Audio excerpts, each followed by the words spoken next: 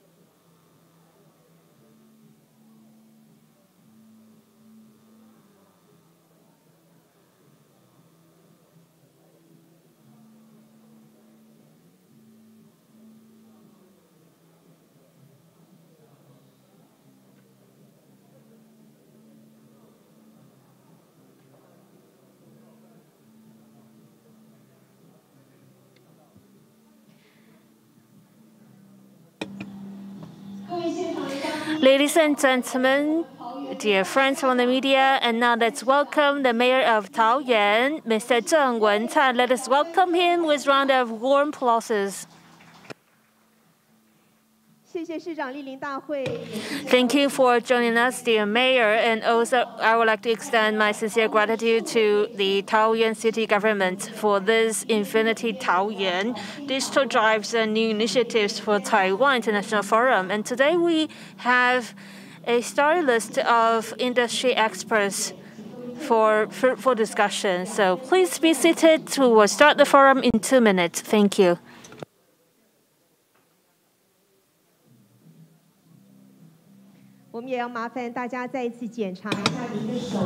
Again, just a gentle reminder, please make sure your mobile phone is in conference mode. Thank you.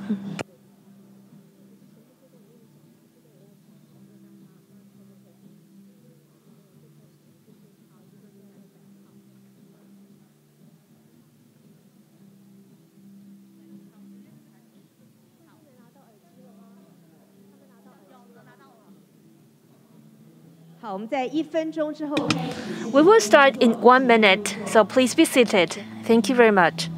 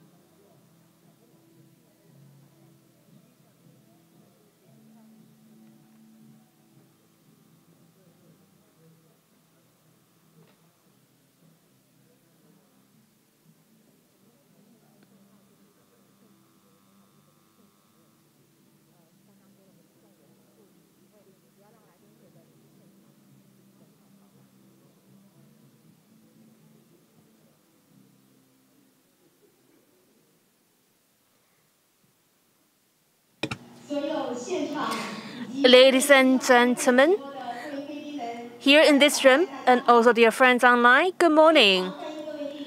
A sincere welcome to Infinity Taoyuan Digital Drives and New Initiatives for Taiwan International Forum. Let us begin today's event. A sincerely welcome from the moderator.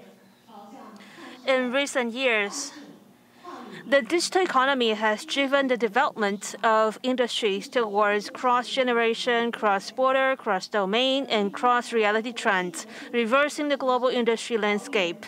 Taoyuan, Taiwan's international gateway, has become a global hub for electronic manufacturing, optical display, and semiconductor industries, as it possesses the highest industrial output value in Taiwan.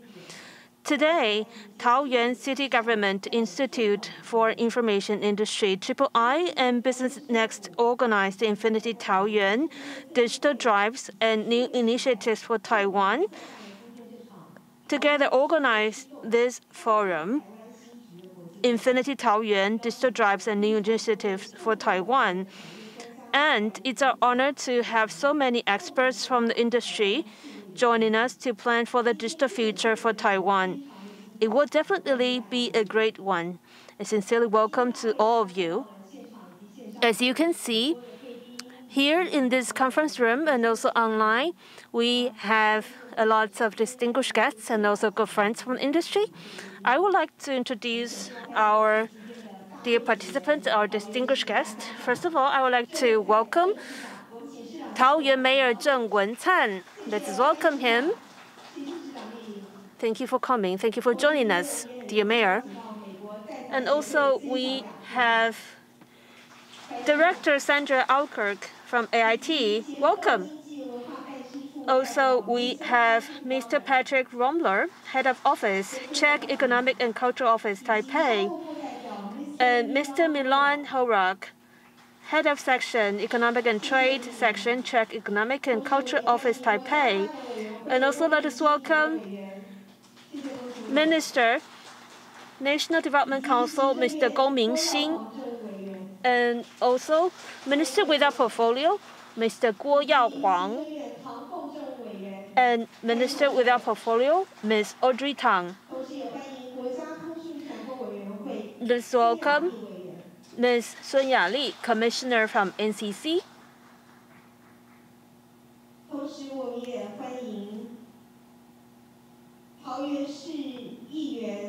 Also, we would like to welcome Mr. Sun Junkun. He is the director of the Taoyuan City Council. Thank you for joining us. We have many representatives from Taoyuan City Council. And also, I would like to welcome Mr. Guo Yuxin, Director from the Department of Economic Development, Taoyuan City, and also Mr. Yan Zijie from Secretariat of Taoyuan City Government, and also Taoyuan MRT, Mr. Liu Kunjie, and also the Engineering Department of Taoyuan City Government, La Yuting. And also, let's welcome Zheng Yourong, Manager of the Asia Silicon Valley Project. And thank you for coming. And also, we have many experts here. And later, we will take a group photo. And during the forum and discussion, I believe we will have many opportunities to share with you. So sincerely welcome. So first of all, let us welcome Taoyuan Mayor Zheng Wencan for opening remark. Let's welcome him with a round of warm applause.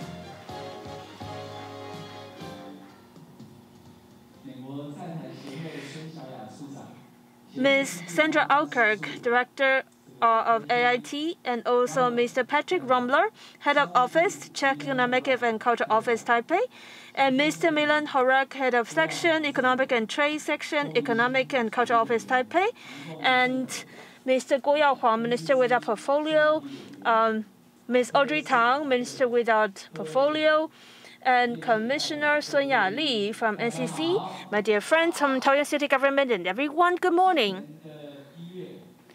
This past January, the legislative yuan just passed any regulations for digital development to set up a new entity to promote the safety of IT communication and also to enhance development of digital transformation. And also we want to strengthen digital governments, and also we want to lead the upgrade of industrial development. And I think throughout Taiwan, in various cities and counties, there should be individual team to lead the local development. In Taiwan, as we all know, Taoyuan is the leader of economic manufacturing, and we have been dedicating a lot of resources in R&D to promote the industrial output. And now that we have the leverage of 5G, cloud computing, AI, and IoT, the ICT industries are seeing another wave of new development and brand new deployment. When it comes to investment, we think this is a great opportunity in Taoyuan as well as throughout Taiwan. In the Ministry of Economic Affairs, there are 3 projects, and for the qualified projects, there are 1.7 trillion NT dollars. That's a big budget, and more than 30 million NT. I mean, from that budget is actually to be allocated in Taoyuan. And we are seeing a global trend of reorganizing the supply chain, and we are confronted by the challenges of the climate change.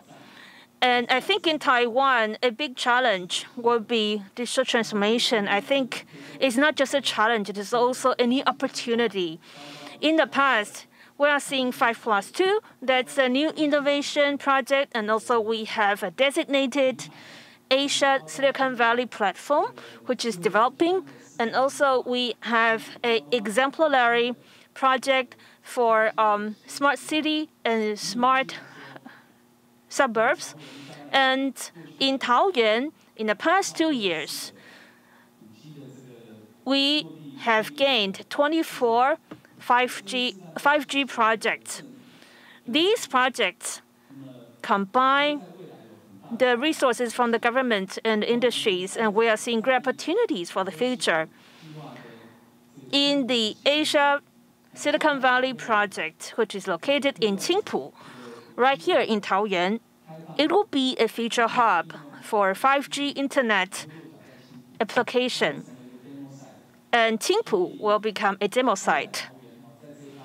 In the future, I believe Taoyuan has great potentials.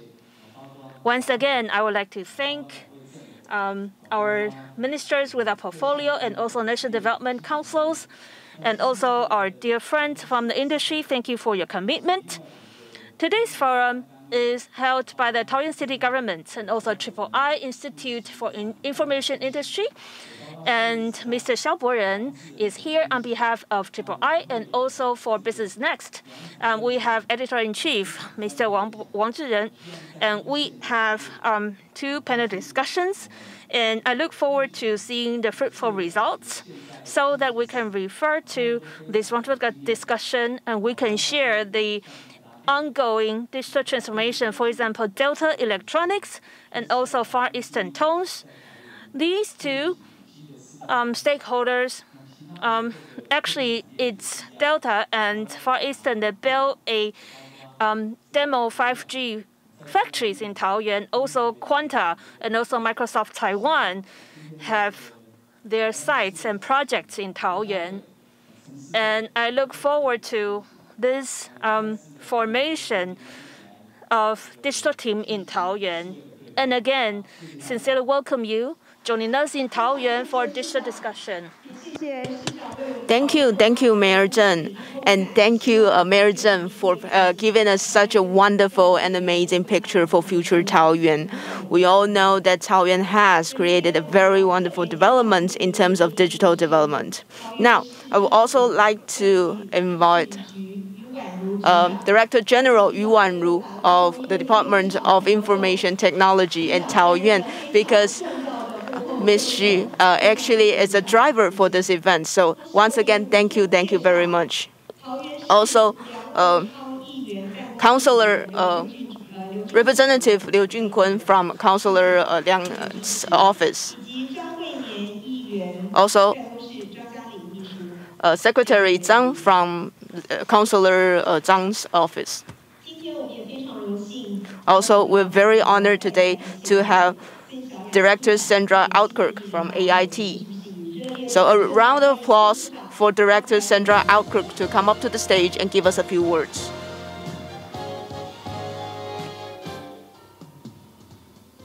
So, Mayor Deng, Minister Gong, Minister Guo, Minister Tang, Representative Rumlar, industry leaders, friends, good morning. 早安. 早安, good morning. I am delighted to be in Taoyuan to participate in the opening of this digital forum. Over the past 2 years, the COVID-19 pandemic and the resulting supply chain challenges have made it clear just how important Taiwan is to the world economy. And nowhere is this more apparent than in the high-tech industry. When I look at the agenda for today's event, I am impressed by both the ambitious range of topics as well as the notable lineup of speakers. And I do want to note that as public officials, people like me are charged with responding to the challenges and opportunities presented by new technologies. And Taiwan is doing just that by approving its newest ministry, one focused on digital industries. We know that Minister Tang is quite busy with the planning task force, and we wish you all the best as you continue your work.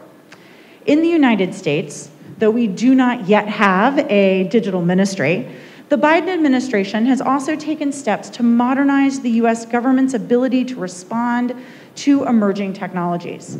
At the White House, President Biden created a Directorate of National Security and Emerging Technologies and named a new National Cyber Director. Last fall, Secretary of State Blinken announced that the State Department would stand up a Bureau of Cyberspace and Digital Policy, as well as create a new special envoy for critical and emerging technology. These new structures will help consolidate internal U.S. government efforts and enable further cooperation with like-minded partners such as Taiwan. As Asia's Silicon Island, Taiwan is a central node of the globe's semiconductor ecosystem and is a cutting-edge pioneer on emerging technologies ranging from 5G O-RAN to artificial intelligence.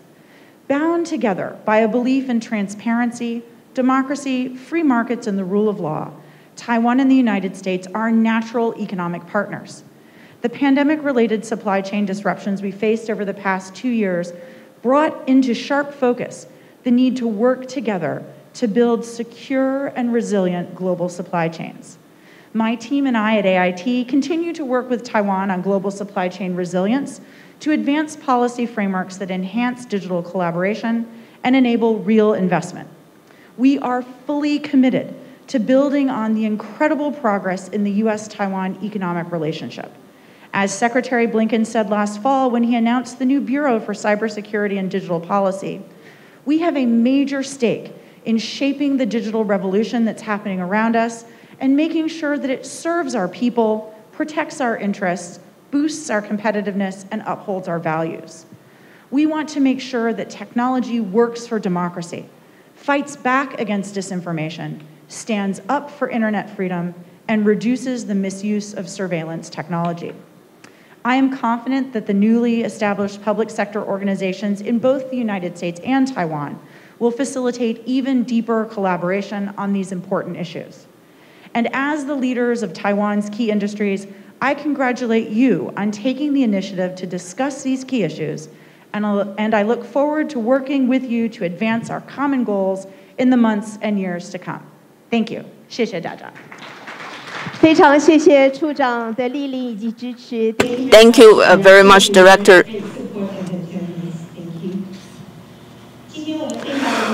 We're also very honored to have Minister Gong Mingxin from National Development Council. So a round of applause. Welcome Minister Gong Mingxin to give us a few remarks.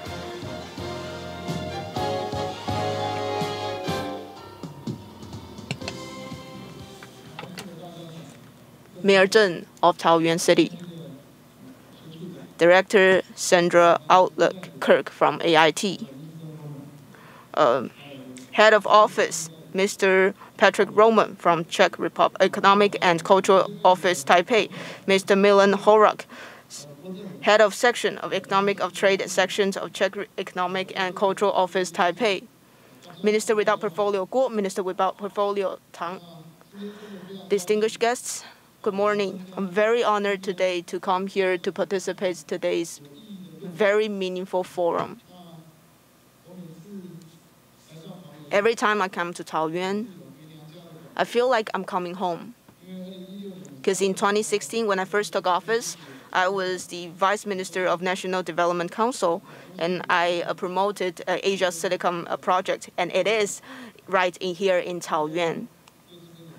Back then, I feel very deeply with Taoyuan, and I'm devoted here in Taoyuan, and I also invested a lot of resources here in Taoyuan. The reason we first chose Taoyuan as the age of silicon, there's actually a dot between Asia and silicon. It means connection, and it's being added by Ms. Audrey Tang, Minister without Portfolio. Now, we all know that Taoyuan is the gate city of Taiwan, Taiwan's gate to the world. It connects Taiwan with the world. Secondly, Taoyuan has the strongest supply chain here in Taiwan. Asia Silicon has two key focuses. One is the development of IoT. IoT needs to be realized in Taiwan, and the supply chain needs to be comprehensive in order for the IoT to be developed. Otherwise, we cannot realize localization. The second focus of Asia Silicon Valley is that we want to create an environment for startups. We know that startups here in Taoyuan is developing quite well, including the Hutou Mountain and also the Qingpu Innovation Hub. This year, Qingpu Innovation Hub will be under construction, and step by step, we can create a lot of good development. I think this is the right choice because we already see some progress today. The development of IoT would be largely applied to smart cities. In 2020, Taoyuan was awarded by ICF as a top one city award, and it is a wonderful achievement. As in terms of the industrial output created by smart cities, IoT in 2018 exceed the output of 1.5 trillion NT dollars, and very soon it would exceed 2 trillion NT dollars, and a lot of it was contributed by Taoyuan. So I think we really made a good choice when choosing Taoyuan as the Silicon Valley, Asia Silicon Valley project.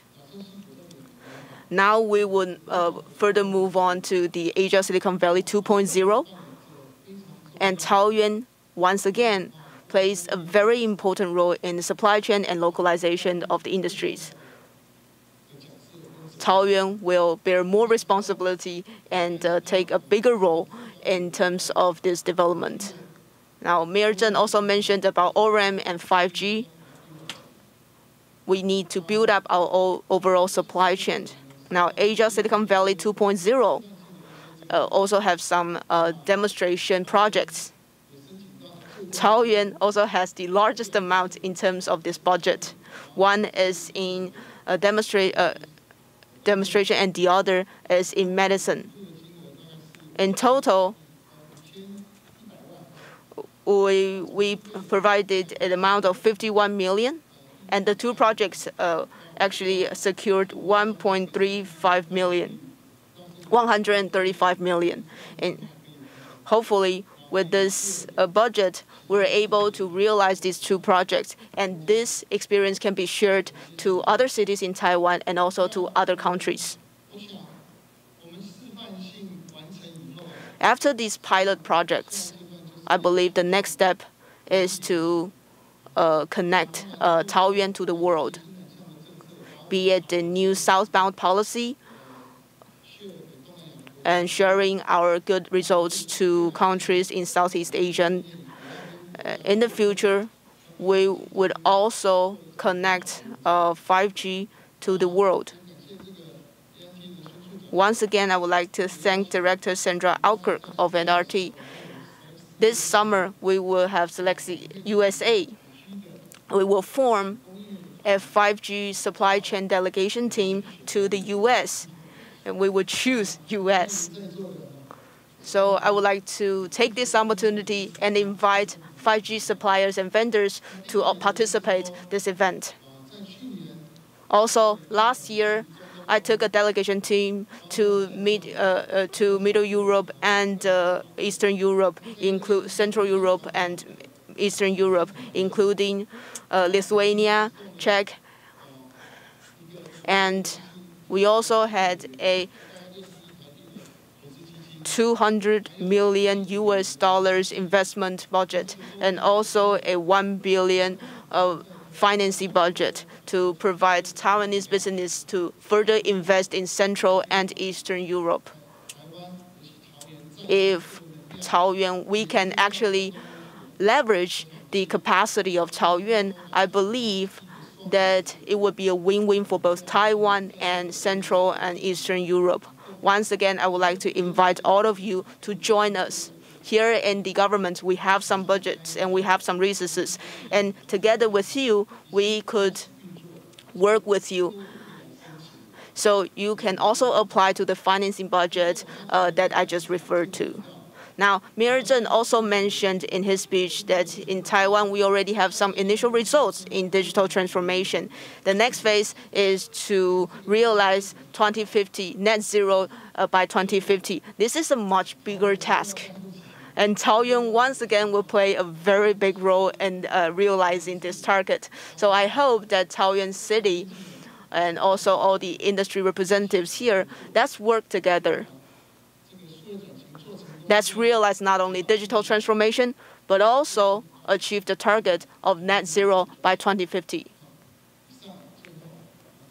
Last but not least, I wish this forum a great success. And everyone good health and good luck. Thank you. Thank you, Mr. Gong. Our dear Minister from National Development Council, thank you for your encouragement. And now I would like to welcome Minister Guo Yaohuang, Minister with our portfolio, for opening remarks.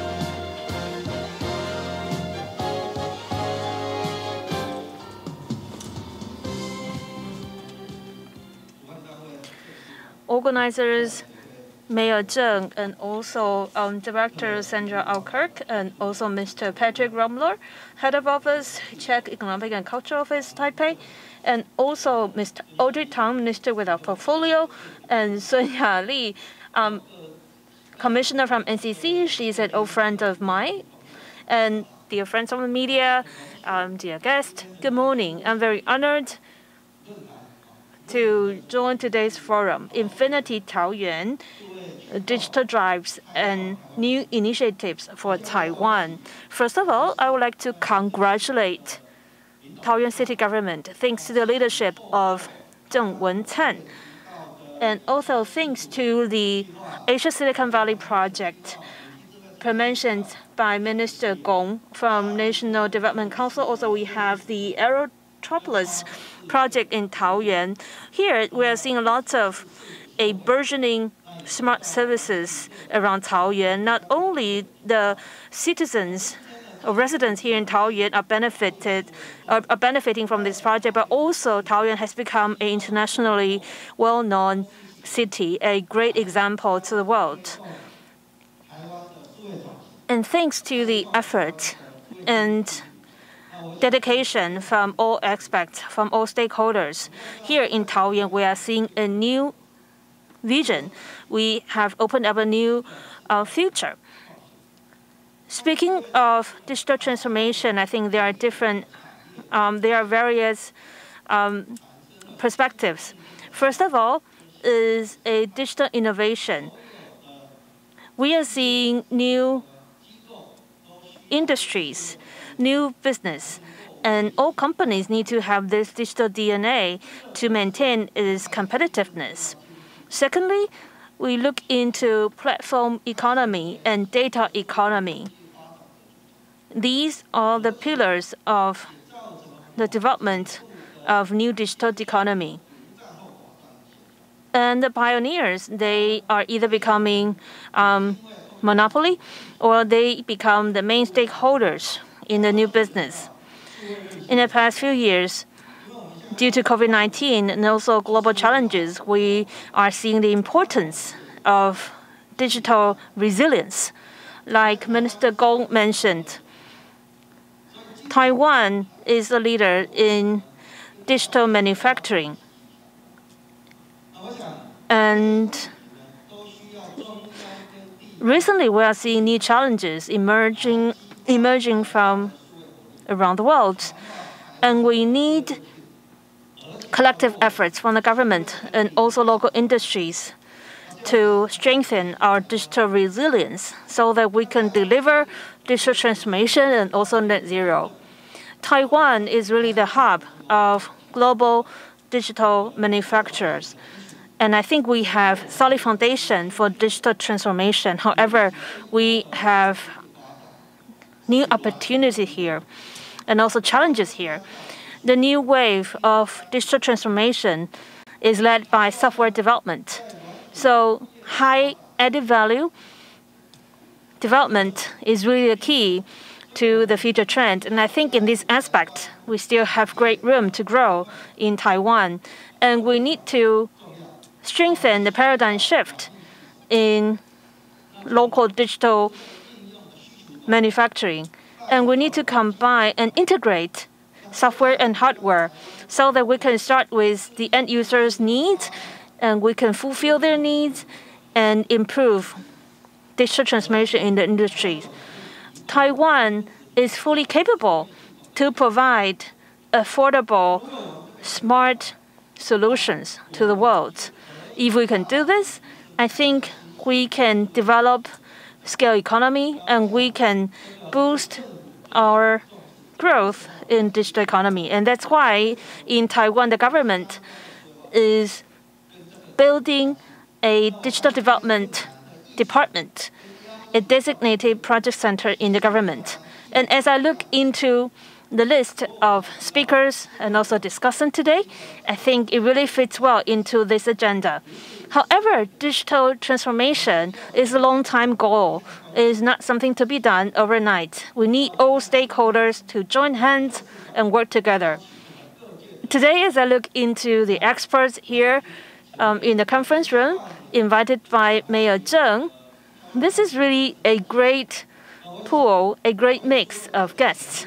And I think the launch, the formation of the digital team of Taoyuan City, I believe in the future, it will become a successful example for cities and counties in Taiwan that has worked together.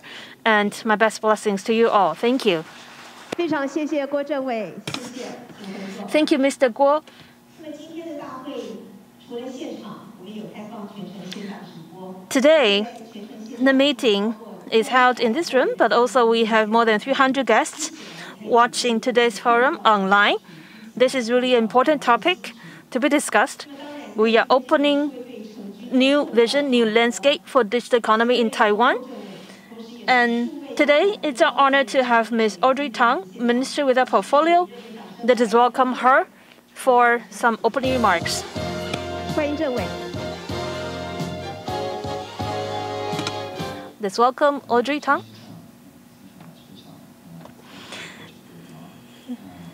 Dear Mayor, Ms. Sandra Alkirk, distinguished guests, ladies and gentlemen, I'm very happy, very honored to meet you in Taoyuan for this Infinity Taoyuan digital drives and new initiatives for Taiwan. I really like this badge. I feel like I am one of the key role in the PD Budaishi. That's the puppet show, a really our traditional puppet show in Taiwan. Just kidding. So I think this is really important topic. 2 days ago, a few days ago, I was just reading a new paper, and it's about IFT For example, the different stakeholders and how to drive the digital economy. And I think in the article, it speaks of metaverse, and however, it predicts a trend of monoverse, meaning that when it comes to NFT, it's all about how much money you have. And NFT, for some people, is just a way to show off your fortune. However, NFT, after all, it opens a new place for people to develop, digitally. For example, if you identify certain policy or certain group of people, you can join them in this NFT. So speaking of plurality, I think in Taiwan, we have a fruitful foundation. It's all about digital development. It could be digital economy or NFT. It's really a digital universe. Here, in MODA, Minister of Digital Affairs, under this organization, we are looking into the new possibility and challenges of NFT, plurality, and also digital craftsmanship. These are our new projects. And we're looking into the examples in the United States and also around the world. For example, the cross-border transformation of raw data. That's a new topic for everyone. Of course, it's a big challenge, but we can create new ways to facilitate this. For example, we have real knowledge, and we have a lot of new technologies to make it come true. And without the challenge or the threat of personal information disclosure, all this technology, in the very beginning, it's made for the public good, public welfare. However, there are challenges throughout the way. For example, during the pandemic, of course, when people stay at home, there are new vision, there are new ways of using these technologies. So how are we going to develop or encourage new habits or new applications of this technology? I think that's a topic for us. So for plurality and also digital universe, I think under the MODA organization, we have we are continuing our efforts to promote these new different applications, and also we will be connected to the development throughout Taiwan, including this new project in Taoyuan. So please stay on the stage with us, Ms. Audrey Tang, and dear guest, distinguished guests, please come up to the stage as the moderator calls your name. First, let us welcome Mayor Zheng Wen-Can, and also Minister Gong Mingxin from National Development Council, and also Minister Guo Yaohuang, a minister without portfolio. And also let's welcome Director General, Department of Information Technology, Taoyuan, Ms. Yu Wanru, and also Ms. Sun Yali, Commissioner of NCC. And let us welcome experts from the industries. Mr. Ken San, General Manager at Microsoft Taiwan, please come upstairs to the stage. And also Mr. Charles Huang, President for Asia Pacific Region HTC. And Dr. Kelly Ko, Vice President, Corporate Strategic Business Development and Alliance Delta Electronics. And also Chairman Wang Chaoqun from Leo Systems. And also Mr. Zhang Tianhui, Chairman from HI Sharp. And Mr. Yang Qi Li, General Manager, Quanta Cloud Technology. And also Mr. Zheng Wenxin, and from General Manager from GST. And Vice Chairman Ding Yucheng from MyTech. Howei Guang, CEO from Sharp Hope Medicine. Dr. Ted Chong, Senior Vice General Manager, Quanta Computer. And also Mr. Xu Jiegui from 2022 and also CTO from IBM Taiwan. Please come up to the stage. Let us take a group photo and also join hands for this launching ceremony. So this is the launching ceremony. of Infinity Taoyuan, our digital team for Taoyuan.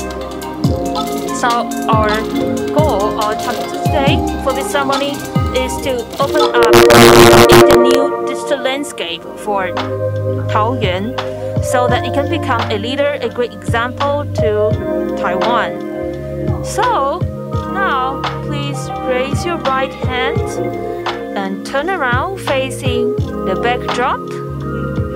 Please prepare your right hand.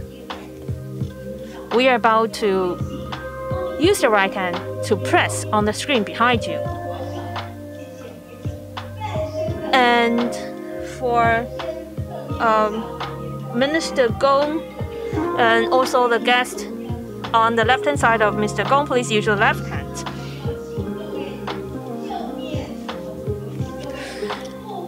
But remember to face the front of the stage.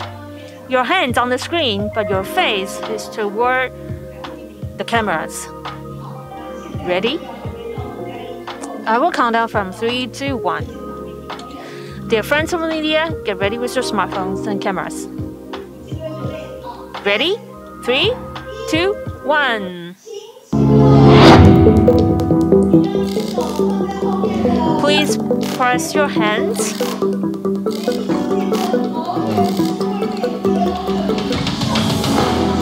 This is the official launch of the digital team for Taoyuan City Government.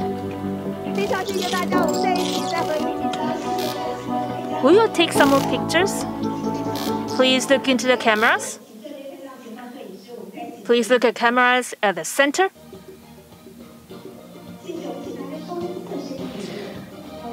Please turn a bit, maybe 30 degrees. Get closer. So it will be easier for the cameramen, our photographers, to capture every one of you on the stage. One more photo. 3, 2, 1. Please stay with us. We have more guests to join us. And it's our honor to have our friends from abroad. Let's welcome Ms. Sandra Alkirk, Director from IIT. Please come up to the stage to join us. And also Mr. Patrick Romler, Head of Office, Czech Economic and Culture Office, Taipei. Mr. Milan Horak, Head of Section, Economic and Trade Section, Czech Economic and Culture Office, Taipei. Please join us to take a group photo on the stage. Thank you. So please get closer for a group photo. Thank you for your cooperation. 3, 2, 1. One more photo. 3, 2, 1. And also I'll show thumbs up. 3, 2, 1. Thank you very much. Yes, we have more guests to join us in this group photo. Now, please take a step ahead. We have really a big group photo.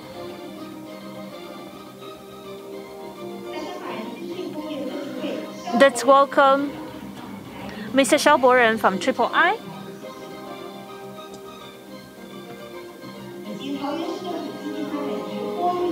And also Director Guo Yuxin from Department of Economic Development, Taoyuan City Government. Lai Yuting from Engineering Development Office, Taoyuan City Government. And also General Manager Liu Kun-yi. And also President of Taoyuan Aerotropolis, both from Taoyuan. And also Marketing Director from Zheng Shidian.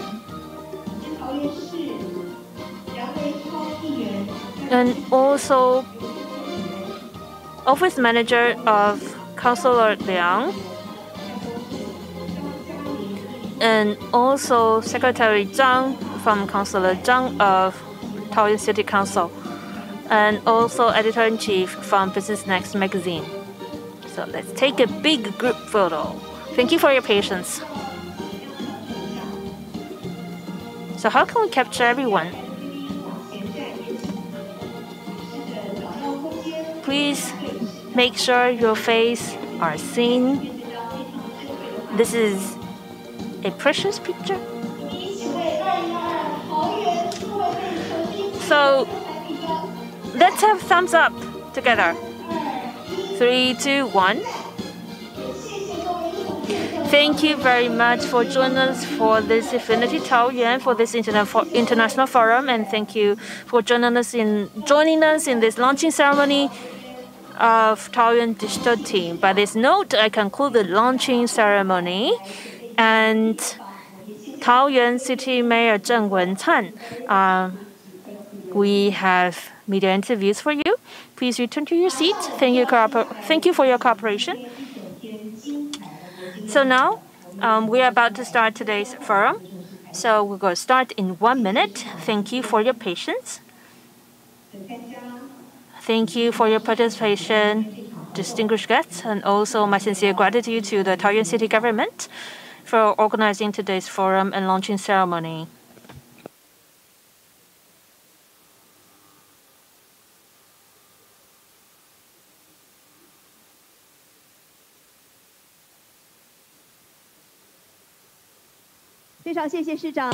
Once again, thank you, Mayor Zheng. Mayor Zheng have other business to attend, so he will have to leave the forum first. While we're about to start our forum, we have a very exciting agenda ahead of us.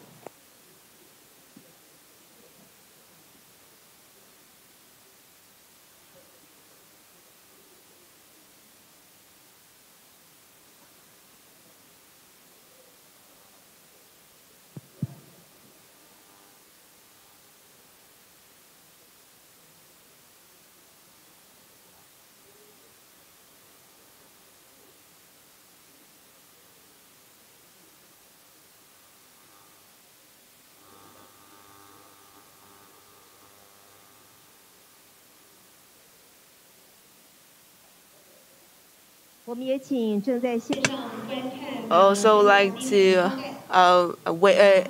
ask the audience online to wait a little bit. Our forum will begin very soon.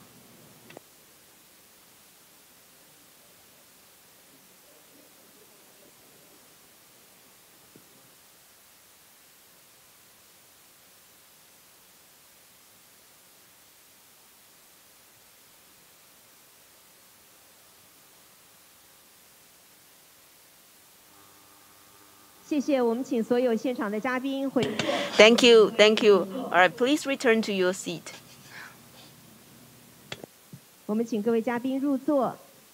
Please return to your seat. Now we're about to begin Infinity Taoyuan Digital Drives and New Initiatives for Taoyuan International Forum. We're about to begin the forum, so please return to your seat.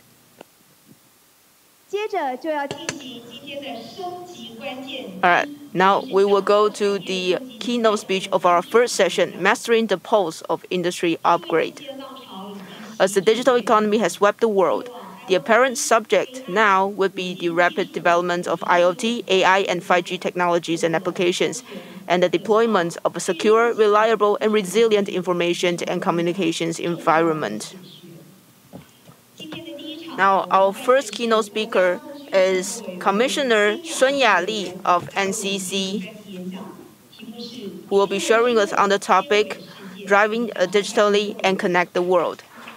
A round of applause for Commissioner Sun Ya-Li. Good morning, everyone. Yes, I'm Sun Ya-Li.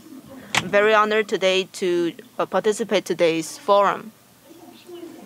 I think digital transformation has been a hot topic for many years, and you've heard about this in many different occasions. And just like what Mayor Zheng said, there are a lot of emerging technologies, including IoTs, cloud, AIs, and 5Gs. They're all coming and developing very rapidly. Now, facing this digital world and the realization of digital transformations, there are actually a lot of room for imaginations. In my 20 minutes of speech, I would like to share with you 3 key points. Sorry about that. First, I would like to begin from the perspective of communications. I want to start with the 5G and 6G vision, and I would like to paint you a picture for a future digital world. My second key point is with the new digital world, in order to maintain our competitiveness, in order to have more innovative applications, what exactly can an enterprise do and should an enterprise do in order to realize the challenge, to overcome the challenges of digital world? One key strategy is to utilize digital twin. So I would like to share with you what a digital twin is, and also I'd like to share with you with all the use cases around the world to see when companies face challenges of digital transformations, what have they been doing and what have they been thinking? Thirdly, cybersecurity is no small matter. It is key, in fact, to in this digital era. So these are the three key points that I would like to share with you in my presentation, and I will give my concluding remarks afterwards. Let me share with you with this photo. After the second Industrial Revolution, we see first is the we see the product variety, and also we see product volume per model, with more products coming out. In order to go to mass production, what it needs is to be done by manually. And that's what happened in the past. But because of industrial demand and economic demand, after you go to mass production, what you will be found is that you will need to introduce more and better technologies in order to realize such amount. However, once we go to 1994, I don't think it's easy to control with the device, but what we want to do is not just mass production. We want to do customization. We want to be able to cater to the needs of different people, and that's why we want to produce small volume and yet a vast variety. Now, at which point we found that the manufacturing processes needs to be changed, fundamentally changed. And there are two challenges that we have. One is workforce shortage. Second is the inflexible processes. Facing these two challenges, what are our solutions? We actually have several solutions. One is to replace manpower with machines. Second is to go automation. And thirdly is to look at communications. We don't want to have the cable anymore. We want to cut the cable.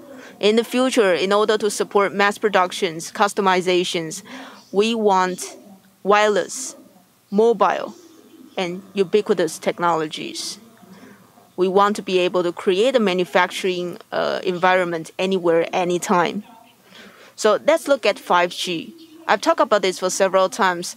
We went from 1G, 2G, 3G, 4G to now 5G. The importance of 5G is that it not only look at traditional consumers, it look at enterprises, it look at vertical sectors. So at which point, I think 5G is no longer just about voices, not just about downloading Netflix videos very fast, but be able to have different applications and innovations in different sectors. And so the value of 5G is to serve the vertical sectors. Now, we're now in the era of 5G. 5G is a transformational driver. It will, in the future, spawn a very intelligent economy. We will start to have IoT, and with IoT, we will connect a lot of different data and leverage technologies such as big data analysis and cloud technologies. What we're able to create is a smart environment. We're not just collecting data, we're able to analyze the data and better our manufacturing processes. We're able to better our life, and the way we live and the way we work will be fundamentally changed. So once again, I would like to emphasize that the value of 5G communications lies on the vertical sectors. And that's why we start to see smart factories, smart healthcare, and smart transportation, and smart X. This X can be anything. This X can be any industry. Now, ultimately, we will go from 5G to 6G. 6G is now a very hot topic, but what exactly is 5G? 6G, sorry. 6G, first, it is ubiquitous. It's not just on land, it is a 3D. So, the technologies and satellites would actually play a very important role in 6G.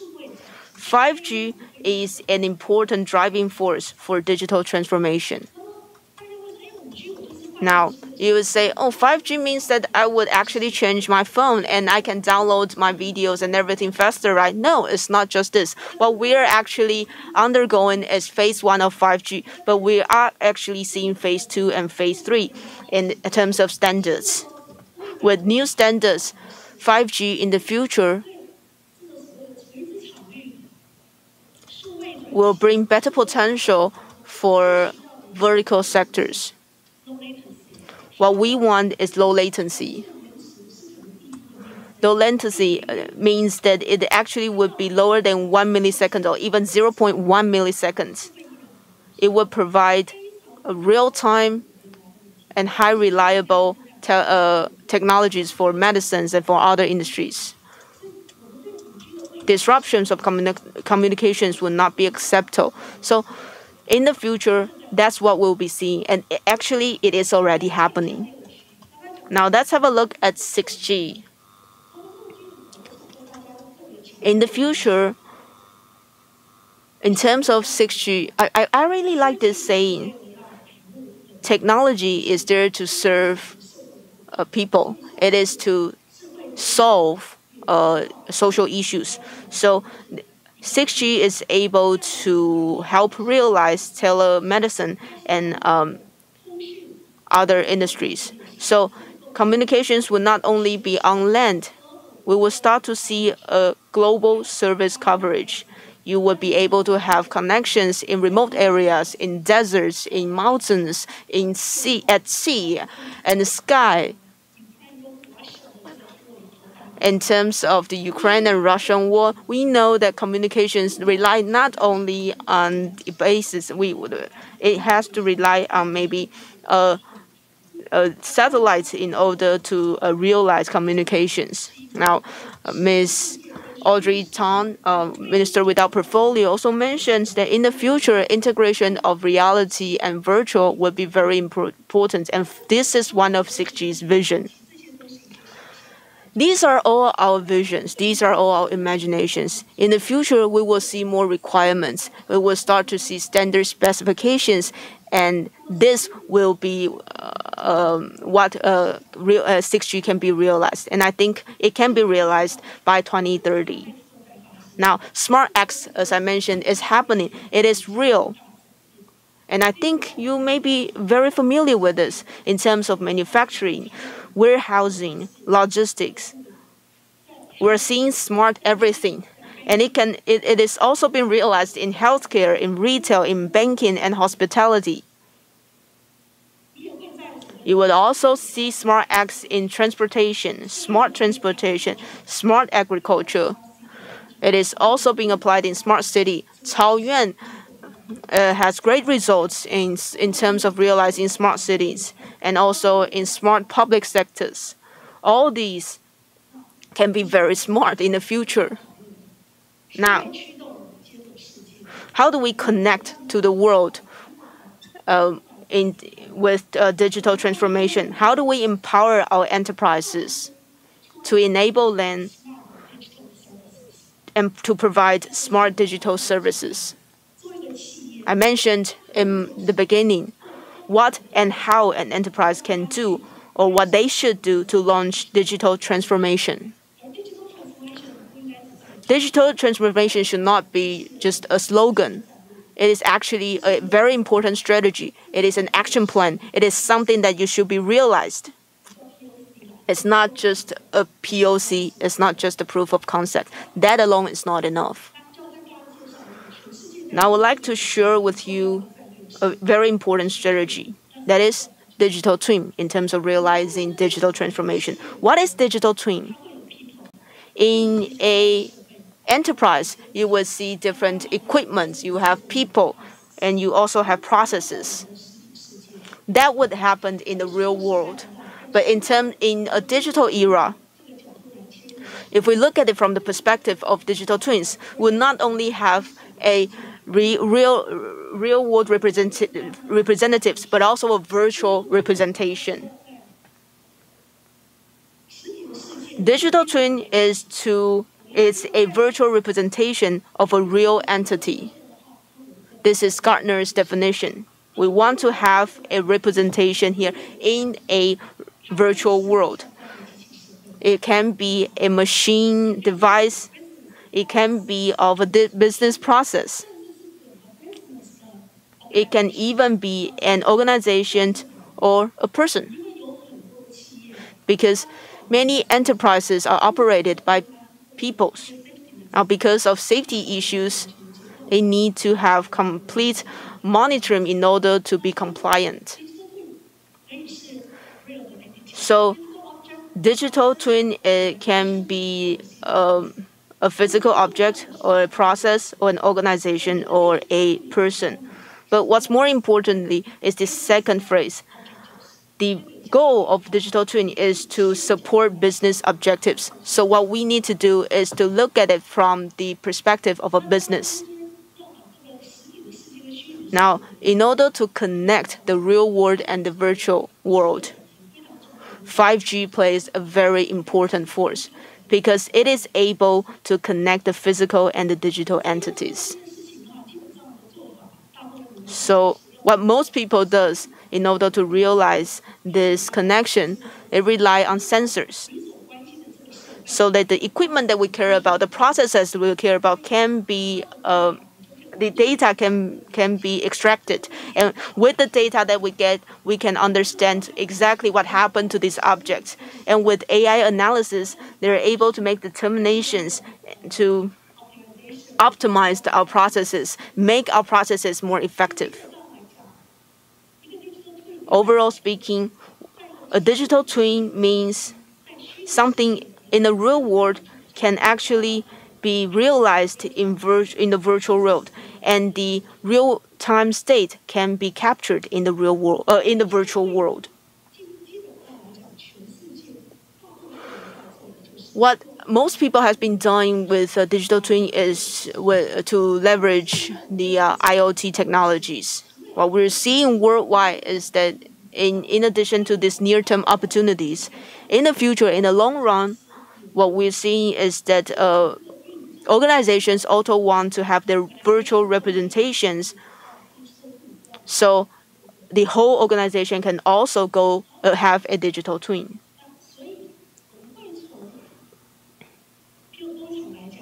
In terms of factories, the equipment now has digital twins, but in the future we will be seeing that the processes can have digital twins, people would have digital twins. And this is the process that the world has been adopted. And that's the roadmap for realizing digital twin. Now I've shared with you some concepts, so let's actually look at some actual use cases. Manufacturing is usually the first industry to realize digital transformation, according to ABI research. ABI research predicts that spending on smart manufacturing markets will grow from $345 billion in 2021 to more than $950 billion in 2030. Because manufacturers want to advance their digital transformation initiatives.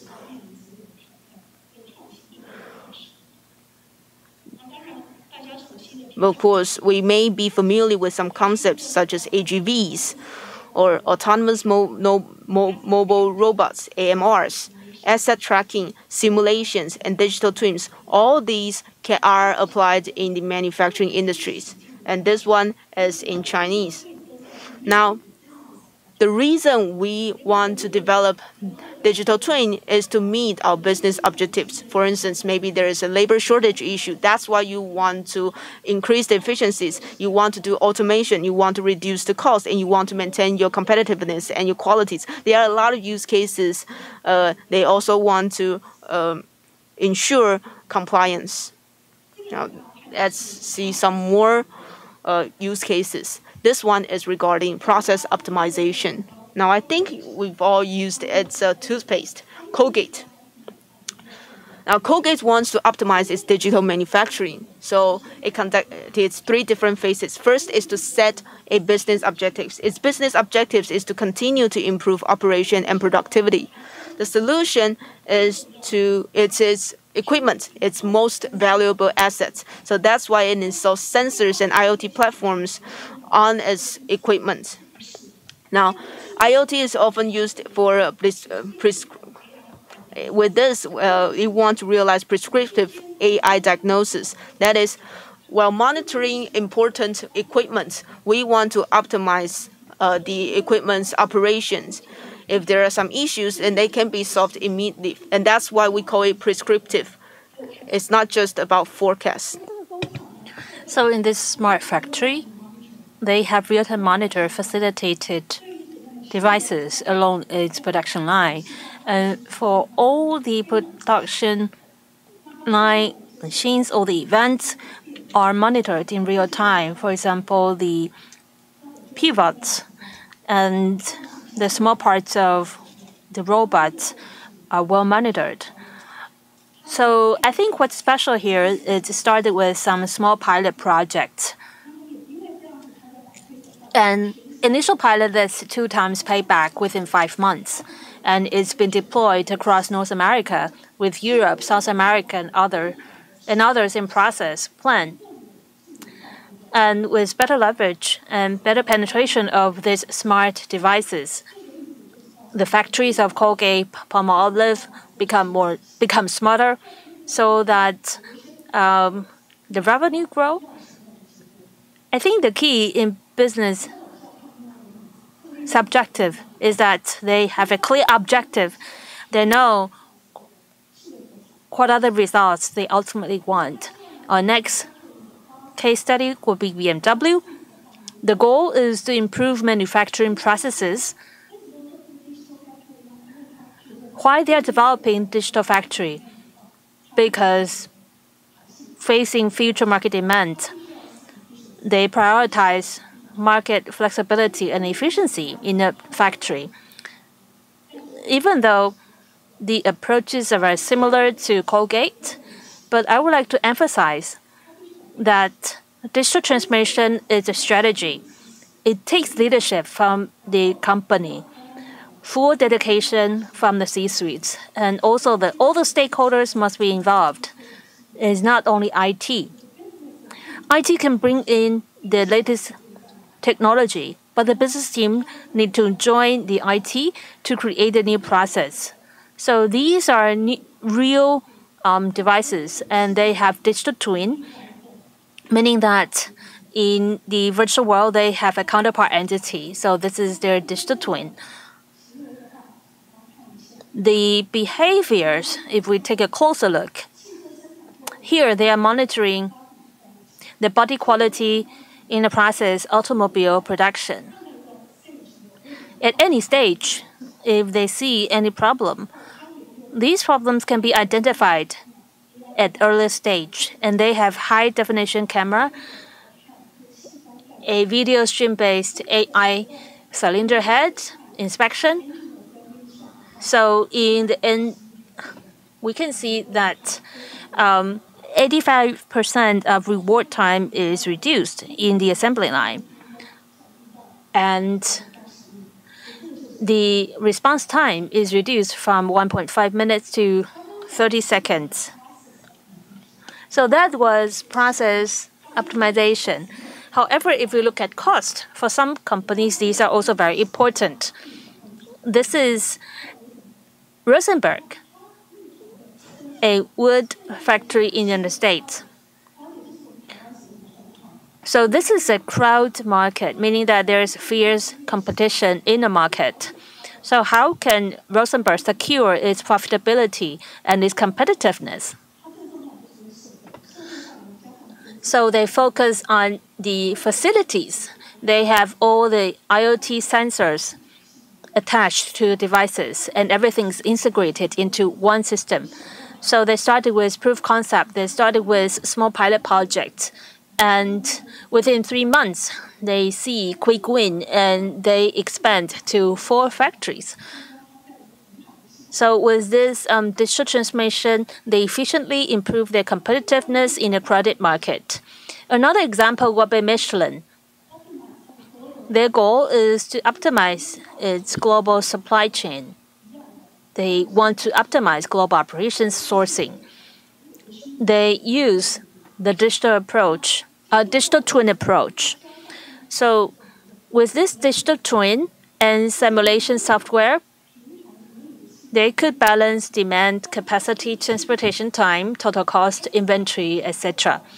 They can exercise different business strategies to balance the demand, capacity, transportation time, etc., and also total cost and inventory. And we can see a great advancement in its KPI. When it comes to innovation and long-term opportunity, I would like to share with you Mercedes-Benz, that's Daimler Mercedes-Benz. It worked with Ericsson to enhance 5G deployment in its factories. In the future, it will be a no-man factory, fully autonomous, relying on robots only. Not only the industries, but also government entities are dedicated in 5G development and deployment. Take U.S. Department of Defense, for example. They are looking into 5G to next G initiatives.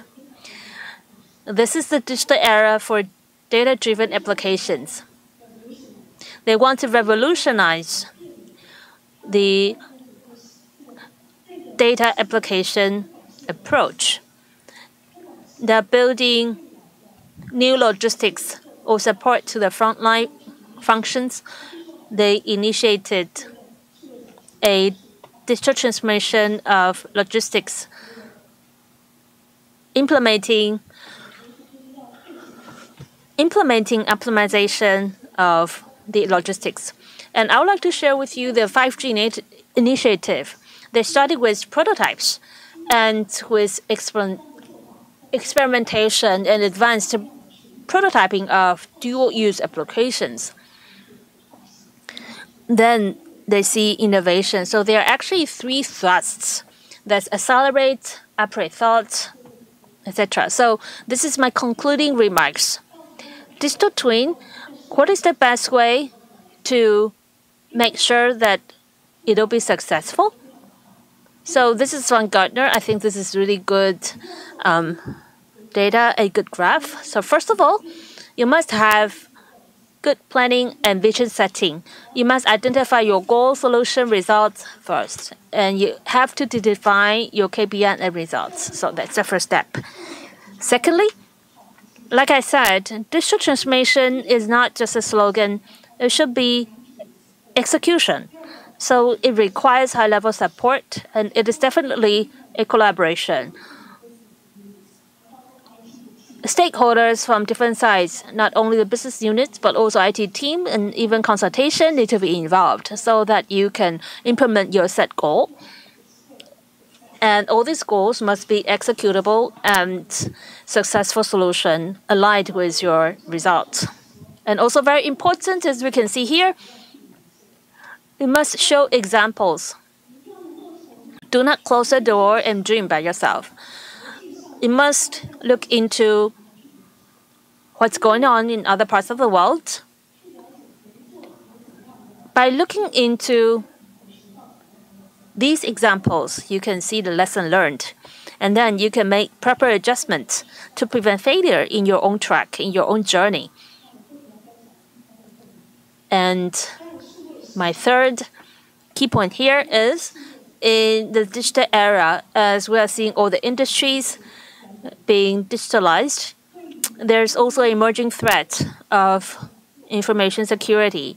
So here, in the red part, I think this piece of puzzle is very important. We must make sure security and resilience is a prerequisite for all the other goals. Even though we are attacked, we can minimize the harm. And I think the red part, the security and resilience, is really an important piece of puzzle to complete our goal. And that is empower enterprises in Taiwan, as we are seeing the trend is going on in this ever-changing world. Digital transformation doesn't have to be disruptive. You can continue with your original business model that you started with when you founded the business, and you can step by step, you can incrementally complete your goal. And I hope Taiwan, we're not just a demo system. We can make sure all the industries can implement digital transformation and digital practices. Thank you. Thank you very much, Commissioner Sun Yali from NCC. This is a wonderful keynote speech. This is really an advancing and pioneering view. Thank you for this digital trend, and thank you for all the great information. Now, this is our second keynote speech. It's an honor to have Mr. Ken Sun, General Manager at Microsoft Taiwan. Microsoft Taiwan has been enabling the digital development of local industries in Taiwan, and is building a data center in Taiwan so that we can lead Taiwan as a whole to migrate into the new business era. And we have more than 500 guests online. And now let's welcome Mr. Ken Sun. Thank you. Ms. Sun, Commissioner from NCC, dear industry experts, and also guests online, good morning. I'm very honored to be here on behalf of Microsoft Taiwan to join this Infinity Taoyuan project. Indeed, Taoyuan plays an important role in the ecosystem, and Taoyuan is very competitive in high-tech, from land to the cloud, from IoT, and all these technologies. I mean, we are seeing mature ecosystem here in Taoyuan, and responding and echoing to the sharing from Commissioner of NCC, digital transformation indeed is not just a slogan. And here in Microsoft Taiwan, we would like to share with you how are we enabling digital transformation, how are we leveraging the technologies to migrate into the era of 5G. And I believe all of you can identify that the fact that COVID has changed our life and changed the world for at least in the past 2 years. It changed the way we live, the way we learn, and certainly the way we work. And also we have this huge impact by COVID-19, and we are seeing an emerging trend in the companies to embrace technology so they can become more resilient, they can be more productive, and also in the lowest point of the pandemic, they can stay in business without their business interrupted. So the latest trend, of course, is amount of new data in the next 3 years. I mean, there will be a big challenge, and not only in IT, but also in retail, finance, and also healthcare is the same trend. We are seeing the explosion, the eruption of huge amount of new data. And in the Gartner report, it says that in the next 3 years, the amount of data in the coming 3 years will be equivalent of the data amount in the past 30 years. So how can we embrace the data? How can we leverage this data and the insight? That is really a prerequisite for successful digital transformation. And speaking of data, a lot of companies will say, okay, I got a lot of data, but how are we going to optimize the use, the application of this data in the proper context, in the proper scenario, in a good solution, get the right data to the right solution. I think that's really the key. Speaking of data, data is actually a concept of culture. I won't get into the technicalities in it, but we have to build a culture for data so we can have a single source of truth so that data can be easier to access.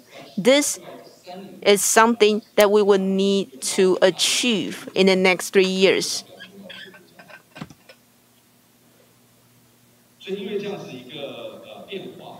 Because of this change, we know that the worldview in the future is about intelligent cloud and intelligent edge.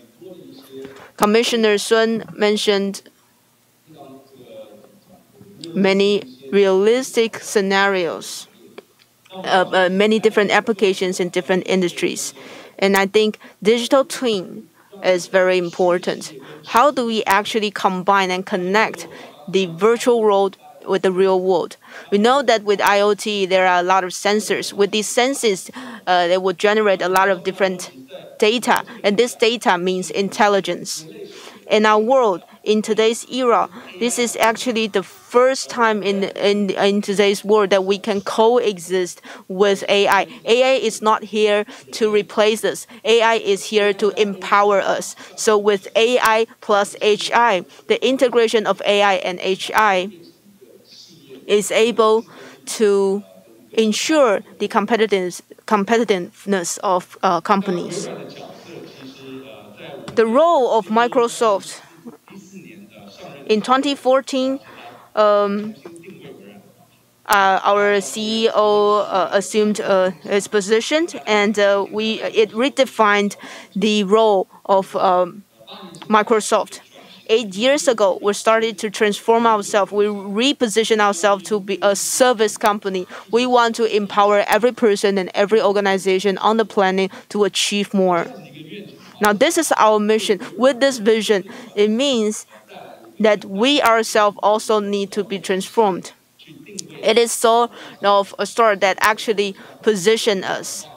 As Commissioner Sun mentioned, transformation needs to start from top down.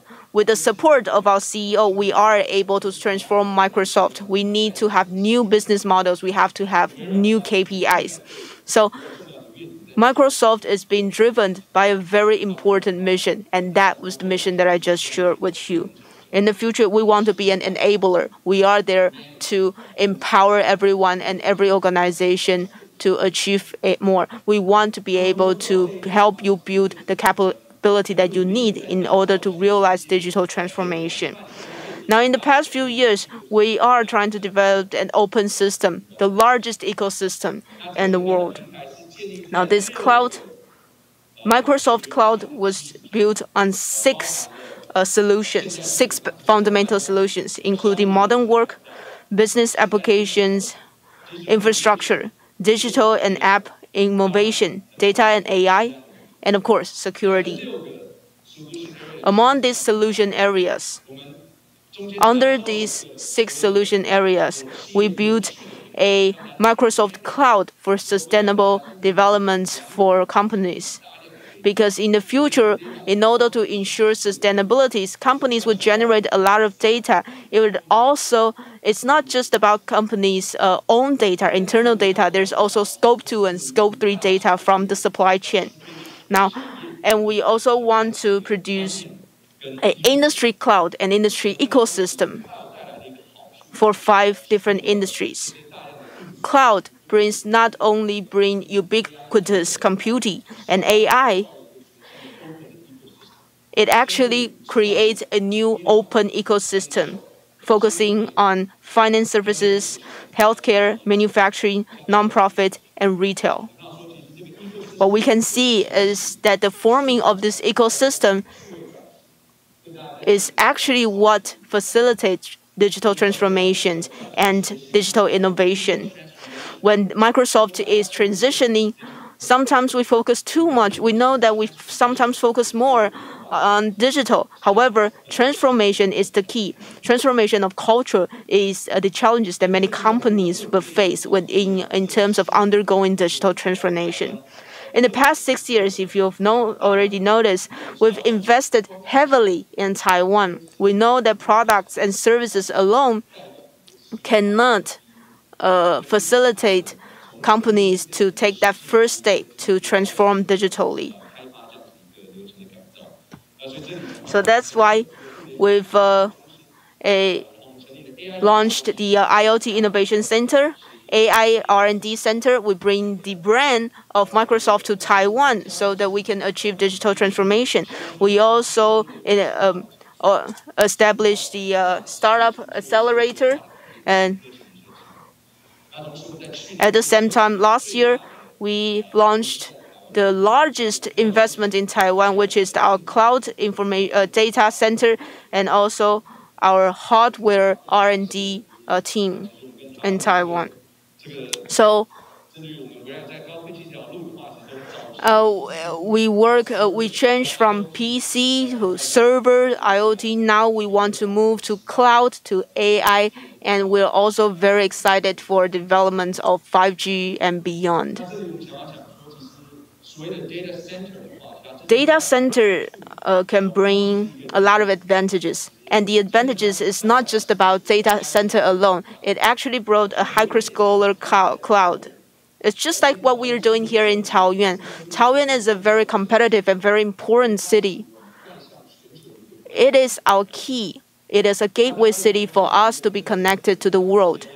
Now, with a hyperscaler built in Taiwan, I think the concept is the same. How do we utilize this data center to introduce international solutions to Taiwan to accelerate industry upgrading in Taiwan? Also, if we can leverage our innovations and build it on the platform, we are able to further export our innovative technologies worldwide. This is what a hyperscaler can bring. It is not just a data center. It is not just a place to store data. It is a platform to realize all the things that I mentioned, to realize the 6 solutions that I just shared with you.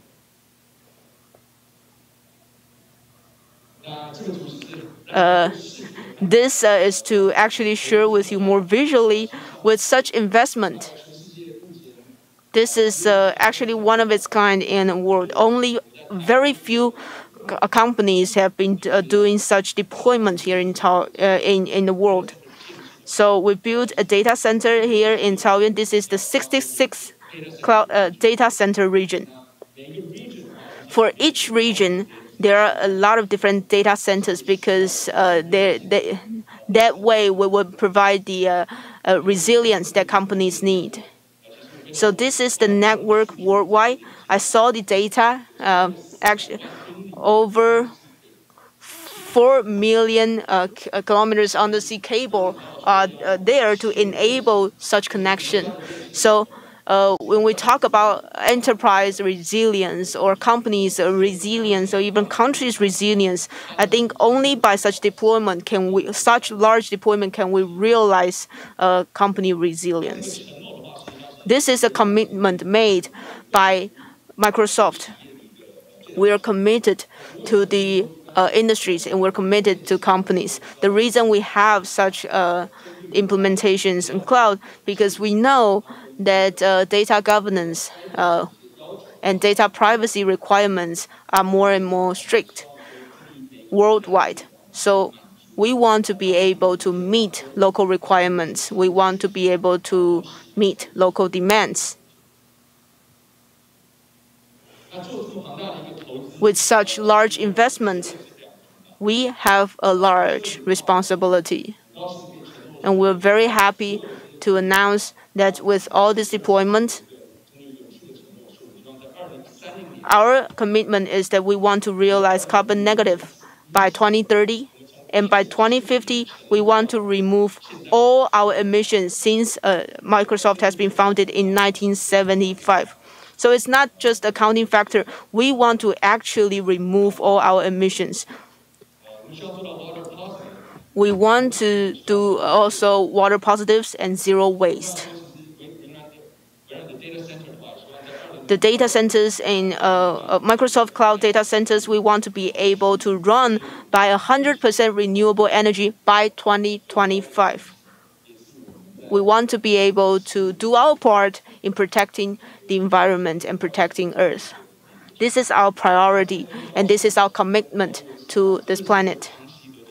We're very happy because Taoyuan has been a long-term partner of Microsoft. I'm very honored that under the leadership of Mayor Chen, we started our collaborations as early as 2017. We have an AR, VR, and MR startup accelerator, and also together we've cultivated AI talent for Taoyuan, and we've provided a lot of medical solutions under the pandemic. Recently, we're also happy to know that Taoyuan was the first city in Taiwan to build a hybrid cloud center. So even before we realized the data center, Taoyuan has been using Azure Stack. So it actually meets the demands of data resilience, because all your data will be stored in the city government's data center, and with the new AI technologies, we're able to actually break the data silos. And all these data would be integrated. We'll be able to provide an integrated dashboards so that the citizens can actually benefit from these technologies. We actually have this photo taken in 2016, so I also feel like coming home, participating this forum. Last but not least, I would like to give you 3 final conclusions about the learning of Microsoft. The first learning we have is that everything goes back to business impact and your business outcome. So as again, I would like to say, yes, it is about data, but don't just jump inside and just build a data platform. We actually have to go back to 4 pillars to create a better value for your companies. Empowering employees is a very good starting point, especially under our conditions with a lot of things being uncertain.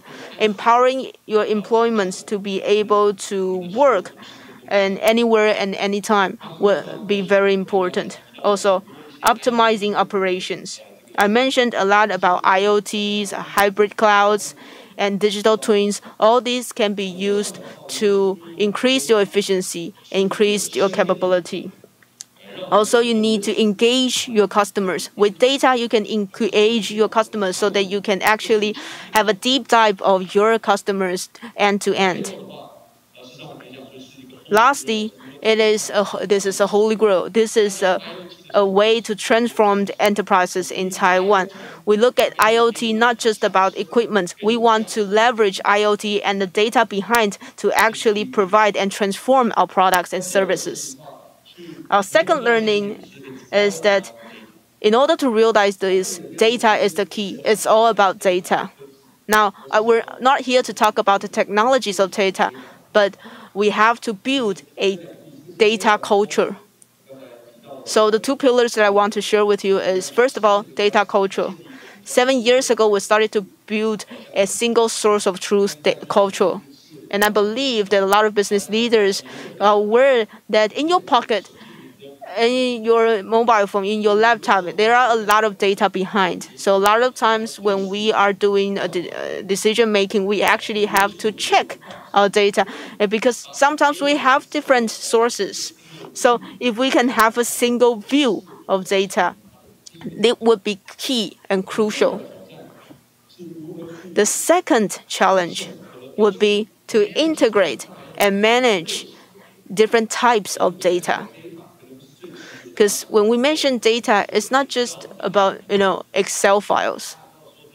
We know that there are a lot of different types of data. We know that these data, there are a lot of unstructured data. There are IoT data, video and audio data. All these need to be integrated, and we need to have the technology to integrate them.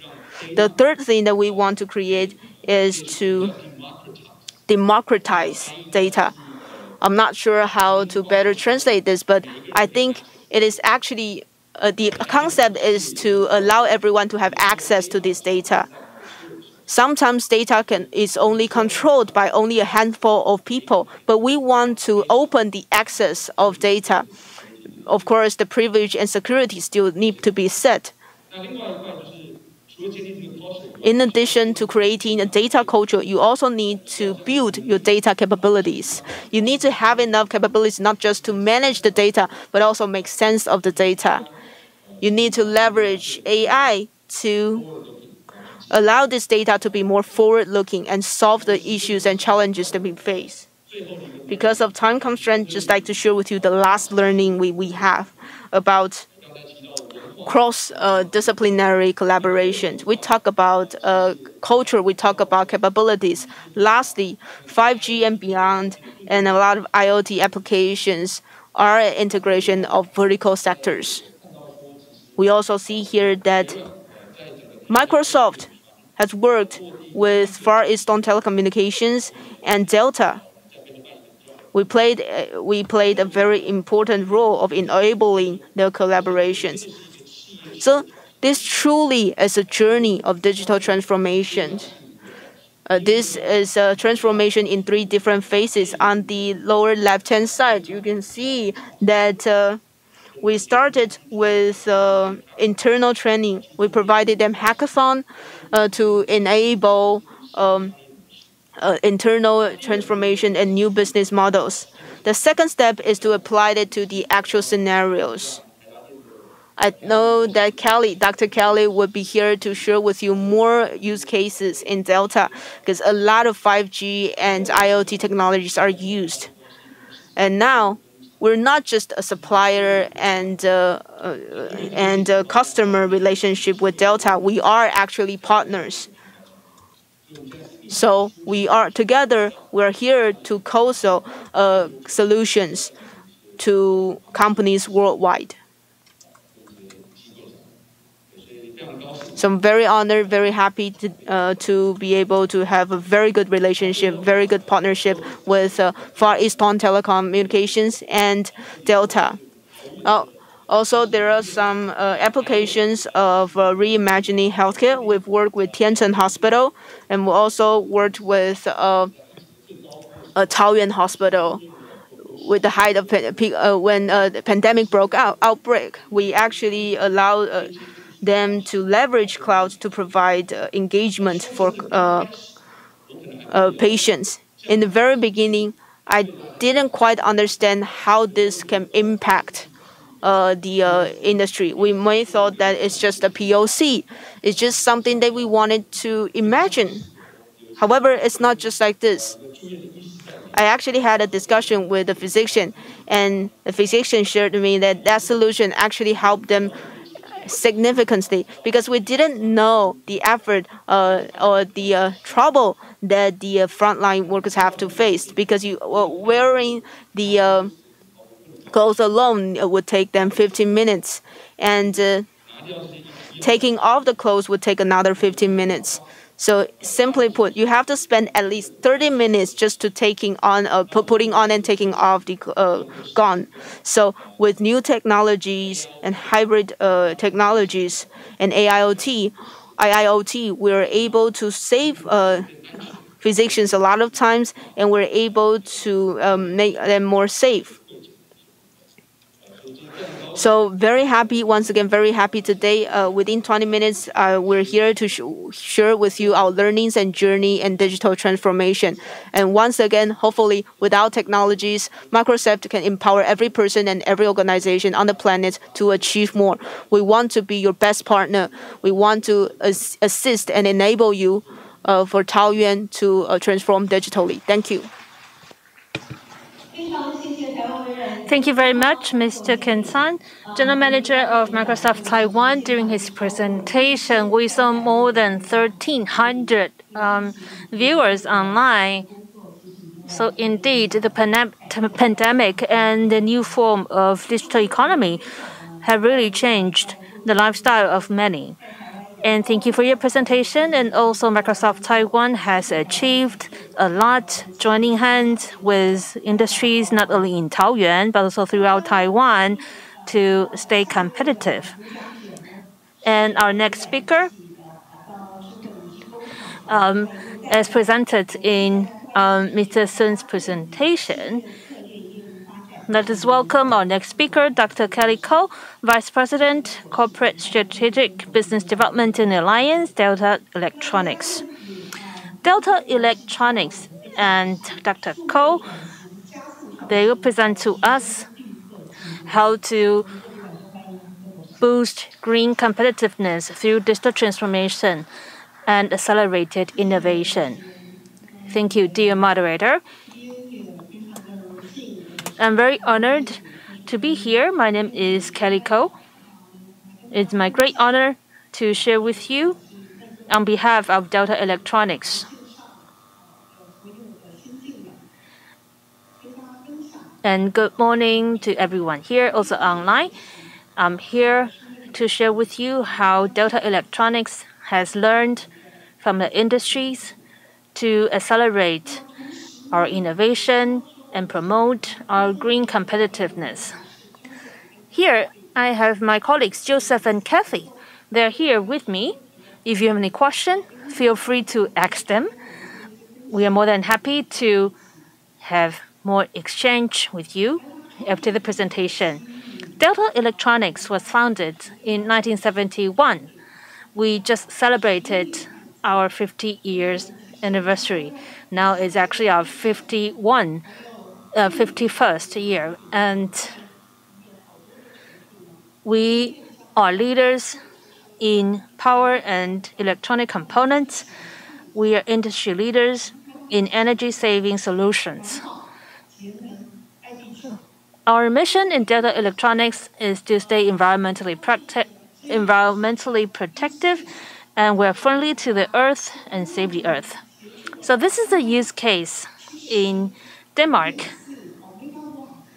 We supported Denmark that 75.4 megawatts of solar power. So we are supporting many families in Denmark with clean energy throughout the year. So not only in Taiwan, but also in Denmark, we are seeing clean technology is very popular, and this is our global operation map. You might be curious, what has it to do with digital transformation? However, think about it.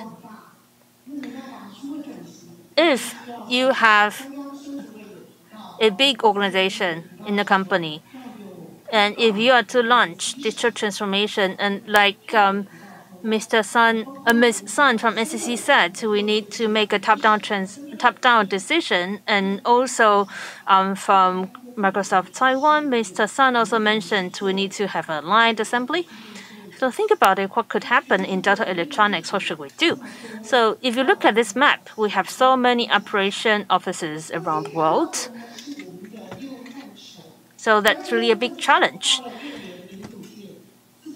The business of Delta Electronics covers power and components, automation, and basic infrastructures. For example, in your smartphone, in your iPad, mobile phone, there are lots of components made by Delta Electronics. It could be our magnetic components, and also cloud. Speaking of cloud infrastructure, actually the data center built by Microsoft has used a lot of components for ventilation and also heat solution. And of course, Delta Electronics is supporting the industries with energy-based infrastructures. And also we have a electronic car solution. And I would like to share with you, when it comes to industrial automation and smart factory solution, it's not just Delta Electronics, but also we are supporting our customers along with us. there are different solutions to choose from. Not only the factories. Think about the buildings. Think about the data centers. We have different solutions to meet all the needs. Also, I would like to share with you the power solution, power efficiency. We have the best power efficiency solutions in the world. That's in Delta Electronics. And also we are working with Tide Power. We are sharing our electricity. We are one of the key members in facilitating the whole project. And also the electronic cars solution. We are supporting BMW and BMW Benz. They are our customers. We are working together. Also, we have video conferencing and real-time monitoring solution, and I will enter details later. As we started this morning session,桃园Mayor Zheng, Commissioner Sun, and also Mr. Ken-san from Microsoft all mentioned in Taoyuan we built the first 5G smart factory that is actually from Delta Electronics. And Commissioner Sun highlights the importance, the significance of 5G. Yes, Delta Electronics has worked with Far Eastern. Our Taoyi, that's the first factory of Taoyuan. Actually, Delta Electronics is registered in Taoyuan City. So we are very honored to be a member of the digital team of Taoyuan. And the 5G facilitated smart factory, we are very happy to be a demo site.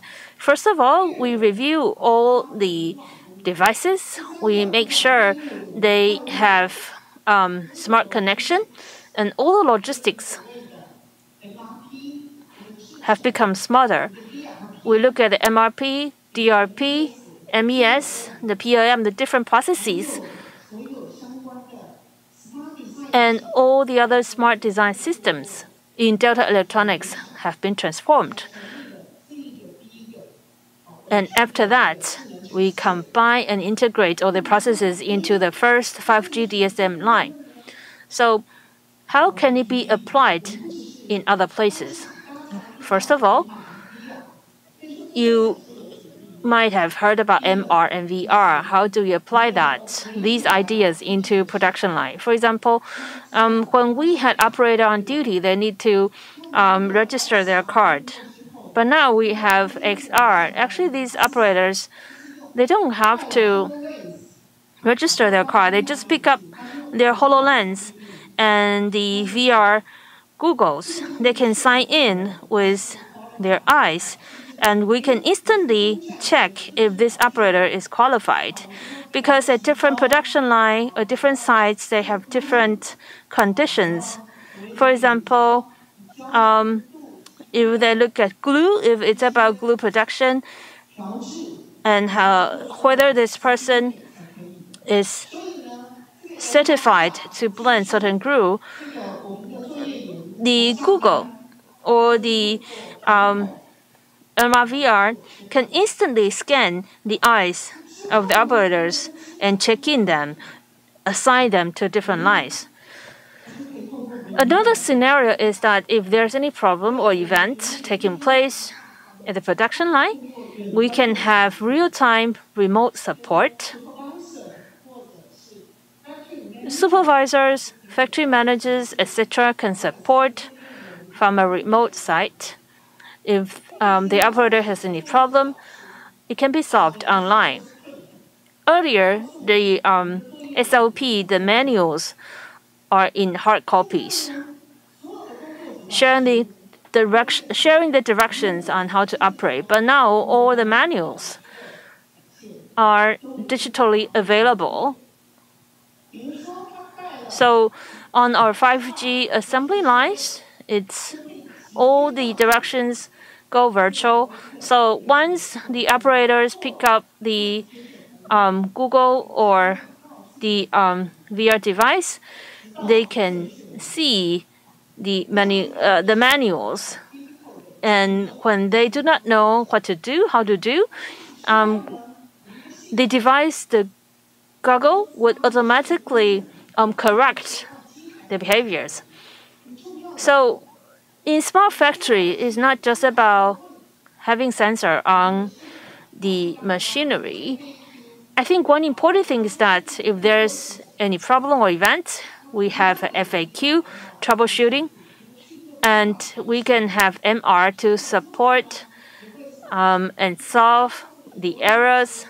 And also, we take proactive step, telling you what are the components or tooling should be available or should be replaced regularly. So this is one key highlight in smart manufacturing. Also, in our 5G smart factory, we have a dashboard. And in Delta Electronics, under CEO Zheng Ping and also under the leadership of COO Mr. Zhang Xuehai, all the data from every production line, single workstation, is collected into one single system. So anytime we can look at the EPS of each production line, and also the stealers of each workstation, etc. What's important here is that in every plant, the human resource, machinery, and also the raw material, even the environmental compliance can be monitored in real time. So here, this is our demo site in Taoyuan by Electronics joining hands with Microsoft. So every day we have 10 different manufacturing lines being operated in the site. And also thanks to Mayor Zheng and also Ken sharing, I think one key is that after digital transformation, we improved a lot in our unit area production, and also for average production per capita has improved a lot. Like we said, digital transformation, what does it mean? So after green manufacturing, what is the next step? In Delta Electronics, thanks to the leadership of CEO Zheng Ping, we committed to RE100. So how can we solve this? Here are the energy solutions available from Delta Electronics to everyone. For example, we have smart manufacturing. We have energy infrastructure solutions. We have building automation and also electronic cars solutions, and also we have human resource solutions. So these are for your references. In terms of green solutions, I still remember that Director General Yu from Taoyuan actually went to our factories and found that we actually have a central control room. That war room is able to control all the solutions provided by Delta Electronics. These solutions is also provided to our customers, our clients. If you want to go green, if you want to save the energy, or you want to realize green energy, what are some of the elements need to be monitored? What are some of the ways that we can better and optimize our processes? Every step of the way, from the building to parking, Delta Electronics provide comprehensive solutions. We can even monitor and manage charging piles for you. We provided a variety of solutions in response to different challenges. Now, we also want to talk about how factories can save energies. Yes, companies can be committed. They can be committed to net zero or carbon zero, but how exactly can they realize it? Our solutions provide exactly the ways for you to realize them. We provide not only water monitoring, wastewater, and all these monitoring systems. At the same time, we provide solar energy system and storage energy management system. We have single platforms for all these solutions. So I really encourage you to take a look at all the solutions that we offer. Now, you may be intrigued. We have PV inverter. We provide solar solutions. We also provide charging piles and softwares, energy storage systems. Recently, there is an outbreak of snowstorms in North America. We provided a charging stone, a biostone. Our charging piles, the charging pile can actually go back to the grid, and this can be used by buildings. I think this two-way charging pile is actually very important. Its solution is able to provide emergency use. Let's focus back to Taoyuan. In Pingzhen, we built a 5 megawatt energy storage system. We worked with Thai Power, and we become one of the partners of Thai Power. This is co-developed by Delta and Thai Power. Also, in Yokohama, in Japan, we worked with Sowasho, and on its charging station, we turned a gas station into a charging station. And this charging station is also incorporated with a coffee shop, so you can actually go to the cafe and enjoy the coffee. And our mobile applications will notify you when your car is fully charged. Now, I shared with you already a lot of different use cases, how we can save energy. Factory, of course, consumes a lot of energy. Buildings also consumes a lot of energy. And then environment also consumes a lot of energy. This smart building solution was based on IIoT. All these data can mention the importance of data. Now, Delta Electronics System actually provides you very comprehensive solutions from the moment you step outside the car to you access the room, and also to rapid access Vivotech, which is also a subsidiary of Delta Electronics. So all these systems provide you including smart lighting and also all the different solutions. Lastly, just want to wrap up. We work with Mayor Zheng, work with the city government in installing smart street light. And in Qingpu demo site, we have a smart light pile. So it's not just about lighting, also provides surveillance. It's also a dashboard that provides information needed by the citizens. In terms of saving water and reducing waste, we've actually very committed. With the leadership of our CEO, inside our offices, you don't see paper cups. You don't see lunch boxes, paper lunch boxes. Or even for utensils, there is no disposable utensils. We encourage our colleagues to bring their own utensils, reusable utensils. Or if you go to, because inside our factory, there's also a Denti and also 7-Eleven convenience stores, but or even they do not provide disposable cups. So we've done a lot in saving the energy, and we also save a lot of water.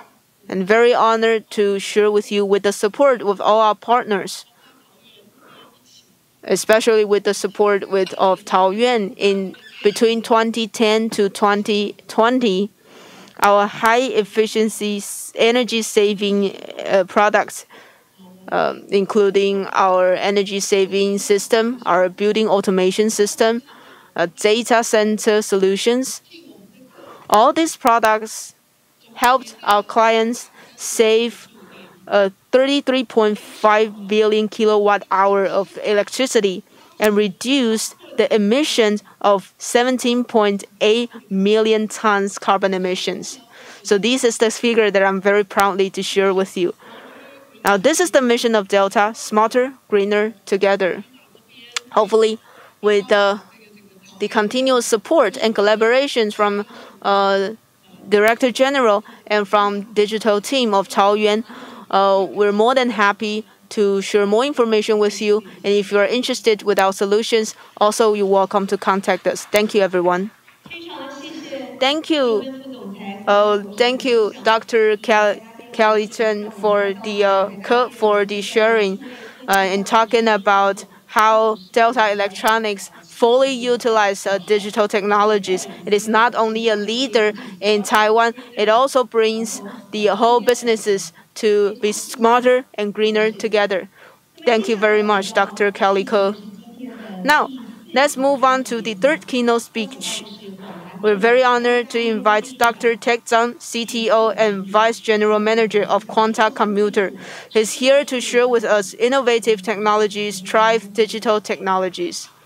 A round of applause for Dr. Tek Zhang.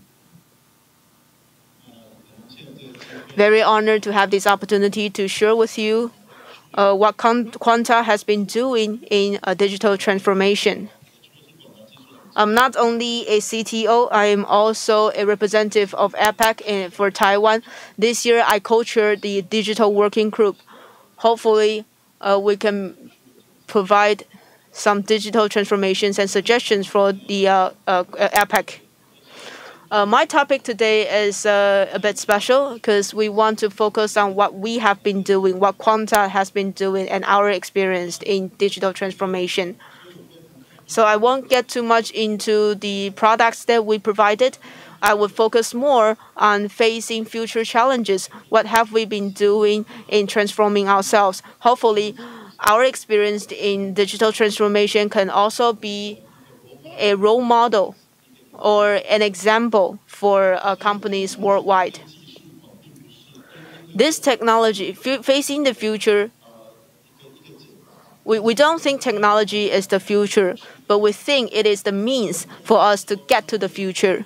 So exactly what future wants. The two challenges that we face is COVID-19. The other is elderly care issues because we are seeing more and more elder peoples. But what we need to know is first, if behaviors will be changed accordingly, would human behaviors change? Now, under these behaviors, what kind of business models do we need to cater to the new changes? And technology comes last. So we're not here to actually drive the market or push the market based on technology. It's actually quite the other way around. We look at these challenges we have and we imagine what are the challenges or what our future will be changed accordingly, and then we go back and to see what technologies can help overcome these challenges. In the future, when we focused on high technology, we look at high tech. We focused on issues, but now we want to focus more on user experience, that is high touch. And now, with COVID-19, we want to also focus on zero touch, no touch at all. Overall speaking, even though with pandemic, we have a crisis, but we also brings new opportunities. AI, is it something good? Is it something bad? What exactly is AI, and what role does AI play? For all AI, yes, AI can be a crisis. But in Taiwan, we have a proverb. Crisis means opportunities. With every crisis brings opportunity, new opportunities. So in every technologies, there will be a new curve. And with every curve, there will be new challenges. The challenges may come from the past, but also from new startups. Because these startups are there to disrupt you, to disrupt the industries. So once your company becomes bigger and bigger, what you need to do is to think for the future and to find a path for yourselves. Once you identify the roadway, there will be a lot of possibilities. And you may not have these technologies. How do you work with partners to create a new ecosystem and to move to the future? So we are, on one hand, identifying our future. On the other hand, we are reshaping our team. We are reshaping the ecosystem. This is what Quanta wants to do. With this in mind, Quanta Computers started in 1988, and we have been facing new challenges along the way. So we always see Quanta Computers as a startup. We have to restart up every year. Otherwise, we would not be able to continue to have new products. Therefore, if we look at Quanta from this perspective, we really have developed deep connection with Taoyuan. We placed the most important R&D center, our global R&D headquarters in Guishan, Taoyuan. 20 years ago, we decided to build this academy, and we want to leave our roots in Taiwan, and that has been our mission. And around this R&D center, we have a lot of manufacturing and innovation around this building. So people think about Quanta as the biggest manufacturer for PC, laptop. However, we are doing much more than that. A lot of business related to computing and computers. When Steve Jobs visited Quanta, he gave us a picture and we made it into a real computer. And when Sundar came to us, they asked for a computer to optimize Chrome. And from Professor Nick Graponte, founder of MIT, when he came to Quanta, my slides are going too fast because I'm under pressure of time. So here, okay, let me reopen the slides. As you can see, we are making this one lab per child, and also we are making all this concept come true. And wearables, for example, that's also one of some of our key ideas, key projects. And now Quanta has been a leading role in cloud computing. We are supporting some most important cloud service provider we are making cloud switch. So the hardware, the components of cloud service is really one of our leading projects or leading manufacturing around the world. For AI computing, we need to cover GPU server. So speaking of data center as it moves toward artificial intelligence, in Quanta it's very important that we are the leading cloud service provider. So naturally, we are part of 5G development. Maybe you do not know that Quanta is one of the top 3 collaborative robot manufacturing. For example, if you want to find Pokemon, we can help the elderly to locate their Pokemon monsters. We have this app. And for the OpenTix, the system is also supported by Quanta. And also Open Launch, we already received 320,000 paid users. That is the achievement collaborated by the government and Quanta. So if you look at IT paradigm shift from mainframe, PC to cloud computing, even AI, what is the journey for us? We look at the big path to reshape our leverage. So every 10 years, for each decade, we redefine our mission. And every decade, we see Quanta is the leader of certain aspect, from notebook to cloud computing, supercomputing to hyperconnectivity. We are making even more smart apps. That is the way we go. For this component, if you look at it, we are so ready for metaverse. We have all the key technologies ready. Here in Quanta, we look into the technologies needed for metaverse because we've been following the big trend. So naturally, we have positioned ourselves well in this meta trend. That's why Quanta has been selected and acclaimed by global media. And we've been certified and qualified for the patent leader around the world for consecutive 4 years. And starting in 2005, we've been working with MIT until now for human-centered computing, cloud computing, and also computational health. We are leveraging algorithm to deliver healthcare services. We've been doing that for long. And all this advancement from 2005, since we made the decision to build a R&D academy, and we decided to connect with MIT through the Time Foundation. And in 2015, since we need a new business unit to make new dreams come true, now we have the latest business unit, even though it's small, but we have the latest software, hardware, and we have the best AI capacity to make our new concepts come true. So that's our future journey. And following the trend, along the journey, we continue our collaboration with MIT on new projects, especially on healthcare. In the past, we worked with PhD because for computer scientists, it's very easy to communicate among one another if you are all PhDs.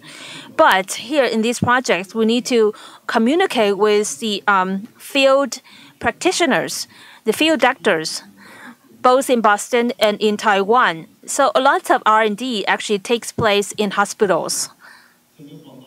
In Quanta, if you look at it from an overall perspective, we are providing innovation, design, service as a whole. That's how Quanta is. We are not just manufacturing. We are not doing supply management or manufacturing management. More often, we are doing R&D or design for service.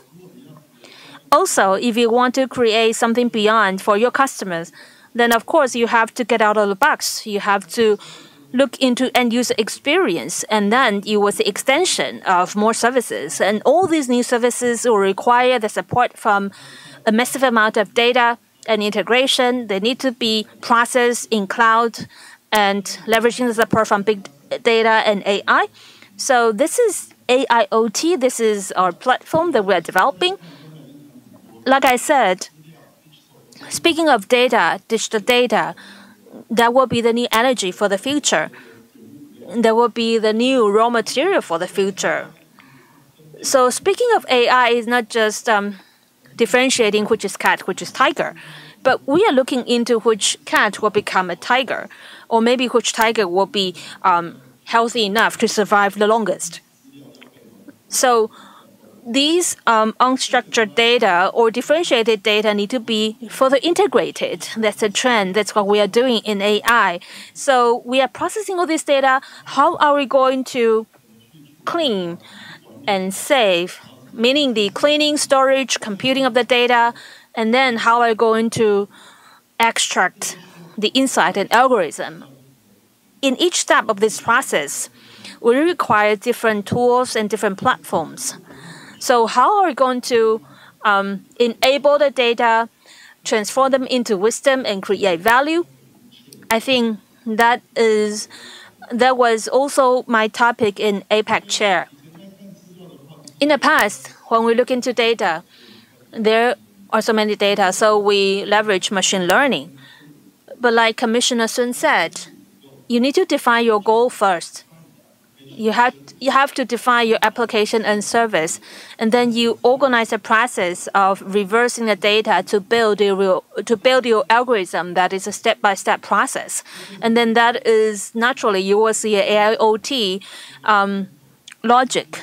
So take smart medicine, for example. If you treat human being as a big source of data, then you need 5G and IoT around this person. And for example, you need 5G to enable communication among different devices and to implement machine learning, cloud computing.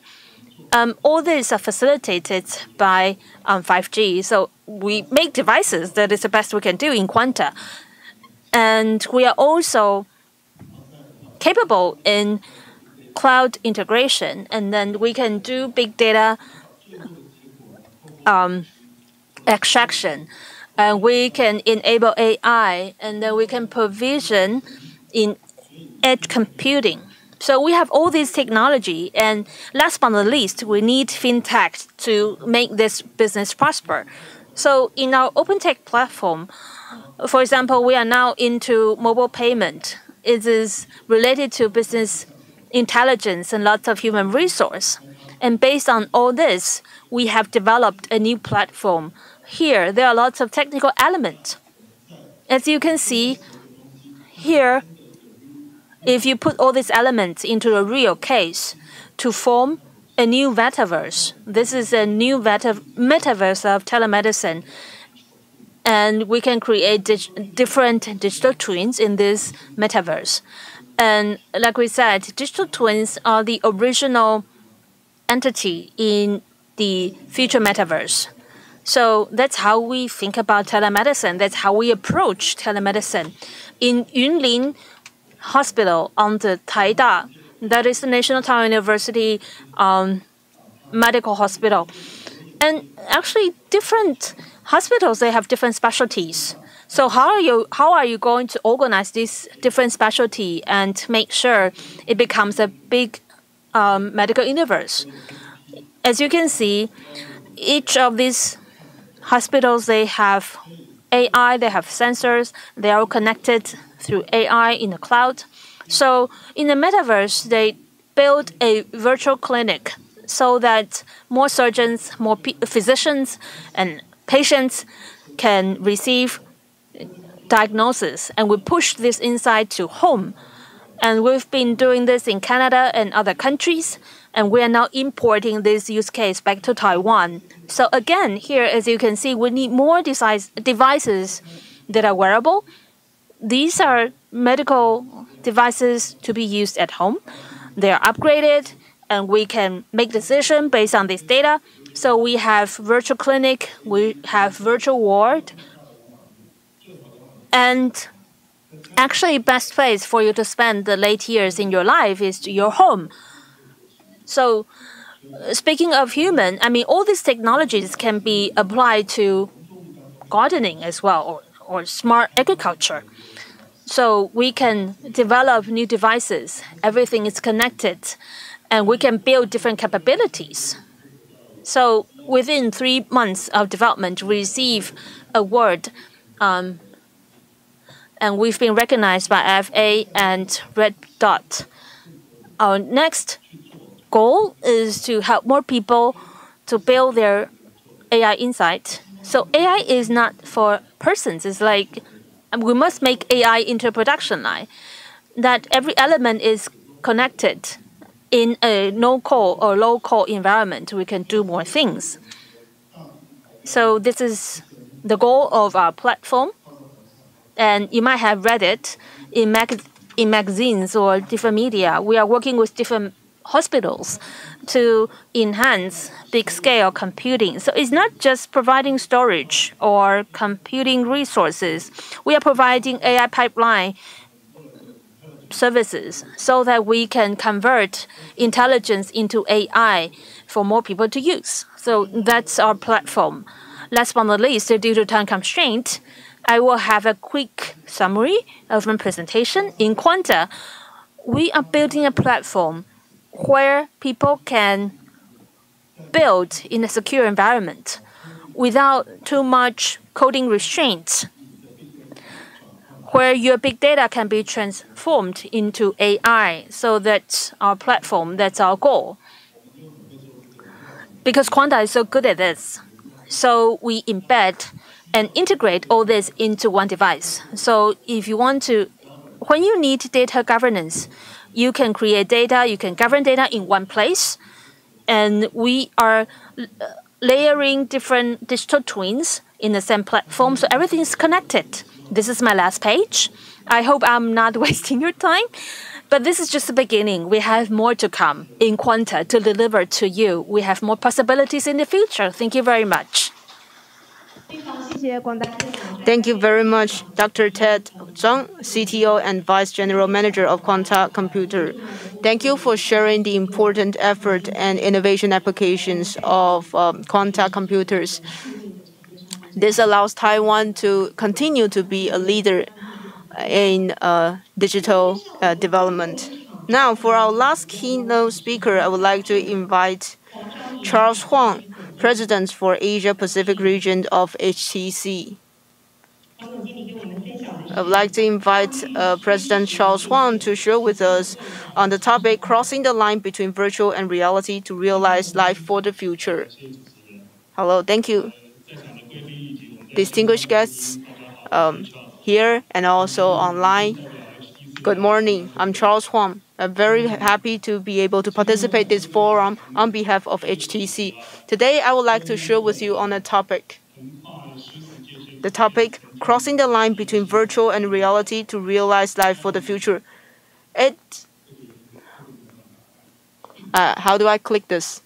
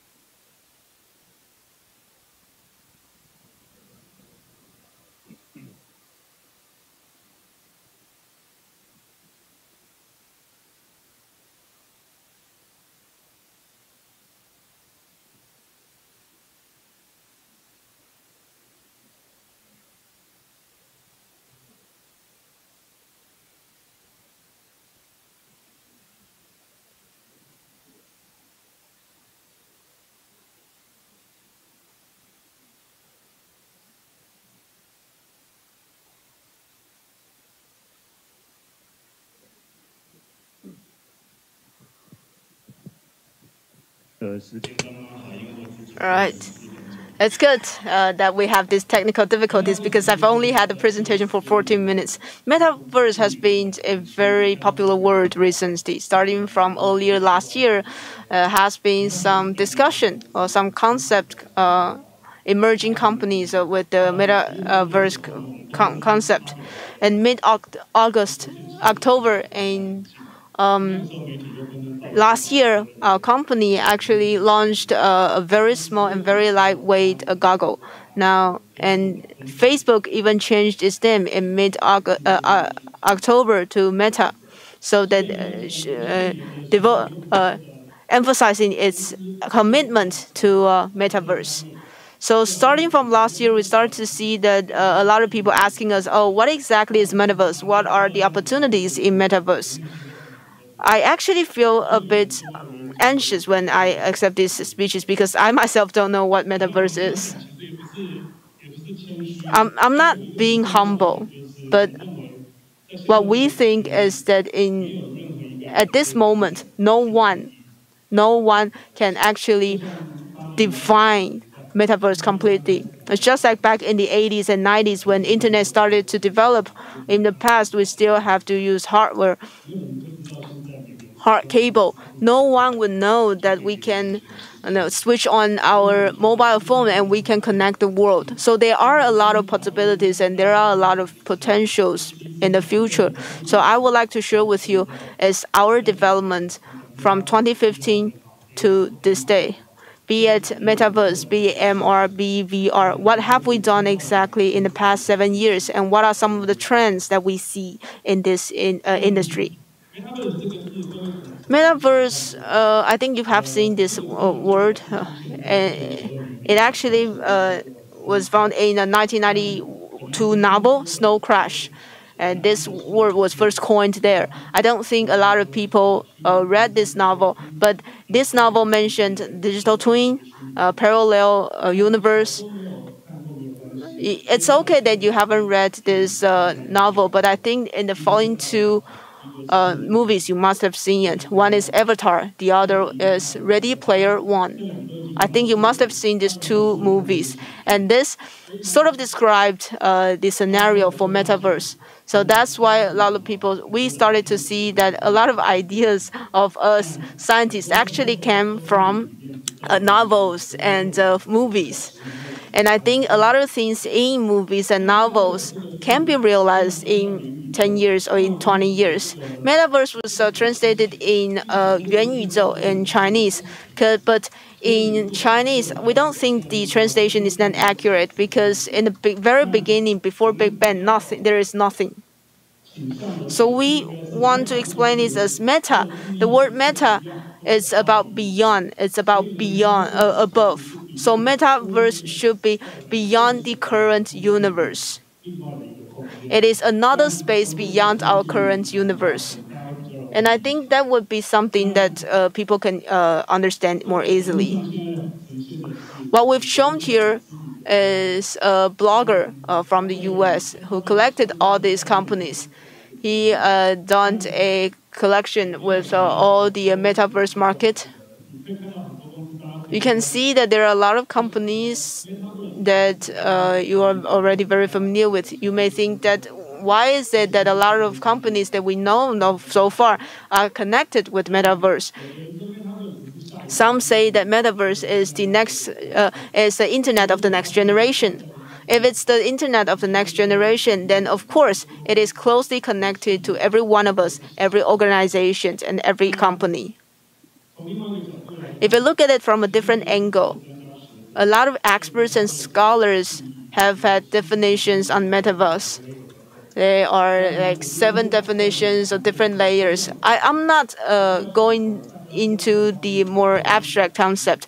I want to give you some more practical cases. I want to explain this phenomenon in a more practical manner. And that has everything to do with our current communications technology. Think about it. Before we had smartphone, when we are in the era of 2G, we use cell phones to type text messages or make phone calls. Now with 3G, because there is a faster communications, we started to share photos.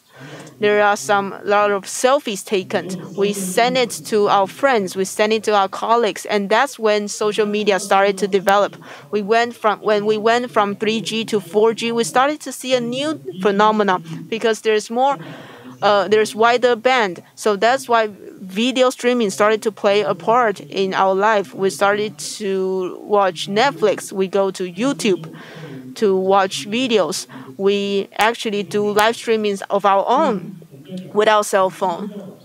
Moving forward from 4G to 5G, or even, as the commissioner said, to 6G, what technology would be developed? The technology would go from 2D to more immersive, more interactive experiences.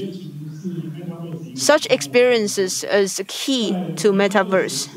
In a world of metaverse, getting information in the future will not be what we have so far. It's not just about reading or listening to something. It is actually to get into an environment and feel the information. It may be a game, or it may be a workplace that you work, or a living space that you live, or you may be there to visit a museum or attend a concert. It's not just in the future, we will not be accepting the information passively. We will be in the environment to interact with the environment and interact with the information.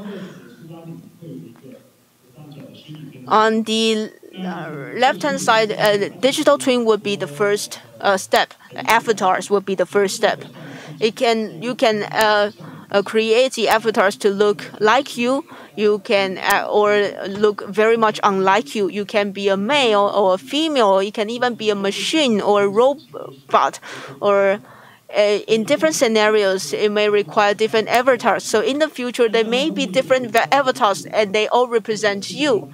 But what we need to discuss is that with all these different avatars, exactly how do we authenticate? How do we make sure that that avatar is you? And that is a big issue. I don't want to get further into it because it's a serious topic and it can take a lot of time. Now, some people would also say we want to provide immersive experience. But does that mean we all have to wear goggles? Yes. Having a VR goggles would be the way to go. But Metaverse actually provide a lot of different services that can be accessed through different devices, tablets, laptop, and mobile phones. All these can provide you with such services, and with some services that requires immersive experience, then you need to put on the goggles. Community is also important. Social is a very important element for people interacting with others. You need to have your own community. You have to have a business community. I think what happened in the real world will also be duplicated in the virtual world. Now, immersive environment is also one thing that everyone is familiar with. And there's the other thing that is digital economy. Digital economy is also driving the development of metaverse, such as blockchain. All these new applications are being brought up. In the past, people may think that digital assets, since they would be copied and pasted easily, they are not that valuable. But with NFTs and blockchains, they enable the new technology so that these digital assets can be vindicated. It would be the only one, and the number is limited. So that's why the value can be secured. There is a huge economy behind supporting the development of metaverse. Since 2015, HTC entered this industry, and we had a vision that is Vive Reality. Vive is a brand for VR products of HTC.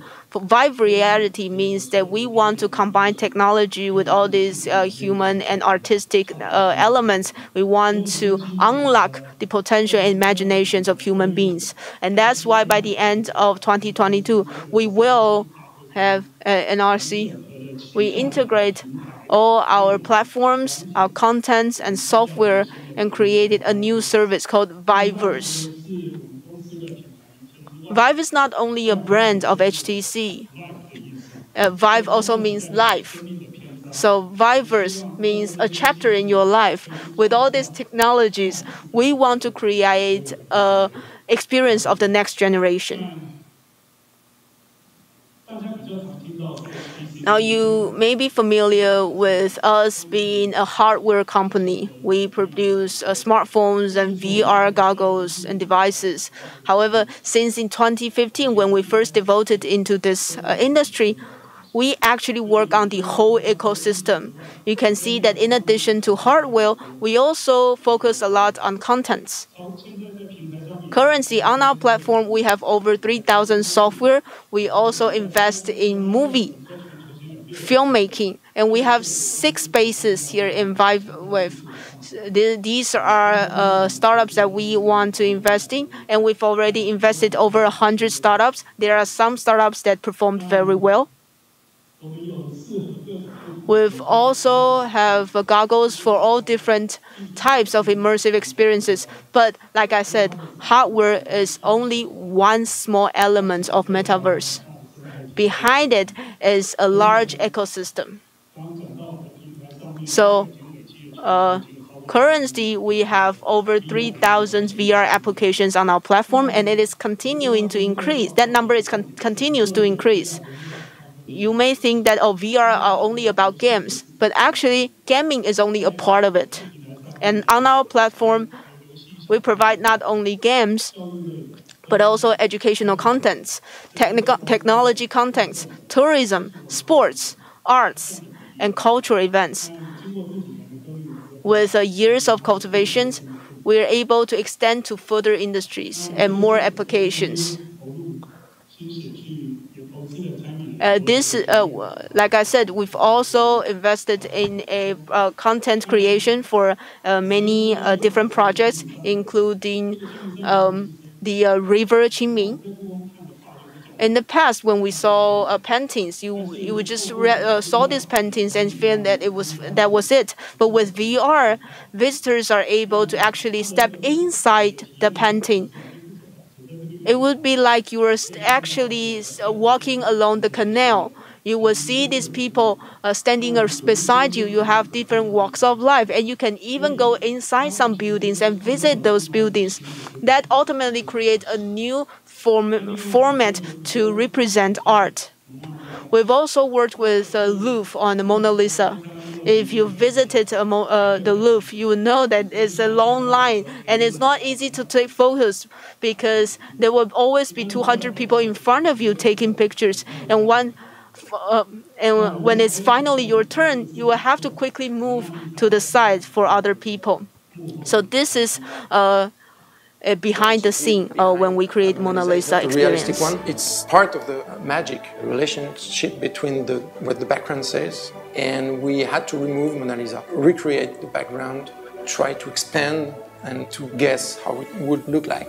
In the home version, you'll be able to find more information, more content about Mona Lisa and other artworks as well. We have recreated the Grand Gallery. It's the main gallery from the Louvre, and you will see 4 paintings of Leonardo, and you will have some details about the different paintings. I think innovation and digital innovation is great for museums, and we have to use it as a tool to discover again art and masterpieces. Nevertheless, we have to be careful not to use too many screens between the art and our audiences. The overall experience will enable the visitors to open their eye to the Joconde and to Mona Lisa, and maybe to open their mind also.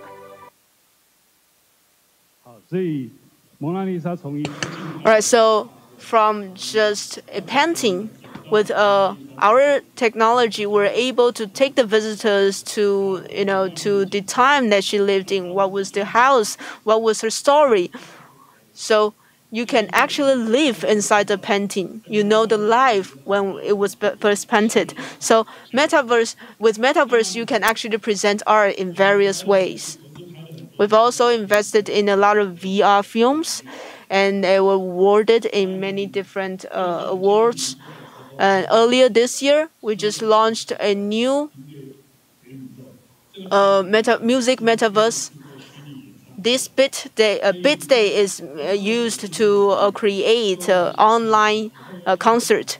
In the future, you no longer need to go to a physical venue. You can actually participate in concerts worldwide. You can actually sit in the comfort of your own home and actually attend watch an NBA show and feel like you are actually there. VR can be applied in different vertical sectors, and they're already very popular. These 6 sectors are some of the main applications. On the left-hand side, you can see remote collaborations. Training and education is very large applications. And on the right-hand side, therapy, which is healthcare-related. I will give you a use case data. There's also design-related and also exhibition-related. Let's have a look at the remote collaboration. In order to realize remote communications, we actually had a platform. This is a syndication of an avatar. So we have a software currently is available in iOS and Android.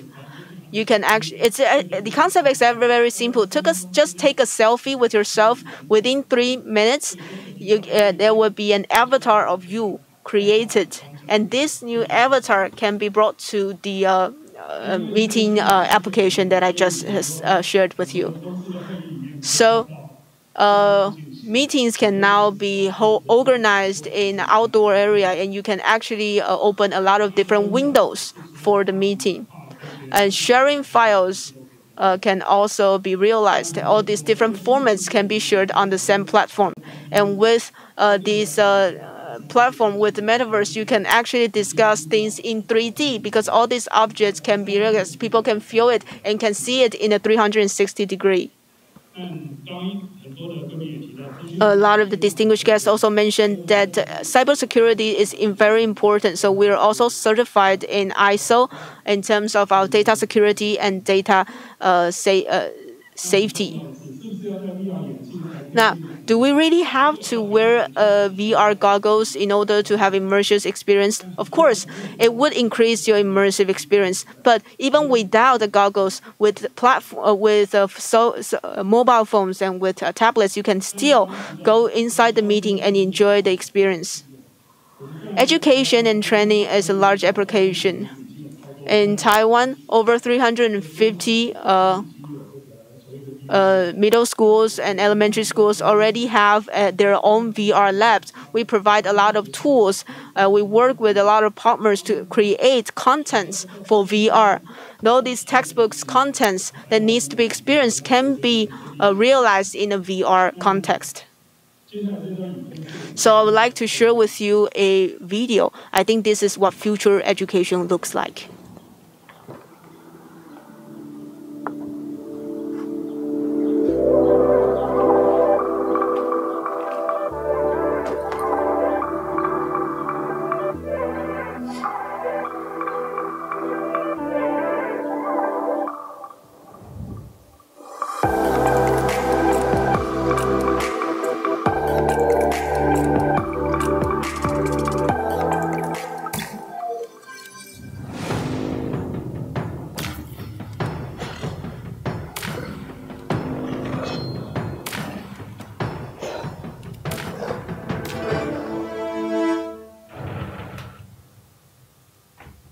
Hey bud, don't forget your school field trip.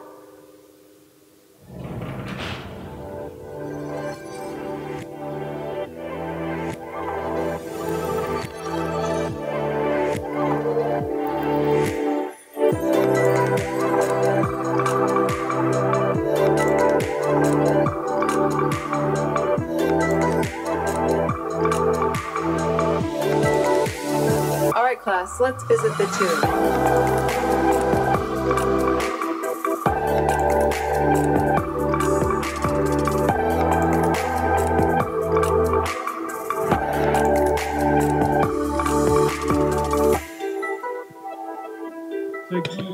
So we can imagine that thanks to wireless communication technology, and we have these technologies to form the VR content. And with the goggles, actually the students can sit in the classroom in their own room. But immediately when we talk about the pyramids in Egypt, they can right away be digitally transported to the site and visit the sites themselves. So these are the contents for grade 1 to 8 to grade 9. We are providing more content for students to experience. So last but not least, this is a case we share with an American company. And this solution is for those who have suffered from stroke or sport or when they need to rehabilitate. We are leveraging VR technology to bring the patients to some special scenarios, interesting scenarios, so it will be easier and funnier for them to rehabilitate.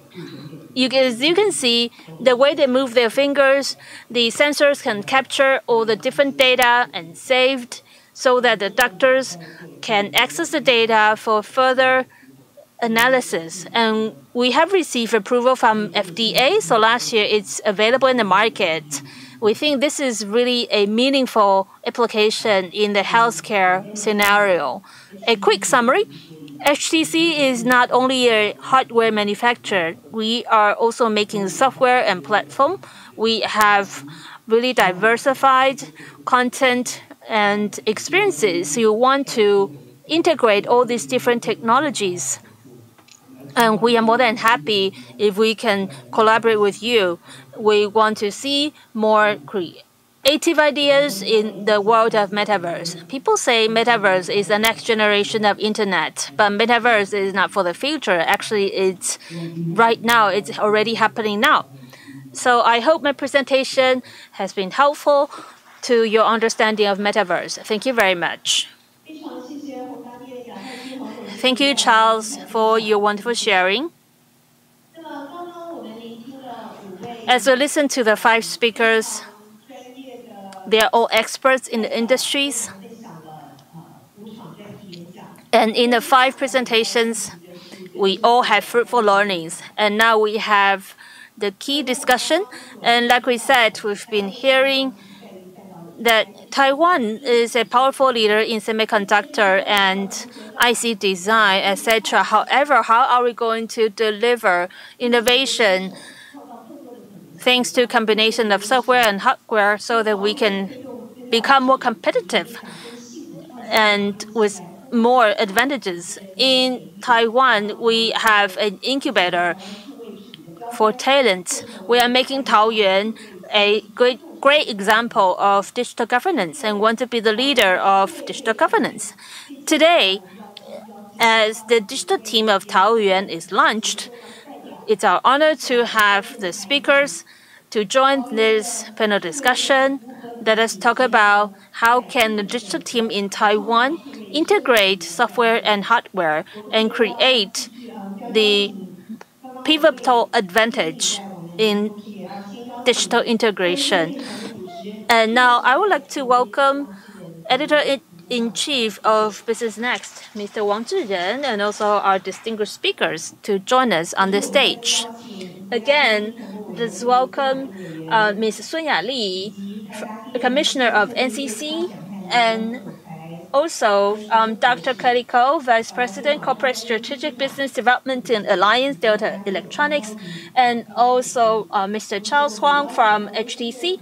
And also it's an honor to have Ms. Yu Wanru, Director General, Department of Information Technology, Taoyuan. She is the organizer of this forum. And also let's have Mr. Xiao Boren, the CEO from Triple I. Let's have the discussants on the stage. Now it's time to Mr. Wang, Editor-in-Chief from Business Next. Thank you very much. Distinguished speakers, panelists, discussants, good morning, and also good morning to our friends online. It was really a fruitful morning as we are so inspired by the 5 presentations. And I think you all have shared your experiences and the trends you see in digital transformation. Taiwan, especially in the past 2 years, as we are confronted and challenged by the pandemic, but it's actually the best timing, best opportunities for the electronic industries. We see a combined growth of more than 6%. So whether from laptop to high computing system, from chips to the system, we see contribution from Taiwan. And we have this impression and this belief that Taiwan is the hand behind the scenes in digital transformation. And we have a lot of experiences and applications in this aspect. Can we contribute further? Can we take more advantage? These are my questions to the experts on the stage. My first question is to Ms. Sun Ya-Li, Commissioner of NCC. In your presentation, I think it was a big start. I mean, it was a good start, a good inspiration.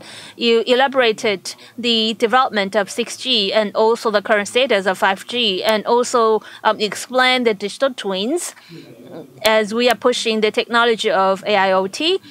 So the physical entity is mirrored virtually, and all this are happening, and actually it's a accelerating trend. So my question to you, Ms. Sun, in these fields in Taiwan, we have the basic infrastructure. We can provide all this infrastructure, all the chips and components.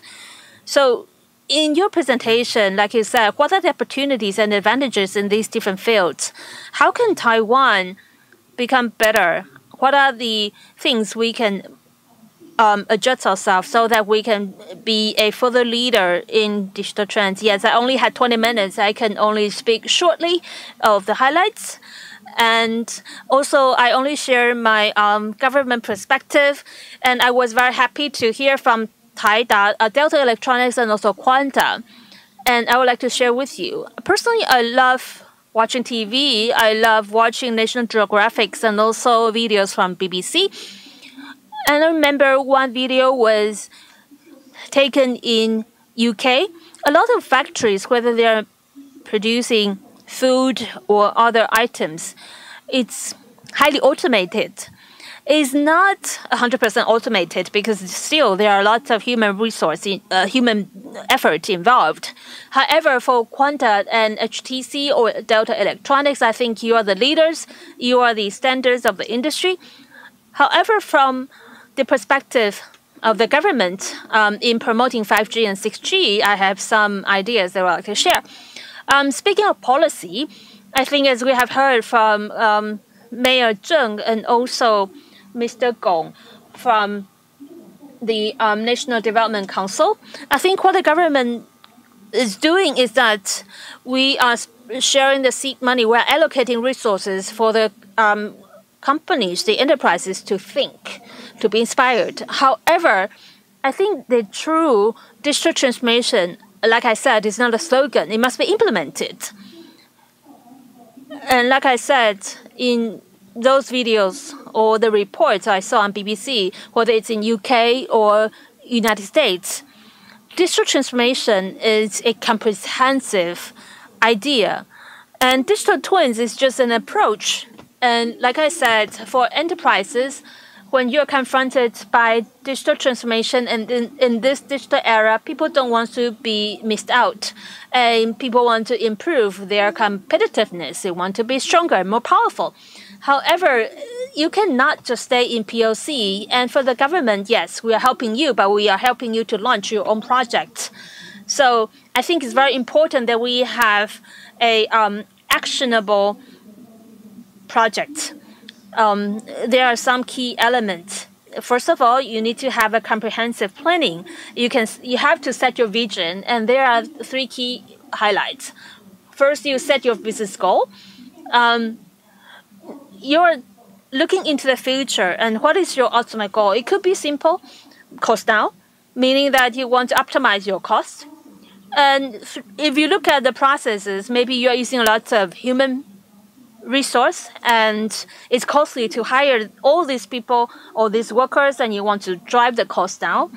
So in the process, it's very important as the owner or the high-level management of the business, you must be determined, you must be fully dedicated to meet all these business objectives. And also it's very important that in the process of digital transformation, it's like walking in the rain, maybe in the forest, that you're meandering. You are trying to find your own way. You need people and you need money. You want to make money. And it's not just you. You need to be able to get external help. And I saw in the Microsoft Taiwan presentation, they have this AIoT platform. And also Quanta has mentioned the same thing. It's not just about you. Actually, you need external support. You need to work and collaborate with all these platform providers. When I work as a scientist in the academy unit, I mean, at that time, we were looking into cloud computing. We need consultants. We need people to guide us, to help us identify the business goal, that's the human resource. So maybe I'll stop here. Once you set the goal, you will start to form solutions. There's also one very important key thing. Throughout the process, you have to learn other people's experiences. It's not just about overseas experiences. It's also about local experiences. What Quanta has been doing, what Delta has been doing, they provide you enough examples for you to refer to. When you set your business goals, you have to, I would say, identify your outcomes. You have to set an outcome. That outcome is called what we call KPIs. I don't think I see a lot of KPIs when you're in the presentations, because you have to spend a lot of time and resources there. So it's very important to have a periodical review to make sure that you realize your KPIs. If you don't meet your KPIs, you have to adjust your road along the way. It is a loop. You have to continuously review your process and adjust your process in order to realize digital transformation. Digital transformation is a phased solution. It's not just about roll out all the once in a while altogether. And also, I want to talk about security by design. During this digital transformation process, you have to leverage a platform, build your own digital twin systems.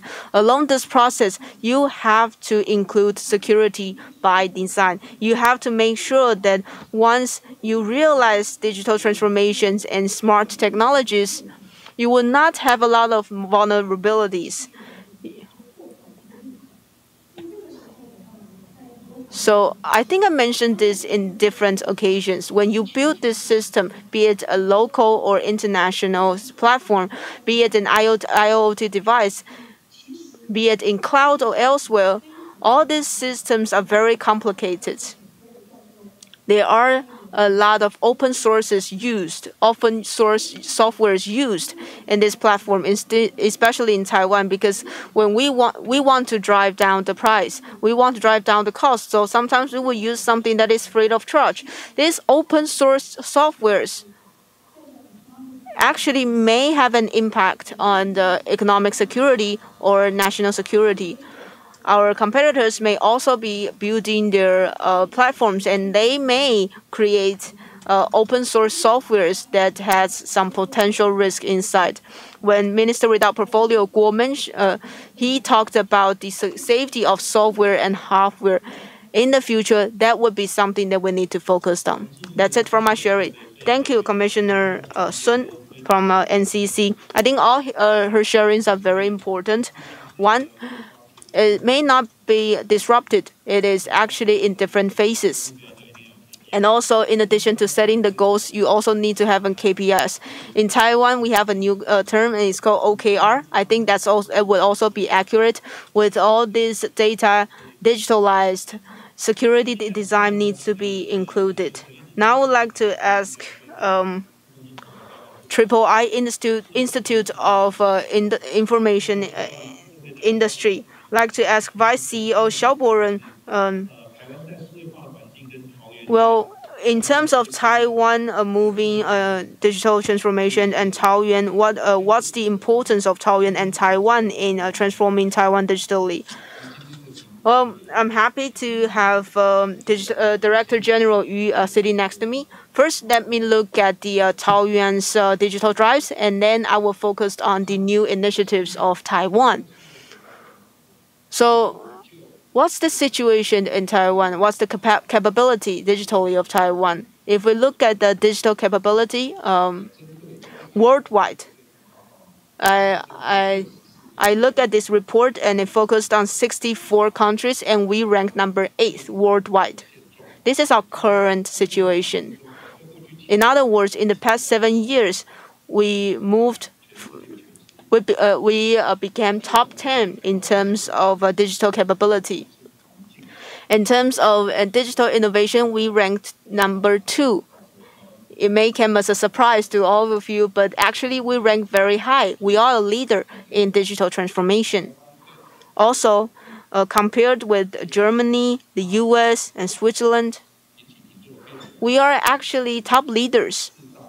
We are the top 4 innovation countries in worldwide. And under this environment, last year we passed the organic law for the Ministry of Digital Affairs. We are there to once again collect and sort out all the resources that we have. We today are able to hear 5 keynote speakers sharing us on different perspectives, including people from Microsoft, from Delta, Quanta, and HTC. And also, Commissioner Sun shared with us about our overall national policies. And we also have local government representatives, Director General Yu, sharing with us on Taoyuan's policy. National policy should be connected with local policies. And Taoyuan is a gateway city of Taiwan, and it connects all the way north and all the way south to Hsinchu. Taoyuan is actually uniquely positioned. Also, in the post-pandemic era, when a lot of local business, Taiwanese business, return to Taiwan, Taoyuan became their first choice. Taoyuan has been quite comprehensive in infrastructure, be it electronic industry and optical industries, optical displays, and semiconductor industries. Based on the sharings of our speakers, keynote speakers, we do have IIoT technologies and also the security that Commissioner Sun emphasizes. If we are build our IIoT in a secured environment, even be it we're building a digital trend or metaverse, this digital content, I believe, can, with all these different contents, we're able to further increase our digital capability. We're able to further realize our digital policy.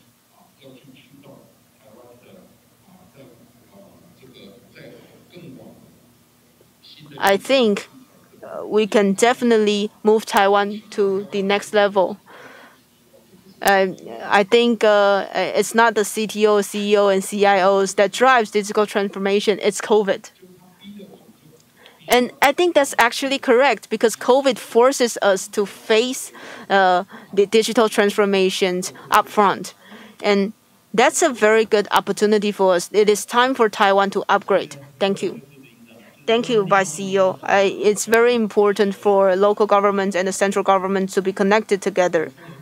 So I think what you did is a very good example, because now I would like to take this opportunity and invite Director General Yu of Department of Information Technology at Taoyuan. Taoyuan actually connects. It's in a hub of Taiwan.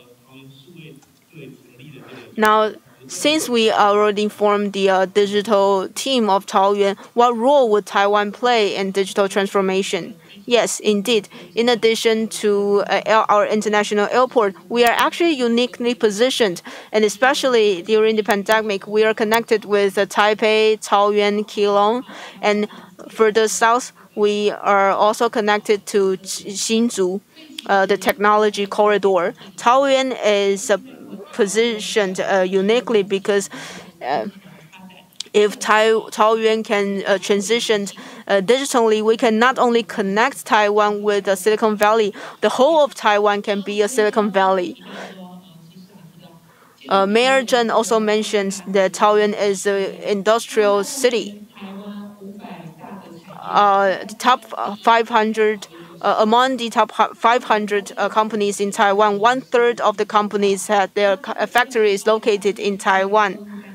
And because of the Russia-Ukrainian war, people also talk about the network and internet resilience. Xindian company is actually Starlink. Starlink is actually a lot of its components are built in Taoyuan. So I think Taoyuan actually has a very good advantage here. Minister Gong from National Development Council mentions that since 2016, we see IoT. Taoyuan has been plays a key role in terms of digital IoT transformation. And this year, we also developing the Asia Silicon Valley R&D Center. In the future, Taoyuan will play a key role in digital transformation. We also see the development of IG, which drives the development of IC design and component manufacturing. This year, we're also, I think it's happened in the past 2 years, we have 24 projects working with the central government in 5G. So in addition to a gateway city and having a large industrial output, we understand that a city plays an important role in digital transformation. We want the enterprises to be able to realize their technologies and apply their technologies, and we want to attract enterprises to come to Taoyuan. All these things are what we need to do more. Take Gogoro, for example, because Gogoro just went IPO in the US, so it's a hot topic. Gogoro in the past went a go-share business model. Mayor Zheng actually involved with these projects. Once they had this model, local governments need to actually create a friendly environment in order to allow them to nurture. So since we have the target of net zero by 2030, so in our own governance law, we actually encourage the development of green energy. Delta Electronics is the first local government that actually provides subsidies for energy storage systems. With such leadership, we're able to create a friendly environment for business to nurture. And these are something that Taoyuan City has been working on. In addition to Asia Silicon Valley project, we actually also got secured 24 national projects in 5G. We actually have done a lot of foundation work in order to build Taiwan to digital transformation. Currently, we also have Andong AR/VR hub and also Hutou Mountain autonomous car hub. And we also work with external partners such as Microsoft and Chonghua Telecom and a lot of companies who are here with us. Ultimately, we want to create an ecosystem that encourages startups and encourages innovative technologies. We want to take the lead and drive relevant development. In terms of, in addition to the industries, the government is also transforming ourselves. We work with Microsoft in Azure hybrid cloud. I think the government plays a very important role. We are the one that need to go smart. We want to provide smart data. We want to clean the data and store the data accurately. And we want to integrate the Asia Silicon Valley R&D Center and Qingpu R&D Center. Hopefully in the future, we want to transform Taoyuan into an AIoT demo city. In addition, talent is also important. We also have a very important project called Taoyuan Aerotropolis project. This is actually, Taoyuan is very well positioned in terms of developing Aerotropolis, so a lot of companies actually signed MOU with us. In addition to MOUs, Mayor Zheng also has a planning for a university city. Tsinghua University and Jiao Tong University all had collaboration with us. Recently, we also worked with Zhengzhi University. So the finance economy, I think the Department of Finance would actually have their new branches here in Taoyuan. So we try to connect with not only the industries, with not only companies, but also with the academia. Thank you, Director General Yu. I think that's a very good explanation, telling us that a country, a nation would set its vision, and it is up to the local government to realize the goals. Now we have 3 questions for our 3 keynote speakers. I think currently we have Delta, Quanta, and HTC. All these companies all work with Taoyuan. So first is addressed to Dr. Kelly Ke from Delta Electronics. In your presentation, you mentioned green energy and smart manufacturing. Taoyuan is actually an industrial city, and the output actually ranked top 1 or top 2 in Taiwan. That means that there are a lot of factories here in Taoyuan. In terms of smart manufacturing and green energy, or also carbon emission reductions, the demand would also be high. So under this condition, do you see Taoyuan playing a role, or are there any opportunities for Taoyuan in developing relevant industries? Thank you for the question. Speaking of Taoyuan's role in the development of smart energy, what are the advantages or what are the things we can do together with Delta Electronics? I think one thing very important is that in Taiwan, Taoyuan is really a fast-developing city. It is also the first city with an office dedicated to green energy development. And like you said, Delta Electronics, we set up the first 5G demo factory right here in Taoyuan. That is why Delta Electronics, we are committed to do more. So in our smart grid solution, we leverage technologies of smart grid and IoT. So anytime we can strike the best utilization balance, and also we can amend the shortage of electricity with excessive energy anytime. And in Taoyuan, we have 30 industrial parks, and among them, 1/7 of electricity are used.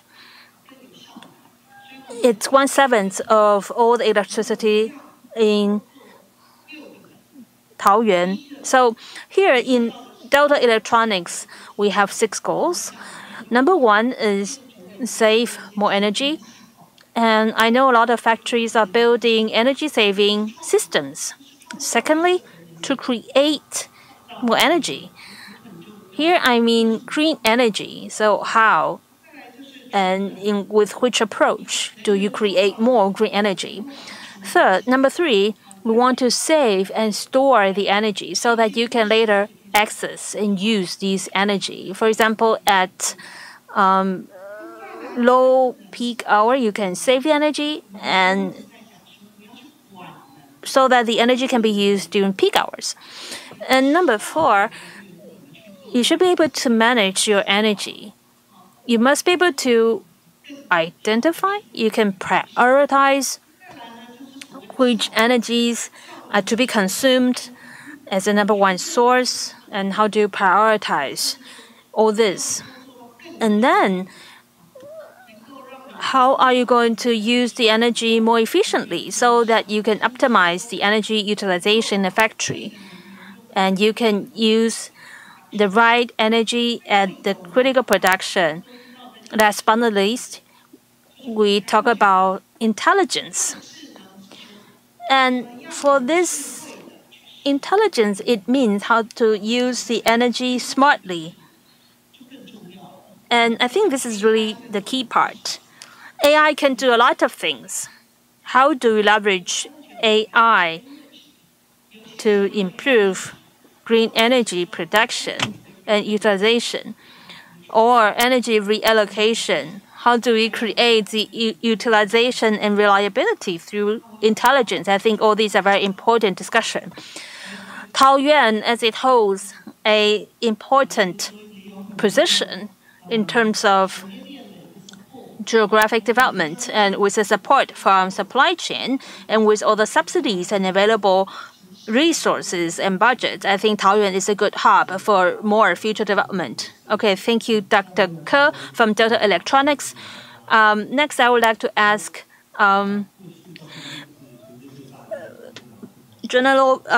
Deputy General Manager Mr. Zhang Jiayuan from Quantas. And Quanta has been a key manufacturer of hardware, and in Taoyuan, you are also a key player in electronic manufacturing. And in your presentation, we saw that Quanta has some cross-domain development, and it is happening. So my question is to you: how do you combine your cross-domain project with the future development of Taoyuan so that you can join hand in hand and push the projects together? Okay, do you hear me? Thank you. That's a good question. Actually, in Quanta, starting in 2000, as we made the decision and try to define our future, we decided to relocate our R&D in Taoyuan. Of course, there are a lot of reasons behind it. First of all is a traffic hub, so it's very convenient. Also, we have the Aerotropolis here in Taoyuan. And also, the talent supplier. Speaking of cluster, because we are the biggest system integrator, system provider in the world. So the idea of cluster means you have good resources for technology, human resource, logistics, supply chain. It's like nutrients to a plant, so that you can you can place your roots here. You can have sustainable development. So that's how we design our huge R&D center here in Taoyuan. Certainly, due to COVID-19 and many other challenges, for example, cybersecurity. So we are seeing more machinery trusted by our foreign clients must be manufactured in Taiwan, and in the future will continue to do so. And I would like to answer your question, also previous question. Actually, a good city, if it wants to launch digital transformation, there's one key. It must have a vision to become a user of new technology. If it is not bold enough to make itself a use case, a good domain example, then it will be difficult for the city to drive its transformation. So you see, in Taoyuan, the city government has been bold to initiate all these technologies, and we are seeing a lot of companies to follow suit. So that is very important. So for us, as the technology is growing at the initial stage, we need to have expertise from professionals, and then you can become a producer. If you are not a producer, you wouldn't be able to generate profit. So we should build a virtuous cycle. That is a role a local government should play. But the user should be able to use the technology sustainably, not just in the PLC level, so that the technology can be upgraded, can be further enhanced to an industry standard. Thank you. My next question is to HTC, Charles Huang. I think you have close origins because digitals, actually you have a factory in Daxi that is also part of Taoyuan. In early stage of smartphone, here in Taoyuan, you have manufacturing hub for HTC smartphones. And now speaking of cloud development, I think this is a big step for you. Looking into the future, what is your relationship with Taoyuan? How are you going to collaborate? Yes, you're right. Since the early stage of HTC, since we founded, early years, we set our plans in Taoyuan. We have close connections in Taoyuan. And as we all know, Taoyuan is a great community. That is the advantage of Taoyuan. We have from the logistics and also the supply chain, everything, it's all here. So whether digital technology or ICT or the projects, it's very comprehensive. We have full plans. And also, like Director mentioned, we have lots of base and projects incubating new talents. I think now is a perfect timing. Even though we say, okay, metaverse, it's a new idea, I think it's not vague at all. It's an incremental project. And this is a perfect timing for Taiwan and also for the companies and government entities that we can enter. We can try to penetrate this new area. In the past, as we all know, Taiwan is a prowess in hardware manufacturing. And now I think it's time for us to build our soft power. For example, energy saving, it could be a soft power. And a lot of applications in metaverse and also the content in metaverse, it's also part of soft power. And I can say that the talent in Taiwan is no less than the other talents in other countries. And we look forward to further collaboration with Taoyuan government. For example, we can educate and train more talents for digital creation. I believe within a decade, the talents for digital creation, it will be out of our imagination. They will be so much better. But we have to start educating, training them now. And our collaboration with the Palace Museum, with the Louvre's museum, I think at every city they have their own culture and their story. If we can record, document the stories digitally and open to more people, provide access to the public, that's really a rare treasure. And Notre Dame, the cathedral, 2 years ago, it was burned down by the fire. And actually, HTC, we are now working with Notre Dame. We are part of the reconstruction process. We are providing digital technology to help them. So how are we going to protect this cultural asset for all human beings? I think this is really a new popular area. In Taoyuan, speaking of tourism or sport games, and also the government affairs, I think there are lots of new space, new potentials in metaverse for new application and new experiences. I think right now is really the perfect timing, mature timing. And HTC, as we have a long history in this ecosystem, I think we can be helpful. Thank you very much. I think our 6 experts on the stage all mentioned that in terms of digital transformation, there are a lot of different use cases. Taoyuan has always had a very good foundations in developing industries, including a good locations and also a good industry clusters.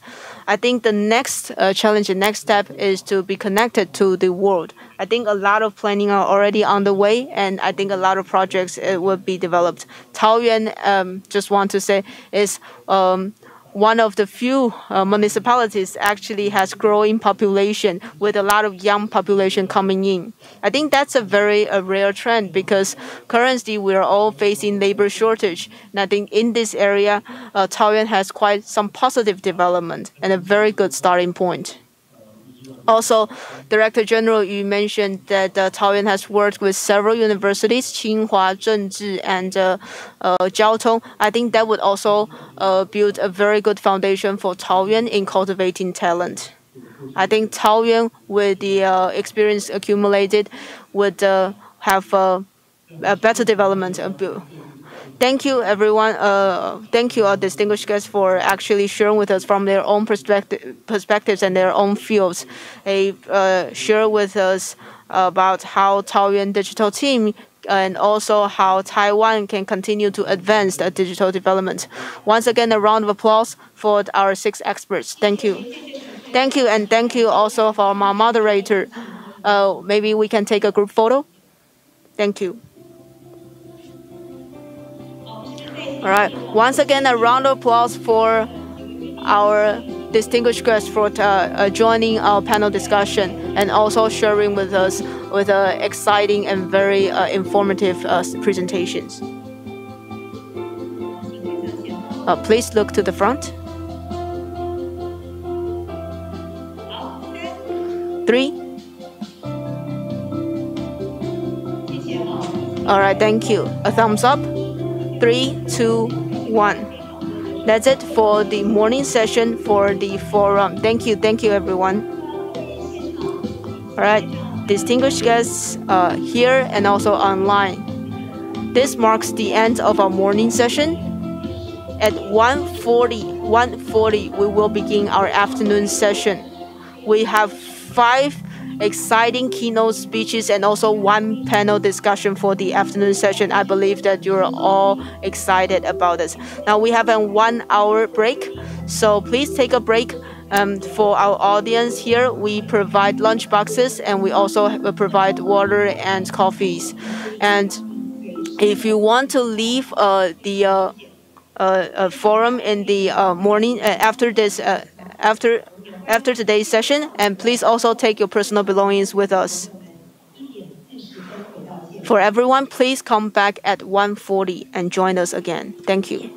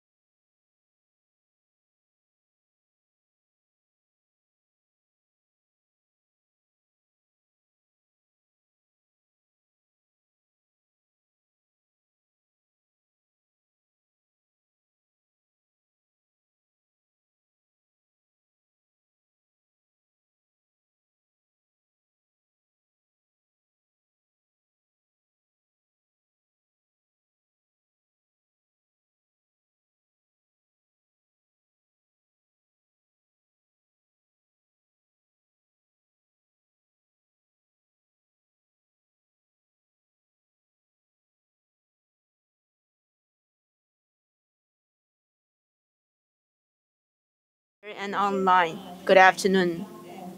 Our afternoon session will begin in 5 minutes. Thank you.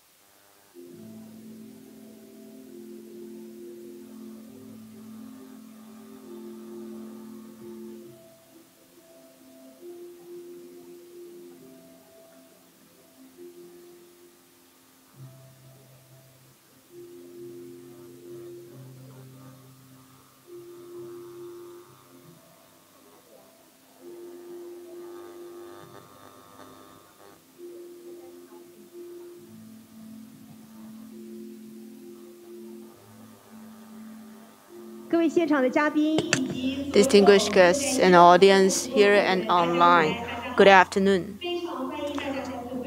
Welcome back to today's forum. Welcome to the afternoon session of today's forum. Infinity Taoyuan, Digital Drives and New Initiatives for Taoyuan. In the morning session, we've had the launching ceremony of Taoyuan digital team, and we also have a very wonderful session with different keynote speakers. We've talked about different topics on how to grasp new impulse of industry upgrade, including digital trend development, ICT industry, technology application, the new scene of metaverse, and the trend of software and hardware integration. I believe that you all learned a lot through the morning session. Now, we would like to move on to our afternoon session. Again, we will have 5 very exciting keynote speeches and 1 panel discussion. Now, first, I would like to invite representatives from Taoyuan City Government. Director General Yu Wanru from the Department of Information Technology at Taoyuan. Thank you for organizing and planning this event. Also, Director General Chen Guanying from the Youth Administration. Also like to welcome all of you for joining today's session. Welcome. Now, our first topic for the afternoon session is the key to upgrade 2, that is to unlock potential innovative key industries, technologies. Now, I would like to first invite our first keynote speaker, Robert Huang, Vice Chairman of Wistron, who is going to share with us on the topic creating IoT cloud platforms to accelerate smart applications.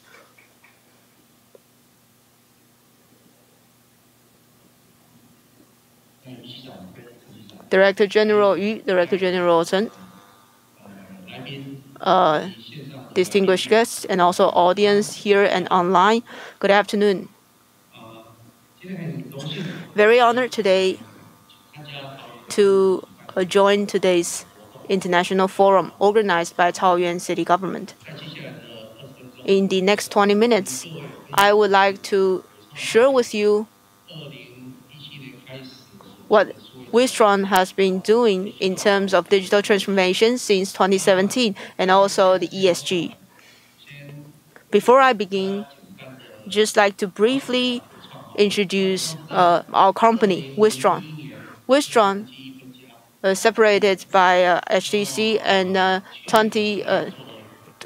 2001. Last year, our revenue is about 860 billion, and we have 80,000 employees around the world. In addition to ICT products, that is PCs and other products, ICT products, we also invest in AIoT and smart terminals. Currently, in addition to Wistron, we also have Wistron Software and other business groups. So we have 4 listed companies here in Wistron Group. In addition, we've also invested a new technology called We Advance, and also We Medicine and We Online Education. So this year, on behalf of Wistron and We Technology, today on behalf of Wistron and We Technology, I'd like to share with you our current update. The reason we established We Advance is because in the past 5 to 6 years, during our digital transformation, we feel that we can actually share our experience and our technologies to companies in Taiwan so that other companies can also embrace ESG and digital transformation. So today, I would like to focus on cloud platform, IoT cloud platform. Cloud platform is a key technology. I remember that 7 years ago when we were transformed digitally, cloud platform was not that common. But in the past 3 years, it became a hot topic. Back then, we want to start with the first one from land. The cloud that we focused on, everything would go from the cloud.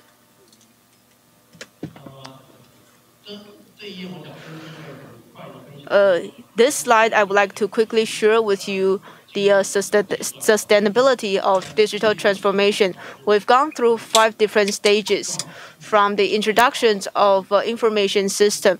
It is time-consuming, but it's also a key and a crucial step. Sorry about that. Secondly is the collection of data and visualization.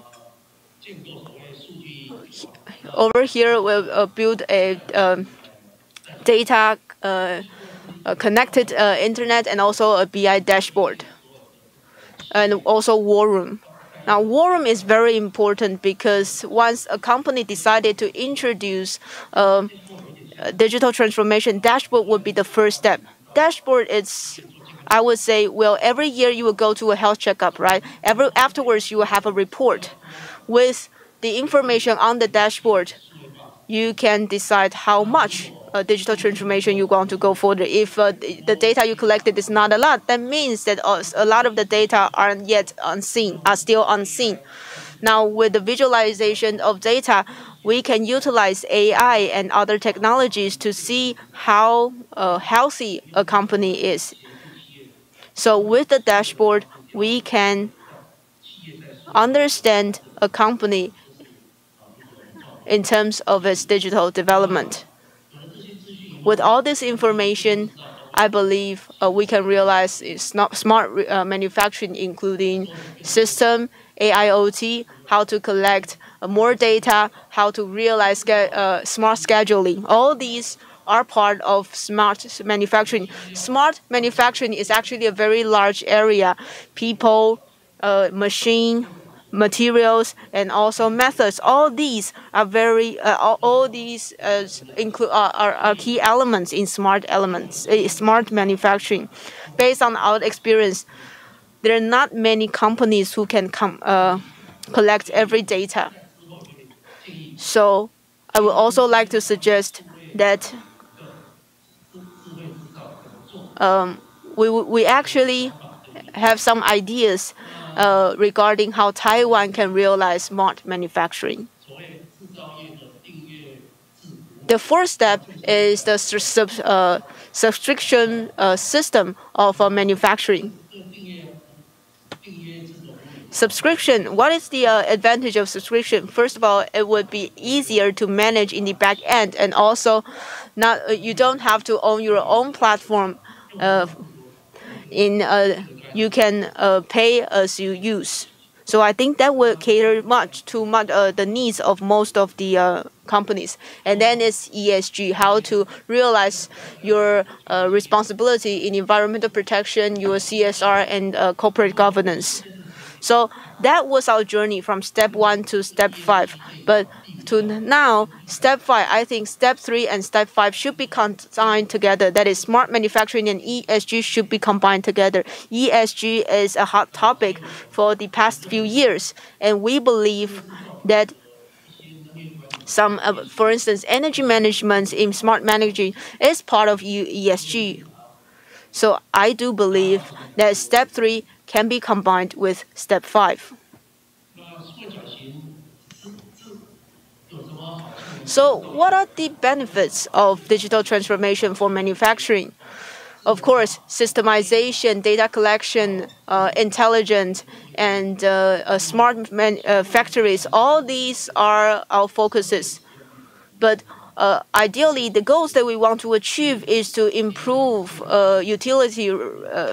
utilization rate of equipment, and is to save the support labor force needed for a production line, and also to integrate the supply chain and provide real-time feedback, and also to increase profit and added value.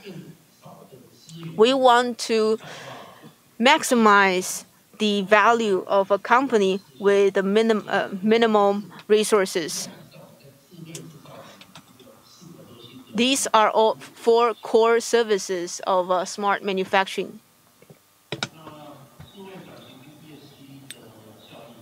So what are the benefits and the value of ESG to digital transformation or vice versa?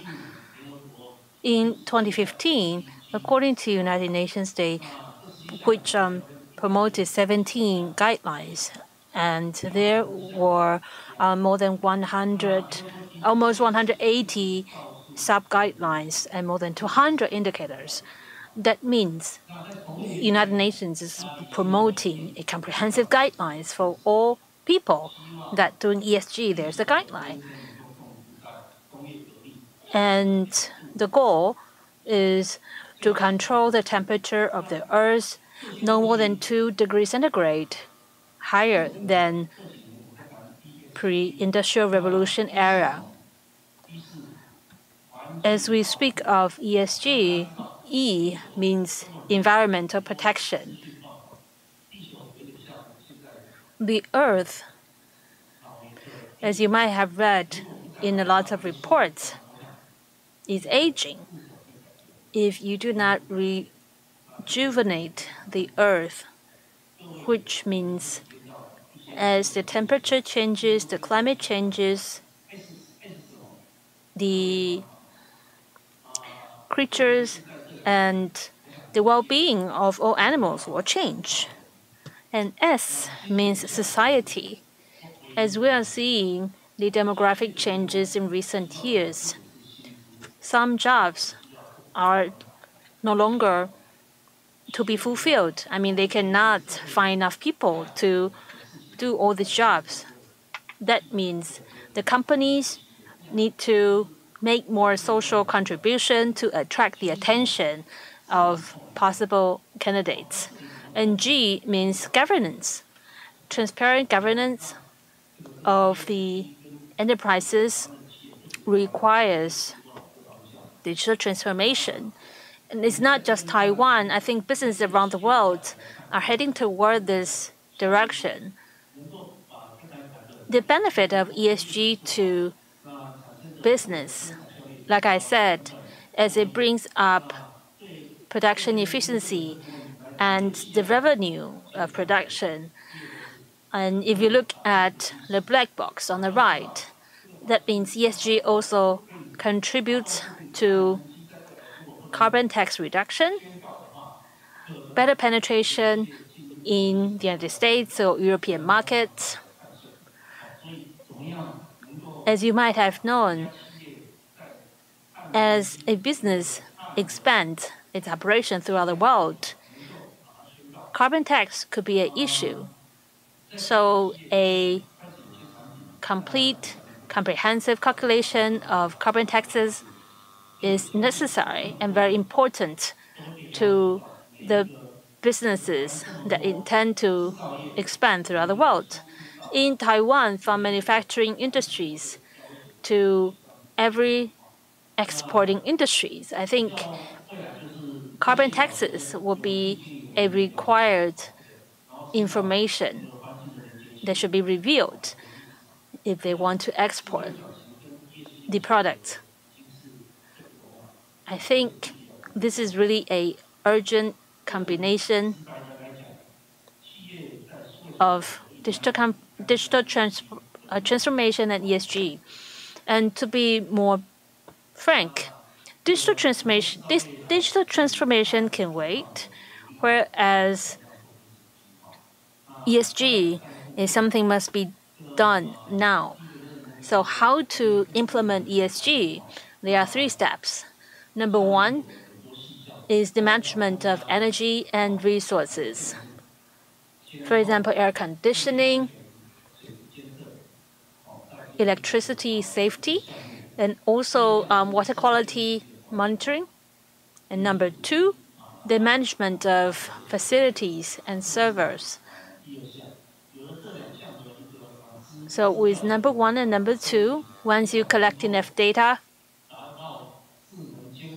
I think we will be able to deliver smart monitoring and reduction in carbon emission. Based on those data, we can conduct health analytics,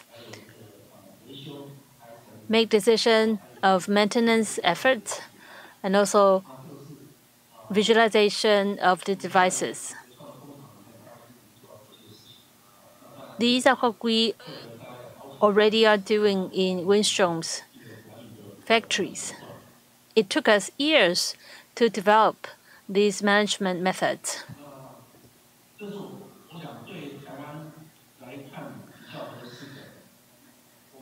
Here in this slide, I think these are some proposals that I think suitable for middle and small scale businesses in Taiwan.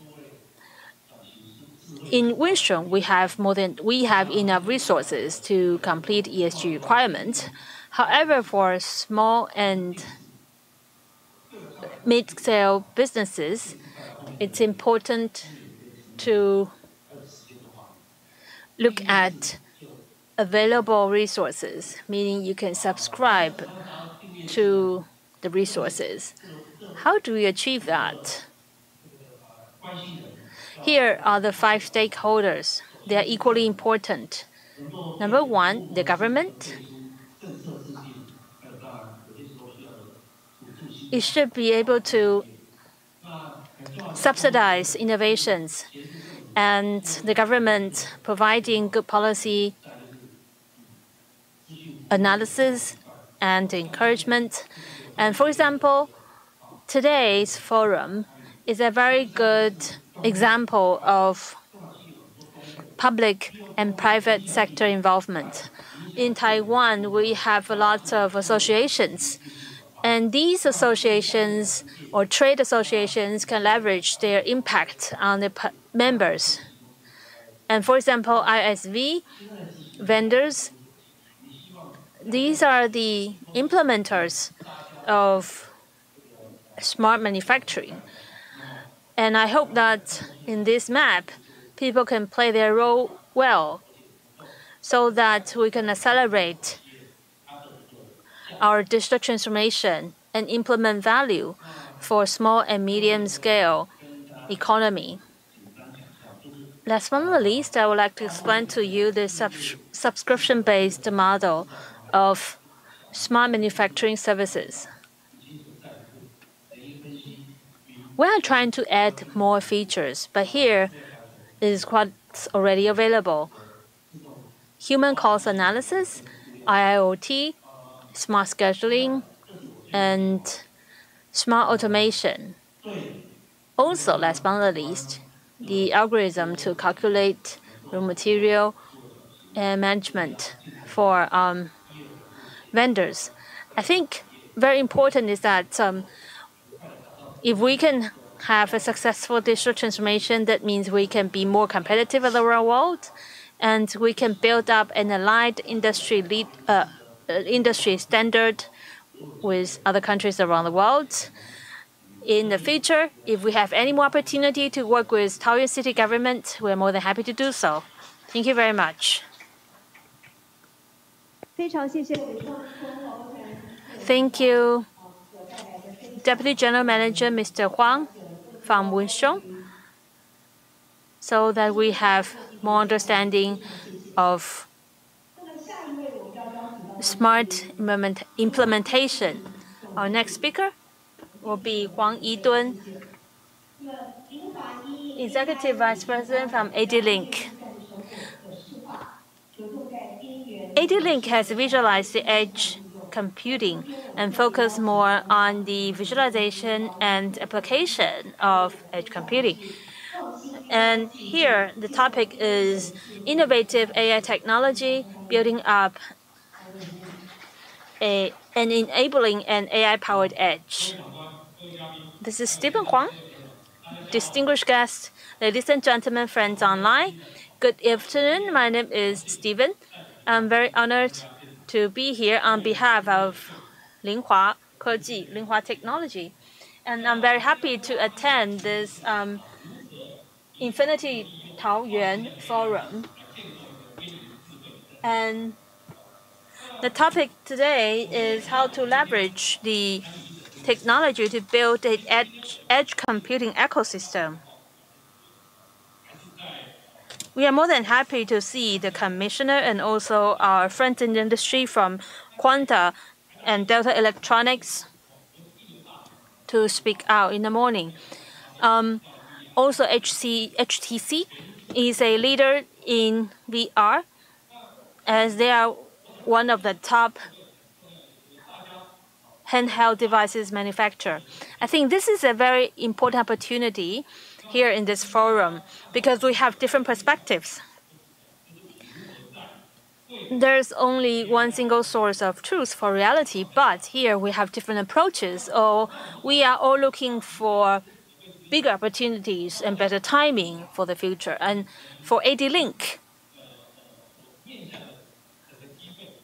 the opportunities for us are different from Delta Electronics, Quanta, etc., because we start with AI and AIoT.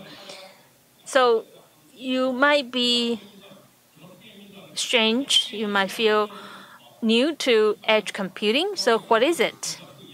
It's very different from consumer electronic computing, because for industrial computing, it requires instant decision, and we have to use AI technology so that we can make correct decision. So today, I would like to start with AI enablement and share with you how AD-Link leverage this technology in our own manufacturing sites. And last but not least, how we work with Taoyuan city government and enhance, deepen our connection. So first of all, who we are.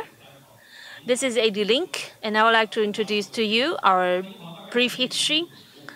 AD-Link is founded in 1995, so it's been 28 years. Last year, the revenue was about 350 million US dollars. And the deepest connection with Taoyuan, Taiwan, last year, they were from Xinbei. They are now moved to Guishan. So we have a global employee of more than 1,800 people. AD-Link is special in this industry because we have more than 30% of R&D personnel, and our market capital is about 500 million.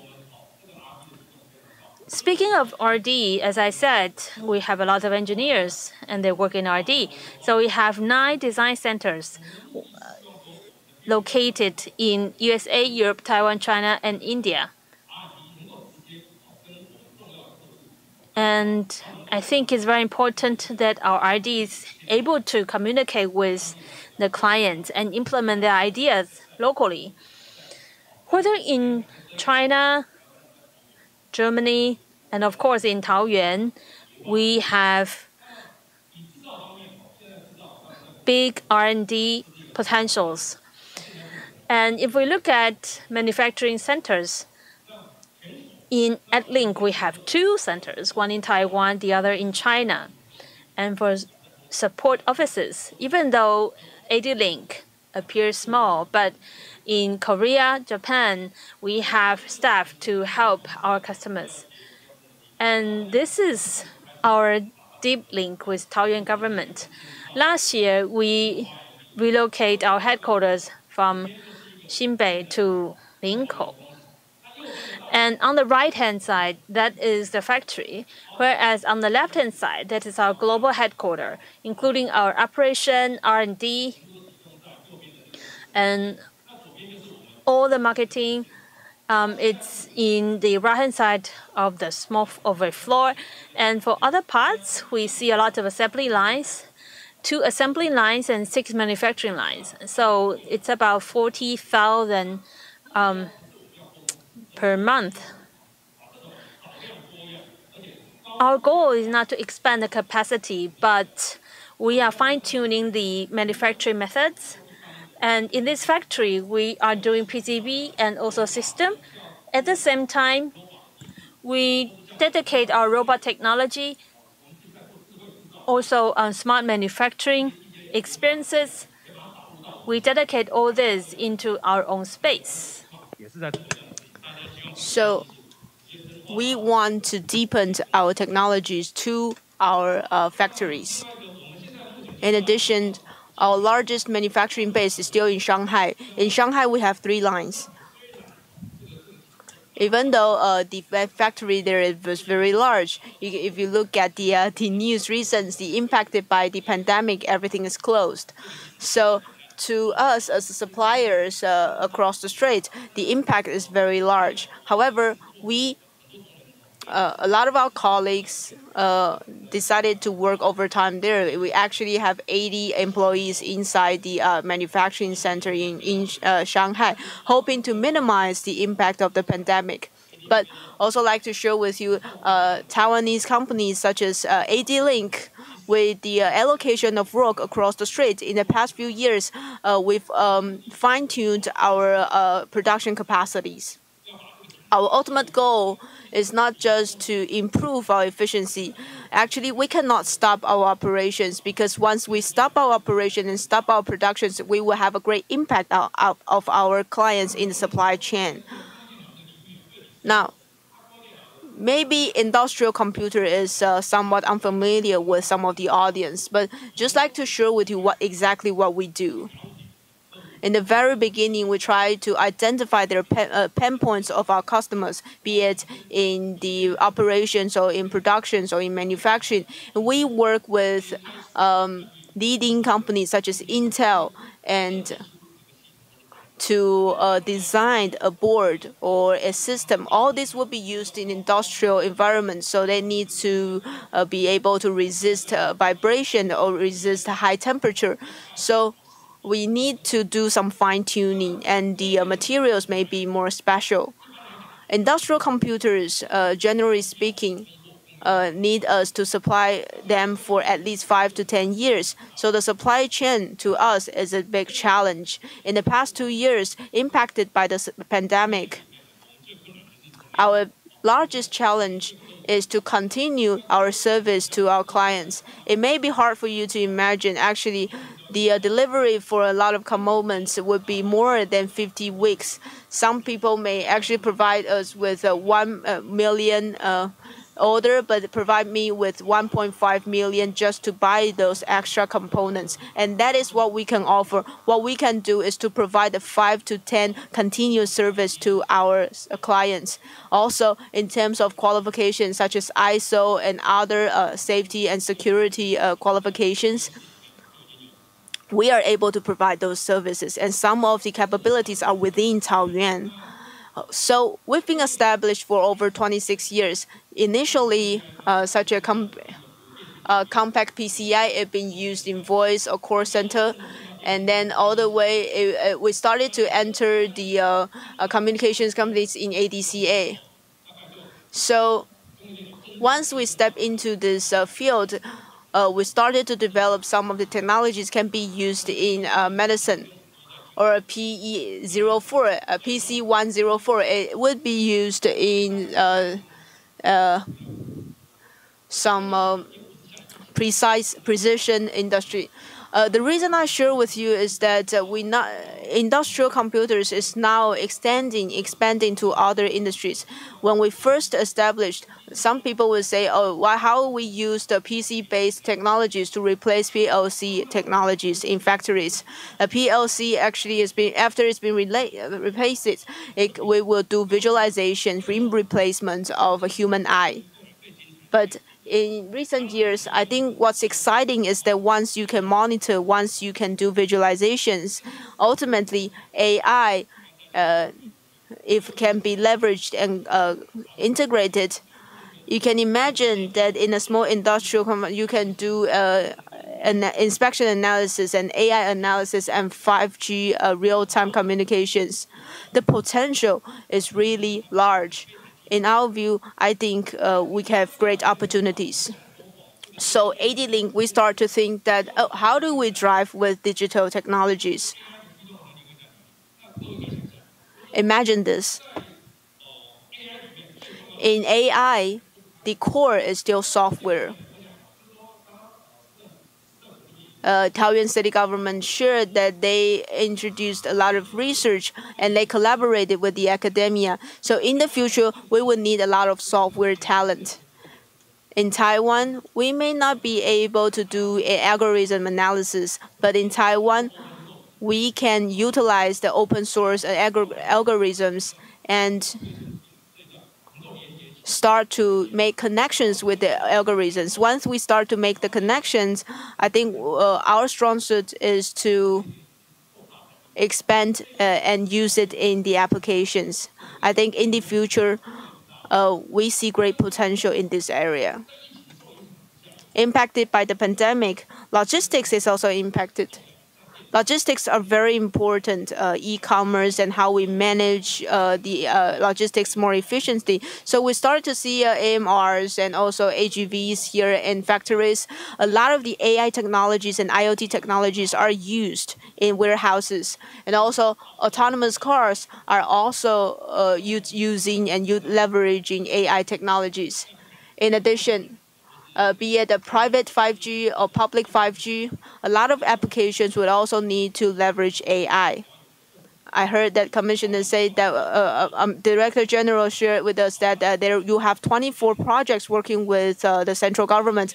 I think that it's a very good opportunity for AD-Link to join. It's a pity to see that AD-Link so far has most of these applications in the US and in China, and if we want to have the opportunity to apply our experience and apply our technology and capabilities in Taiwan and in Taoyuan. For AD-Link, how do we see digital development? How do we go from cloud to edge? I think in the future in your life we can't live without our mobile phones. And the reason we can't live without our mobile phones is because of the cloud services and also the IoT. However, in the industry field, because of volume and also because of security issues, it's impossible to move everything up to the cloud. That means that some of the applications would still will be on edge, so that it will be more real-time and more efficient, such as automation or autonomous driving, autonomous vehicles, or a dashboard would also be a case. So everything would happen on edge. So the triangle that we just saw here, you can see that IT would be combined with OT, and there would be a lot of edge server and network and device opportunities. Within it, data is still the key. Many guest speakers already mentioned the potential of how to unlock the potential of data. So the role AD-Link can play is that we can help share the cloud analysis to edge, and how we can quickly collect the data on the edge and to use it in the smart applications.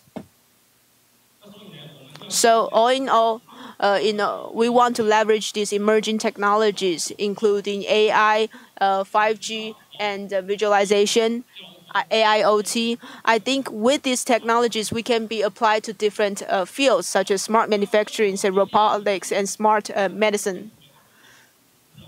So this is our structure. We see these opportunities, and we also have different structures and different organizations. We have edge AI, but also we have edge visualizations. We're also working on autonomous, so we have a designated department working on autonomous driving.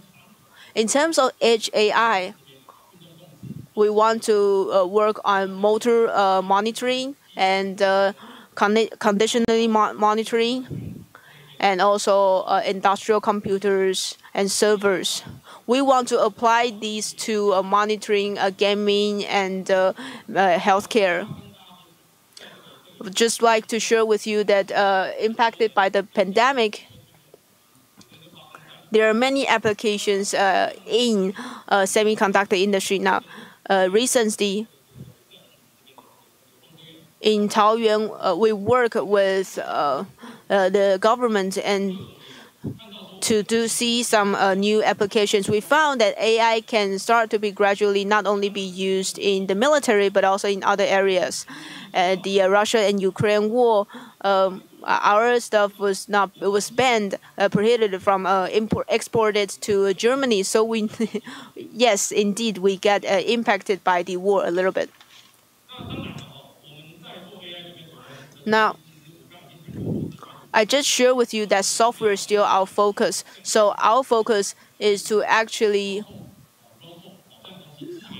support, allow our software to support all different algorithms. These algorithms may not be developed by Taiwan, but at least we can realize its applications. We can provide cross-platform support, such as camera and robotics and machine visions. I think this is what we can do. And this is the key and core technologies that we can offer. Very happy to participate today's event. We actually can offer from a different perspective. In the future, transportation, we will have systems that is closely connected to edge AI. Take healthcare. Healthcare is also another example. And also entertainment and even missile launching systems that would require AI to focus precisely on the target. So the applications are various. Lastly, just like to share with you two use cases. These two use cases are used in our own factories and also for our partners' factories. Internally, we use our camera. And secondly, this is a vibration analyzer. So if you want to know whether an equipment is healthy or not, you can use this vibration analyzer. So we have these equipments to do a health check for our equipments, and then we also have our controllers. With this, we integrate 5Gs and AI technologies and work with our partners. I listed below some of the partners that we've been working with. All these have been used in our internal sites, be it in Shanghai or in Taiwan. This is a second use case that I want to share with you. John Deere is a US-based company. It is a construction machine company, and it's a large company. It is actually top 70 or 80 largest companies in the U.S. So that's why it needs a lot of welding. The robotics requires a lot of welding. So they started work with us between AD-Link and Intel, and we started to introduce our software to them. AD-Link provides such as a system, work as a system integrator in this case. We connect everything to its welders. So every year, we can provide 5,000 to 1,000 pieces, and John Deere wanted to duplicate such solution to other clients in the U.S. The defect rate can be as high as 97% accuracy rate, and it reduced a lot of delays and waste and costs.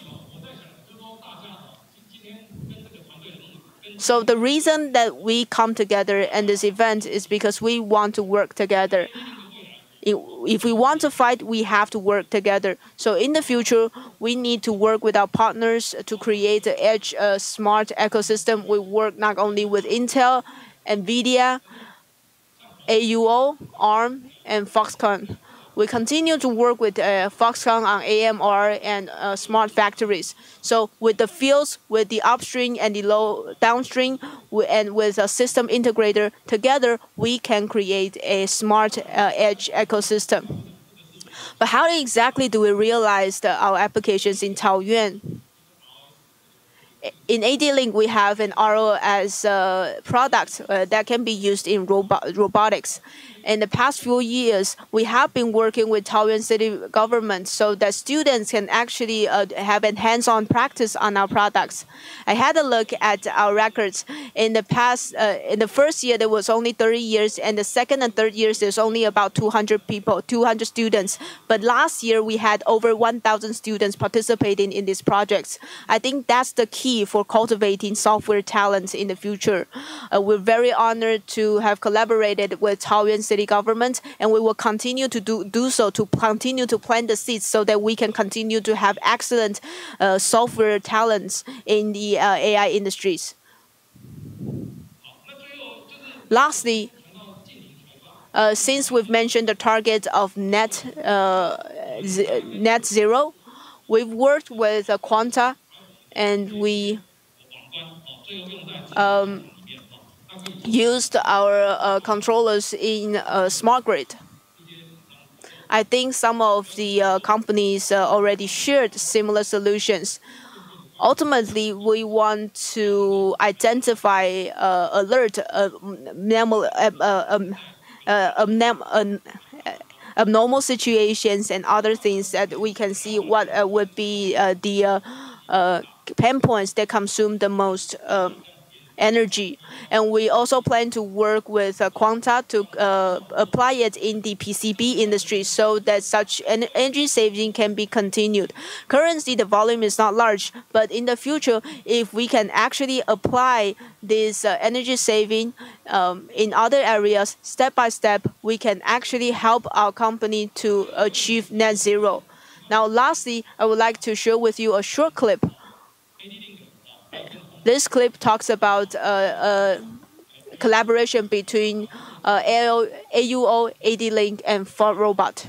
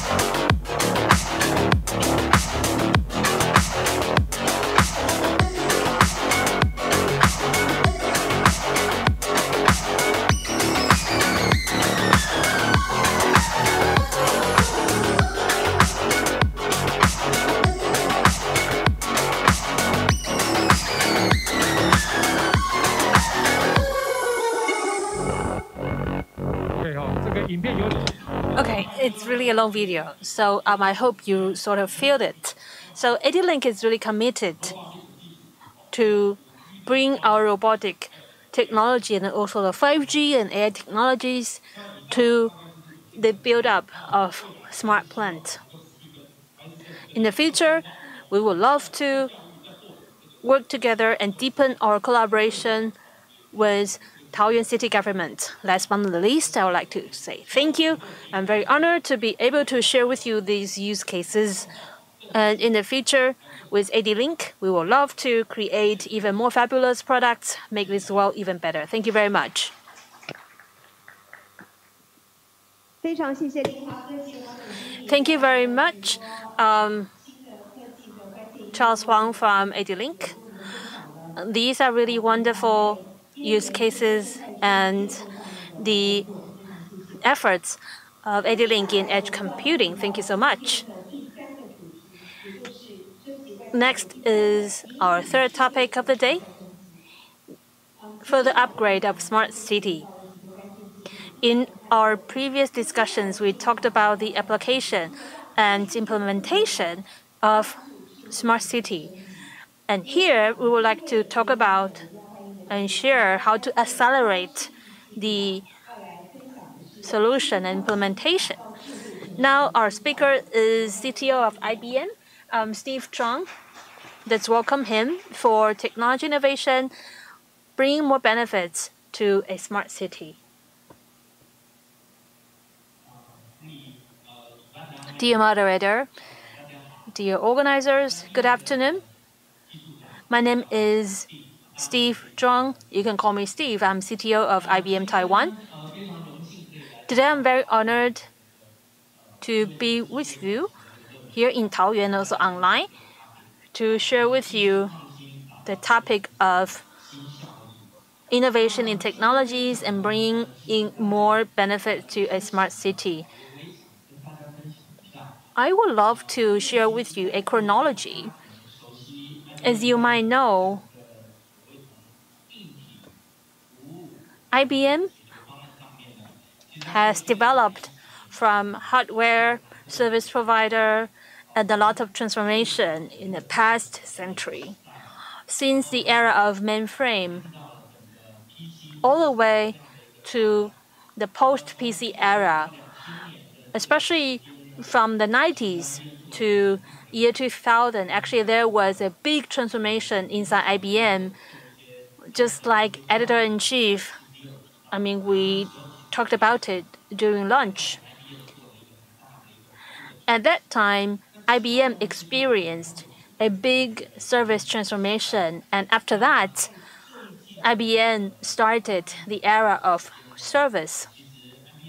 And in the past 8 years, we advanced to the fourth platform transformation, which is about cognitive computing and cloud computing. When it comes to innovation, it's step by step. It's not an overnight attempt. In IBM, we dedicated a lot of resources into this, and all these technologies are fully developed and utilized in the development of smart cities. For example, whether it's provided for city governance council or different entities, we have comprehensive solutions. And in the base layer, we have IBM security solution, and then we have AI-enabled solution on top of it. And in our hardware development, we still have a lot of R&D capacities, including the maintenance in mainstream and also quantum computing, etc. All these are included in our basic infrastructure. The IBM Academy is dedicated to the advanced technology, the research and development of it. For example, in the 2-nanometer processing, we have delivered some breakthrough, and also encryption, and also advanced technology research. Think about it, it's all there in IBM.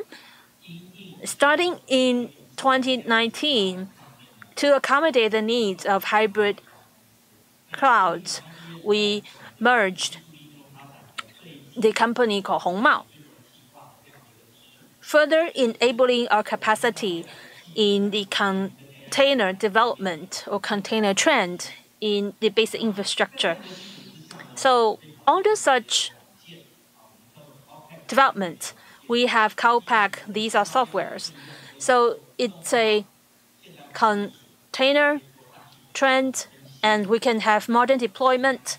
We can deliver big data analysis and also information security deployment. And also in IBM, we provide business consulting services. And actually in our centennial history, now this consulting, business consulting, is really the new key of our services. We have all these solutions, and we align these solutions with our strategies and future missions from the bottom to top, from the basic infrastructure deployment to future business development. We set up a comprehensive solution to our clients. In Taiwan, we focus more on collaboration with ecosystem partners. For example, certainly we have cloud business, but we also work with local cloud service providers, including Microsoft, Google, AWS, and to the Far Eastern. We have a lot of collaboration in application. So expanding our collaboration with ecosystem partners is really our key, part of our one of our key development. And speaking of 5G edge computing, we will leverage more localization to expand our market in Taiwan. So based on all this, I would like to share with you our development in smart cities in Taiwan. Actually, IBM has been so dedicated in smart city development in Taiwan starting in 2008. At that time, our global CEO of IBM has defined smart city to be our development goal. That's why we initiated these programs of smarter city, and we travel throughout the world. We work with a lot of cities, a lot of governments. We dedicated and actually donated a lot of resources for a smarter city around the world. And I remember in 2015, we worked with Tainan. We had a health corp. We leveraged big data to look into the application model of dengue fever prevention. Smarter cities in Taiwan, from Pingdong, Tainan to Taidong. These cities in Taiwan have been shortlisted to the corporate donation in various occasions. We've been doing well. So overall, the application of technology and development of smart cities, there are several stages. Certainly, in the beginning, there will be silos. And thanks to the leadership of information technology and digitization, although some of the resources may still be scattered around, but as we looked back in 2008, as more and more cities they started to deploy more resources to accommodate the migration of ICT technologies. Actually, I would say smarter cities are now more cognitive. So what does it really mean? A cognitive city means the needs in the city are not dominated by the government or the governing council. It's by the people, and all the applications should be based on people's needs. And a cognitive city means we need more innovation in the platforms. For example, in Taoyuan City, there are lots of townships. We have Mars, that's mobility as a service. At a certain level, Mars is a combination of logistics and also people's needs. It's a basic platform and it's based on people's needs. And there are lots of diversified development. They may have different outlooks, but it all comes from people's needs. So a lot of big data, a lot of analysis, and when it's mature, it's good enough to migrate and to introduce AI technology. I think this is really the advantages for most cities in Taiwan. After all, we are an island of technology, so we are very good at safekeeping the technology and safekeeping the data. We have good foundation in it. With such foundations, we are able to use this technology and leverage this data for it to be used by AI, so that we can better predict our needs and demands. Now, recently, be it private cloud, public cloud, or hybrid cloud, the public sectors and large construction projects have been utilizing these emerging technologies for deployment. So cognitive cities are already there. They are already quite mature.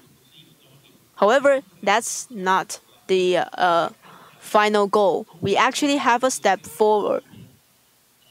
In terms of a city development, there are still some challenges, but also opportunities. We see it as 3 different cores. From the technology perspective, technological advances, how should I put it, with the introduction of new technologies, technologies can help the development of cities in the most efficient and more economic way. Now we see DaaS, the data as a service platforms. How do we utilize the open government or open data provided by the government? How do we collect the data that we need in order to do a very comprehensive analysis? Or how do we utilize real-time, let's say, vehicle plate identifications and to identify the traffic and manage the traffic? All this has been used, and all these have different applications. Also, like to mention blockchain. In terms of civic applications, it's actually the application is quite new. Yes, in blockchain, we mostly focused on a currency view. But blockchain can also be used in data protection, privacy protection. In the US, especially in the initial stage of the pandemic, I remember that New York State was the first in the United States that introduced the vaccination passport. Vaccination passport actually protects not only the privacy of users, but also allow citizens to have an access like a passport in going through different venues. I think the applications of blockchain would be closely connected with digital identifications, venue management, or a real name system of citizens. As for external factors involves a lot of different factors, such as local or global legal requirements. I think one aspect would also affect us. Currently, Taiwan is gradually going global. More and more of our requirements and regulations would be connected with global requirements. For instance, the privacy protection regulations of EU would definitely affect us, because if we want to conduct business with the European Union, the exchange of data and application of data would need to conform to over global requirements. Also, there is security risks and safety risks. I think in the next step, when we are furthering the development of smart cities, security would be our key. I believe you all know that in the past few months, the world has not been at peace. It's not just about the pandemic. We also see that there is a conflict, there's war between Ukraine and Russia. And a lot of times we go before a war actually break out, there has been some interactions, have seen some conflicts over the internet. In the US, there also have been some cases. Cybersecurity's impact our livelihood and even for our transportations of oil. In terms of development focus, there is open platforms, smart processes, and human experiences. On the basis of cognitive smart cities, these are the 3 development focuses. Under these 3 development focuses, we divide our processes into different categories. We want to enable and drive the development of smart cities. So these can be divided into 6 areas. For smart cities, one single vendor, one single supplier cannot cover all different applications. So we want to create and leverage an open and diverse ecosystem. Secondly, we need to utilize new technologies in different applications. A, B, C, D, E, AR, blockchain, cloud, ecosystem, and edge. A, B, C, D, E. All these are new and emerging technologies and are technologies that we need to leverage. Thirdly, we need to expand smart processes in order to improve our efficiency. An intelligent workflow can better the services of the government. A lot of the services can be automatic if we utilize the RPA robots. A lot of the services can be automatic, and we can increase the efficiency of our services. A recent topic is the development of ESG. The development of a city cannot be discussed without ESG. Many of the speakers already mentioned the importance of ESG. So sustainable development is a key for us to move our cities forward. And we also see that even though IBM has always had these technologies integrated and developed, there are actually some special areas that we want to focus more on in response to today's technology developments. We engage in these technologies, and hopefully this can be applied in smart cities. So the first one is Watson.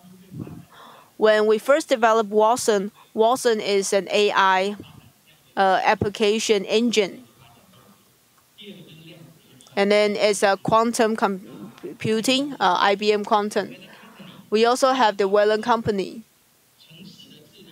We all know that city governance is closely related to weather. If there is rain, or if there is floods or typhoons, is it possible that this climate would actually affect our everyday life? Of course.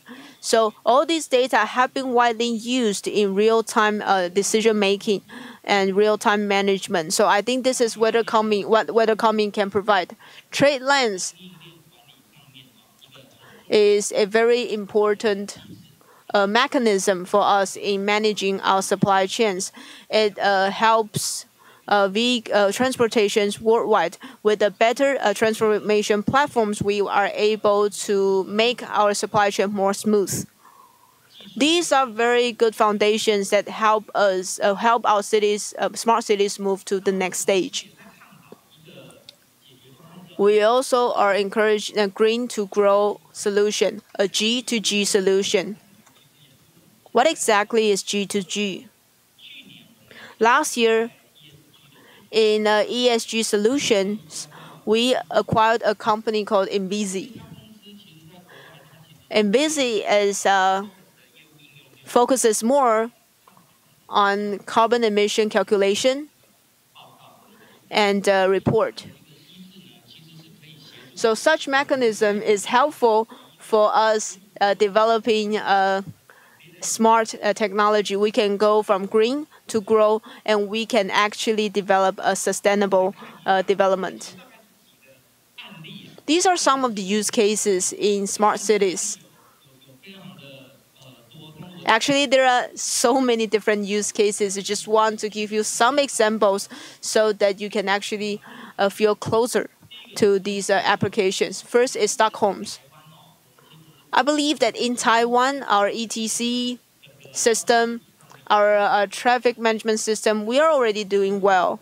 But this is what Stockholm has been doing with the identifications of car plates and also with sensors and street lights. They have this monitoring system in every road intersection, so it can provide a real-time traffic flow feedback. And with this information, with this data, it can also predict a peak hour model. So this is what's being used in Stockholm's. And then the next example is in Rotterdam. Rotterdam utilizes big data and IoT in order to increase its efficiency in vessel parking. And in Atlanta, we work with Malta, and Atlanta and Malta utilizes IBM Cloud and Watson to improve its ventilation system and air quality. Predictive monitoring is very important, and the case in Atlanta is a very good example. And then it's Qatar. Qatar utilizes the standardization solutions and process design solutions of IBM to better the execution of its projects. These are some iconic use cases that I'd like to share with you. There are also 3 other cases that I will share with you. In ESG and with the challenges brought by Ukraine and Russian war, the development of raw materials actually pose good importance. OCP is a large raw material company. One typical use application is that it's been trying to expand the management of upstream and downstream. So you want to leverage a platform to streamline its process scheduling and optimize its scheduling. So this is what OCP has been devoted to do, and this is the use case in OCP. This case is in a vehicle devices system. This is actually an insurance company in Italy with the VIOT, with the data collected by VIOT. They're able to connect the pricing of insurance. For instance, if your driving behavior shows a certain pattern, for instance, you're an aggressive driver, and then dynamically this company can increase the insurance premium. So I think these are a very good tool to utilize. And this is the last case. Healthcare is smart healthcare is also a very important application in terms of smart industries. So IBM work with Cleveland Clinic with quantum computing. They're doing genomic research and disease research. Hopefully, in the future, they can find a solution for healthcare and of the future. These are all I have to share for today's session. Thank you. Thank you. Thank you for the presentation from Steve Zhang, IBM Taiwan. Yes, indeed, there are a lot of challenges in different aspects of smart city development. And all these technologies will bring contribution to future development for smarter cities around the world.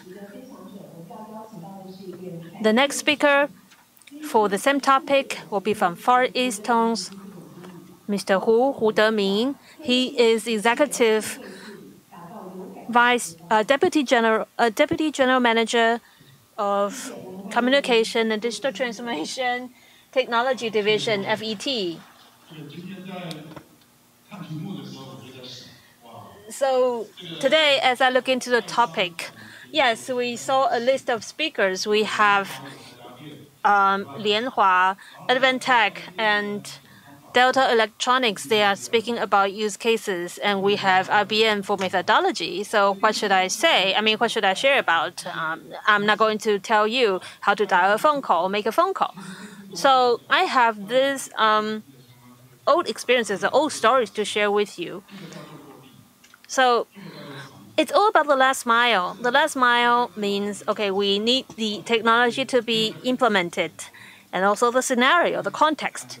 Since we have Ms. Hu here in Taoyuan, or Yu Wanru, and I have 3 topics. Number 1 is how are we going to leverage the concept of digital twist to govern all the hundreds of thousands or even more of the number, so many devices. Very few people think about device governance, right? And my second topic would be metaverse. Speaking of smart cities, you see, for the younger generations, their cities are virtual. They are so much into the virtual world, right?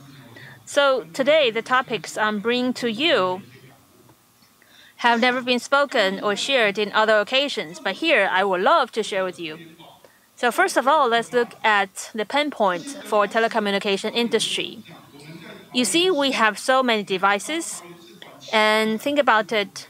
In Taoyuan City, we are helping the Taoyuan City government to manage the 70,000 road lamps. And we have these camera cams around the crossroads to capture the violations of the drivers. And also, we have a lot of sensors that are attached to the security of people's life. So all these devices are connected via 5G. But once we have the data, we need a platform. And once they arrive at the platform, we need big data to push these data for analysis or insights. Traditional dashboard is not enough. We don't want to see phenomena. We want insights. When you are so used to it, now the problem is when there is outage. Like Ed Link said, there are different directions. And if you look at real case in telecommunication, if it's eastbound and westbound, they can become the upstream and downstream for one another. However, if you look at the user habits for IT, all companies, they assign different systems to different people. So they will look at the log. However, when all the systems are in problem, how do you analyze the logs? And I think the problems that will take place in smarter city is not about solving problems, but how to identify the problem. So that is the part of our daily life in telecommunication company. For example, when I'm playing mobile games and I have problem, I cannot beat the monsters. If the network is not smooth, they will call the service center. Or when they are chatting with the other important app that's calling the girlfriend, but the signals are not good, that means you're losing the customers. So as I'm in charge of IT and core infrastructure and also user experience, and as I am managing the smart road lamps in Taoyuan, so in meetings, I would hear the reports from different engineers. So I'm stunned because during the meeting, very often people describe what they see. They describe the phenomenon, but they cannot analyze the causes behind. If I do not know about the causes, how can I assign people to complete the task? So you see, a lot of times we are challenged by many, but you have to identify the root cause, and then you can solve it in one go. Maybe we don't have to get the problem. As long as they come back to you, that means they don't care about what happened to you. So SRE, that is site reliability engineering, that is now a very apparent topic for discussion. For us, I'm now managing 7 data centers, and I've been working with a lot of corporate clients. I'm including the Far Eastern Group. And for public clouds under the FET, we are the biggest AWS distributor and also the biggest Google distributor. And for these public clouds, virtualization and private clouds, we are all very familiar with them. So I think when you are confronted by the smart city deployment, or you are doing digital transformation in any business, you must be tech savvy, meaning that you must have the abilities to solve your own problems. There's no longer any contract, with A and B that you can leverage the vendors to add more value to your business. No, that's not the way to go now. It's like when there's a serious problem, you call the police, not the security guards. And in smart city governance, we think about the SWAT team. And if we can get hold of these resources, meaning the services on the platform should be developed by ourselves so that we can have the best management of the connected service flow. And that is really in a matrix methodology, and it's impossible to have a one single streamline to build a picture like this. Like I said, in the physical world, for example, Taoyuan is big enough. The biggest will be as close as to Fuxing County. It's thousands of meters on top. And also there's coastline in Guanyin. And the connection all behind this is data. And like we said, for example, smart transportation, smart tourism, war room, etc. We've done all this, and we have collected all the data, and now we have enough data. We see the governance capability is really something we need to develop and prepare parallelly.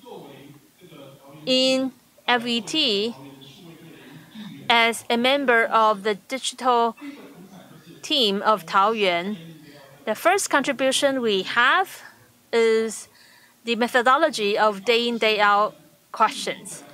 And we can empower our city government based on all these experiences to prepare and reserve themselves to handle all the problems, capture the insight, and have a quick response IT team to solve the problems as soon as possible. So this is a real case. Maybe later you can remove this page because some of the data come from our own war room. So here I would like to present to you if I connect more than 10,000 data centers and also the fixed landline and Wi-Fi, it's not going to fit into one age. Actually, it doesn't mean much. You're just trying to impress your readers. But now we want to see the results now. You see the results, you observe the phenomenon, but what we care the most is really the causes behind it. And a lot of people would ask me, what do you think about digital twin? And they say digital twins is so virtual, it's not real, right? However, I would say, no, these are really real. If you look at a geographical condition of certain things, actually is not helpful to solve the problem sometimes. But if you have a three-dimensional analysis, here we are not duplicating exactly what we have physically, but we need this to identify our location. We don't want to make another copy. So whatever problem we encounter as we have 24-hour shift in monitoring this, then okay, now we get to solve the problem. Once you discover the problem, identified it, and then have a meeting, well, it's not quick enough. The best way is to wake up everyone.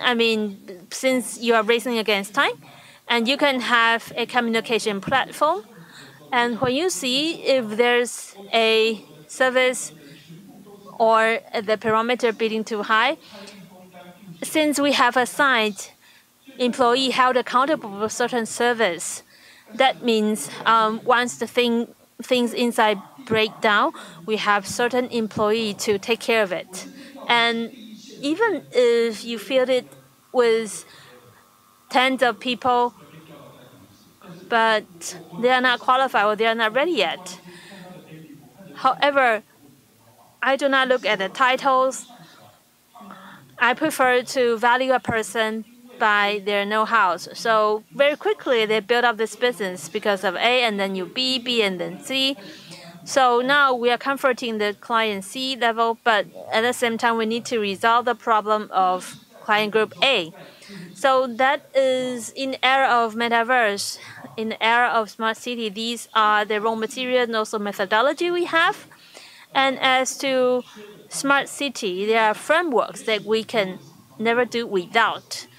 But I would say we have different promotion. But here are the 4 key management process and frameworks. Number 1 is service-based monitoring platform with visualization. And secondly, we need to end-to-end integration monitoring. Like I said, no one vendor can provide everything, every solution we need. However, the problem is really among the dealers. I mean, they have connection. For example, the consultants may be helping you, but like in AIT, like in IBM, we should be able to identify the scale, identify the problem in the scale of economy. Also, we need to deliver precise and targeted identification. In the world of IT, if you can respond to your previous questions the sooner, I mean, the more resources you will receive from your audience. So, in Taoyuan, as we get closer to locality and we are thinking afar, so you see these roadside lamps. I mean, we are managing the lamps. And maybe next time, if we have the opportunity, we can have Ms. Yu. We can check out this data together in IBM War Room. So there are 70,000 of lighting. So gradually, we take incremental steps to turn on the lights. And speaking of 5G smart crossroads, the safety of it and also real-time monitoring, telemedicine. Well, actually, in the field of telemedicine, I have to be honest that this is not making money. But why are you doing it? It's because we are asked by the government to build a 5G base station. If you build it at Fuxing, think about it. There are very few local residents. Not everyone is using it. So here we use the base station. We have a collaboration with local health and hygiene authority. Therefore, people don't have to travel too much for health check. They can ask for good doctors and they don't have to leave home. So other solutions include smart tourism and car counts or vehicles. I mean, these are quite needed during the pandemic. And number 4, that is a technology law enforcement. I think this is quite common already. And also we have smart recharge. As electronic cars are more and more popular, do we have enough electricity poles to fulfill their needs? These are the questions for our government. Last but not least, most likely, I mean, most of our residents in the city, they are not developing relationship physically, but instead they are in the virtual world and building up their own network. So when they're having a discussion, what we're talking about is the governance of metaverse. Currently, of course, it's beyond city affairs, city governance, but beyond that, we need to know within metaverse, there are Taoyuan citizens, there are citizens. So we have to extend our city value into the metaverse so that our citizens can also feel that Taoyuan is their home, even in metaverse. There are some things that actually go beyond our imagination. I think young people can solve their own problems. we request young people to solve young people's problem, and that's why I create the first 5G metaverse accelerators here in FET. Because right now we may not have a solution for solving for the challenges, but we know that we need values to be exchanged. We need a blockchain and NFT technologies. We need to research and look into how people interact with each other. I really like the badge here, and I actually changed my photo here because in metaverse everyone look good, and that's why we start to imagine all the potentials, all the possibilities in metaverse, and we invest in startups so that startups would let us know what future holds for us. So this is it from FET, from localization, from the last mile, and also from local experience. Hopefully, with the advancement of Taoyuan digital team, we would work with you, connect with every one of you to realize the value and to realize the values of citizens. Thank you. Thank you very much, Peter Hu, Executive Vice President of FET. Now, we're about to invite our final keynote speaker. In our last keynote speech, we'd like to invite Wang Caojun, Chairman of Leo Systems, on the topic 5G plus digital technologies to create net zero carbon and sustainable ESG. I know that we all care about the topic ESG very much, so we would like to invite Chairman Wang to share with us. Good afternoon, everyone. Director General Yu,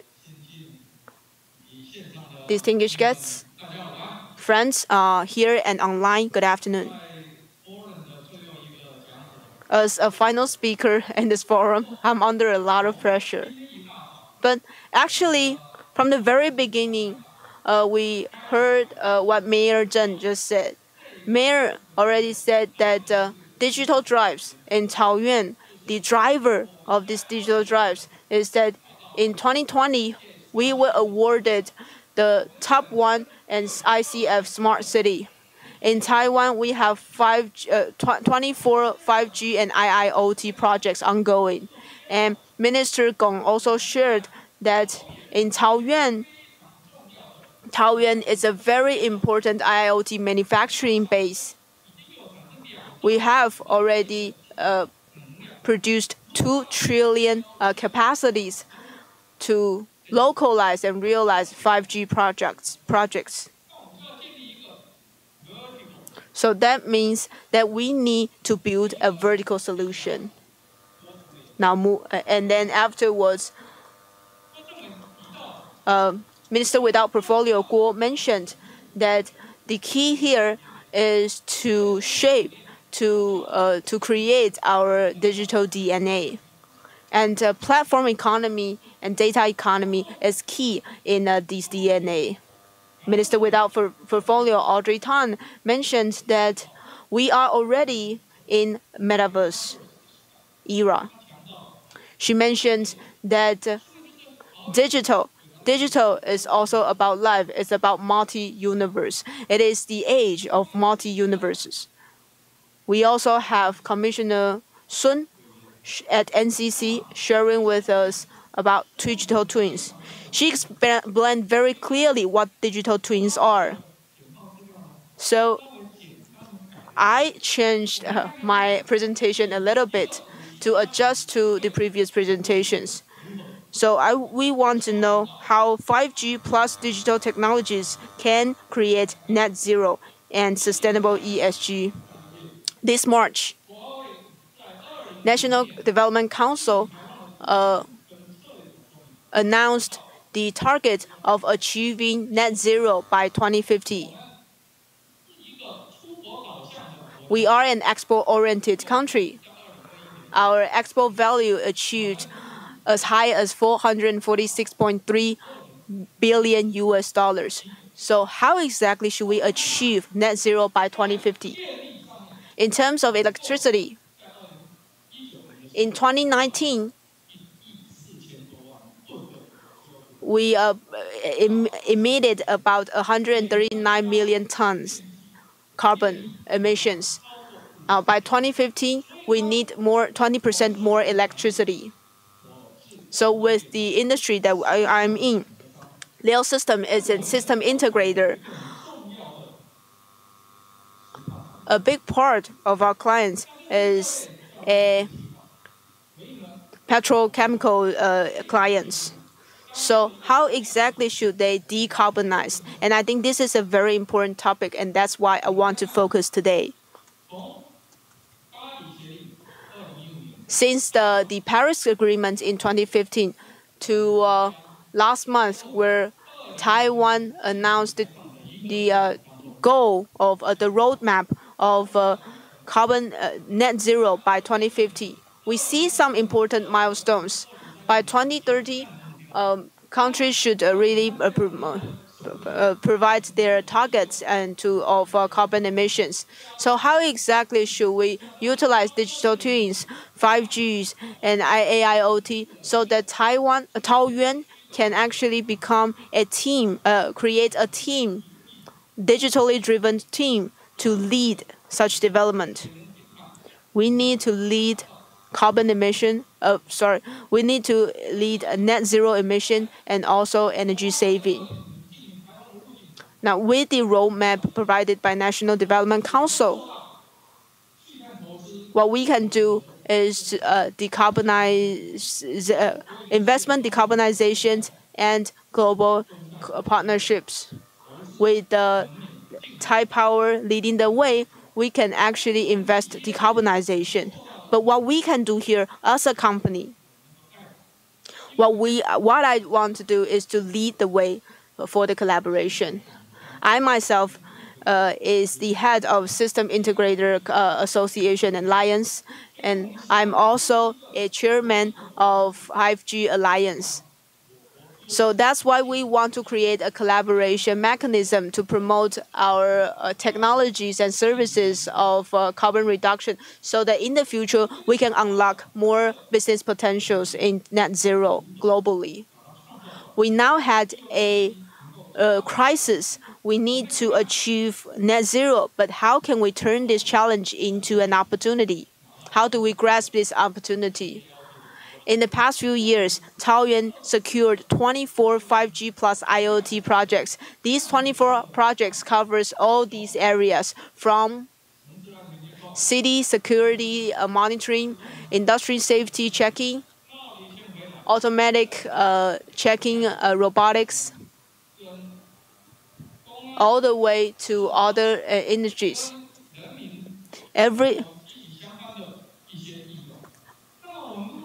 How exactly should we leverage 5G and AIoT to realize carbon reductions and to allow businesses to make profits? On April 1st, I don't know if you noticed a piece of news. In Japan, a steel mill actually had a emission of the mill, and it's actually a very serious issue. And the reason it happened is possibly because there's some issues in environmental security, and the explosions happened in Kaohsiung may also be of similar issues. So, in order for businesses to make profits, we need to improve our quality of the quality of our product. We need to reduce costs, and for petrochemical plants, for example, safety is key. Safety is crucial. So with 5G and IoT, we want to be able to improve safety even further.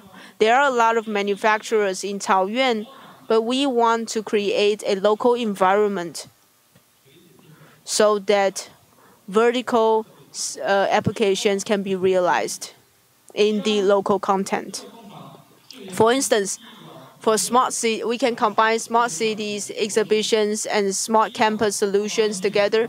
We can utilize Zhonghua Telecom, FET, and other communications companies. And we can also include the cloud applications such as Amazon, Microsoft, and Google.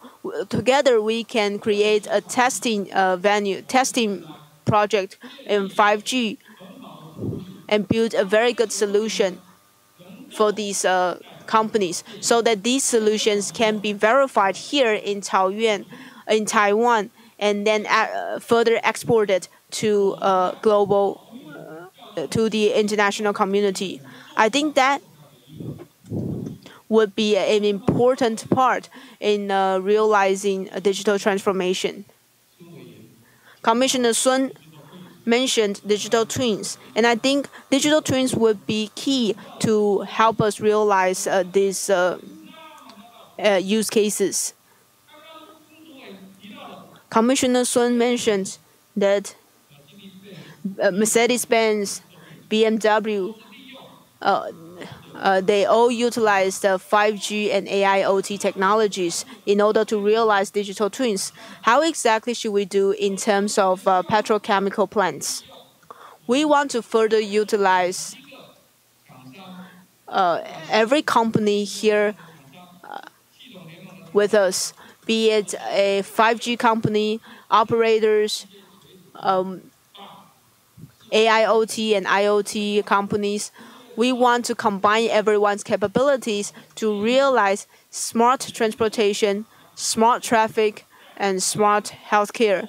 Once we are able to leverage and realize these technologies, then we can further realize these technologies and apply them in Taoyuan and in Taiwan. And Taoyuan would be a very good location for the pilot. Taoyuan has Hutou Mountain R&D Center, 5G IIoT Center. With the strong support from the government, we would be able to realize these smart applications. And if we are able to verify all these solutions, we are able to compete globally. Now, let's have a look at this slide. In terms of safety and security, in Taoyuan, Formosa has a plant in Guanyin and also a plant in Huishan. In terms of its operation, they will bring in the oil, and then they will have a byproducts with the materials going in, energy going in, and they will create product with all the materials and energy in, and there will once again be another product. During this process, we would need electricity. With electricity, there will be waste. With the waste, this waste air can be further utilized by other plants. And then all these, for instance, industrial water, rainwater can be further recycled and reclaimed. I think all these create a cycle. Within this cycle, if we are able to leverage 5G and AIoT technologies, we would be able to help these plans to realize net zero.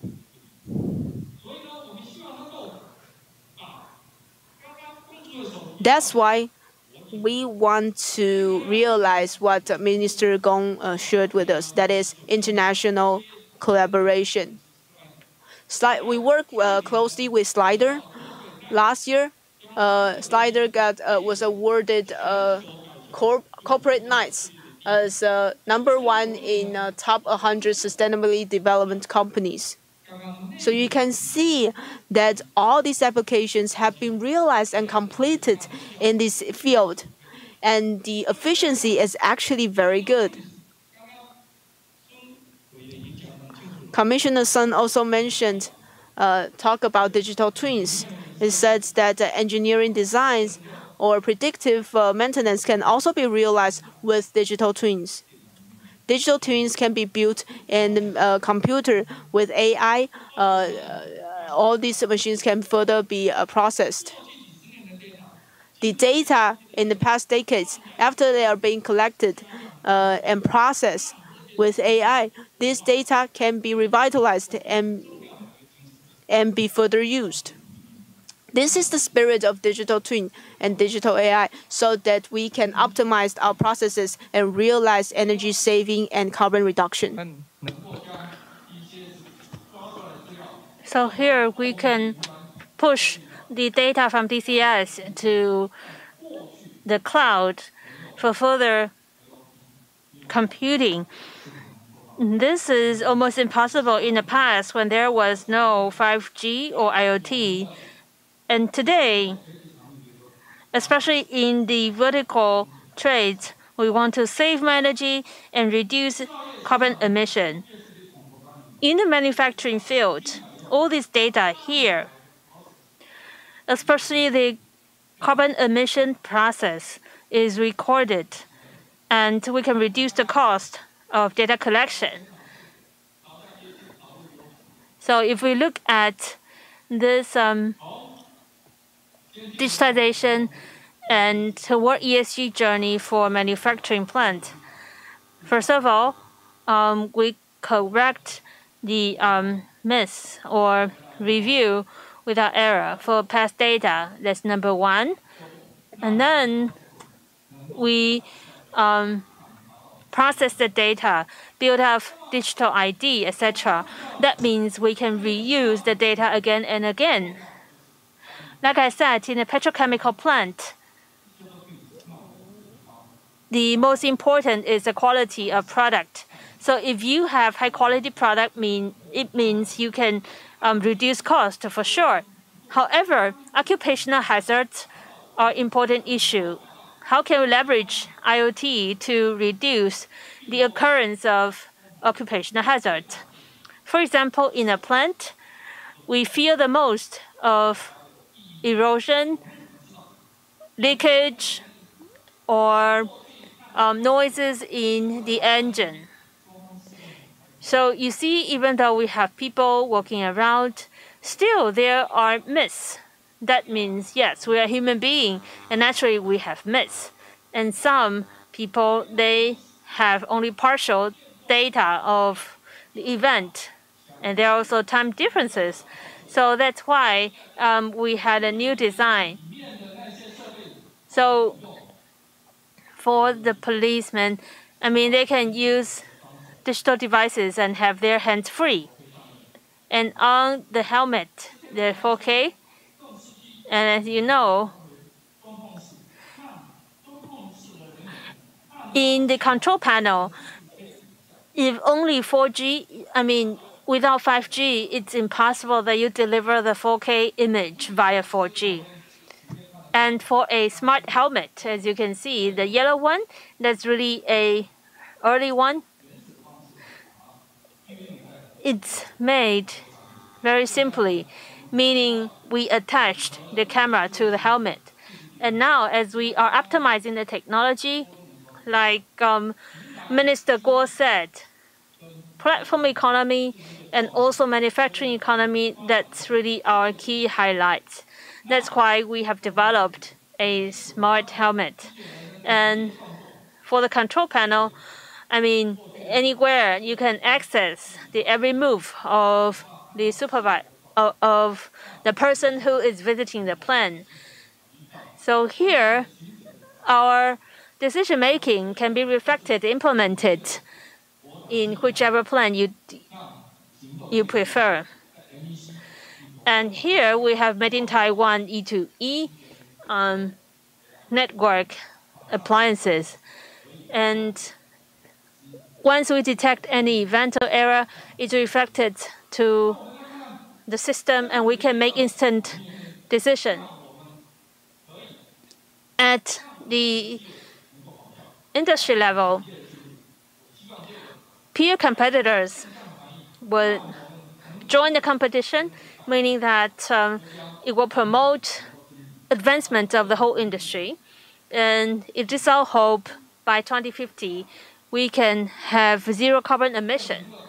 In the past, throughout Taoyuan City, in 2020, we have talked about telemedicine, like Microsoft Taiwan and FET mentioned. We want to leverage technology and make it palpable for the people. For Leo Computer, we are working with Changgang Hospital. As you know, Lalashan to Taoyuan, it takes at least 3 hours by car. So you see in Lala Mountain, the residents there, for example, they might suffer from stomach ache. Then they need to sit in the car for 2 to 3 hours, and then they see a doctor. And now, Leo, actually, we adopted a city and also telemedicine so that the doctor can have remote analysis. They look at the size of bacteria-affected skin. And this is something that people can feel. And we have traveling Medicare cars, etc., so that whether it's Guanyin or anywhere else, we can have more energy saved and less carbon emission. In Taiwan, we have a lot of autonomous car already. And Hutoshan is a popular nature trail. And in Changgang Retirement Village, we have normal services of self-driving car. Let's put it this way, the residents in Changgang Village, they need to visit the hospital every day, and also transportation within the village. Use manless car, a result of Taiwan Mobile and Leo Computing. We leverage the self-driving car technology in 5G, and we are applying for certificates so that it can be leveraged and introduced to different counties.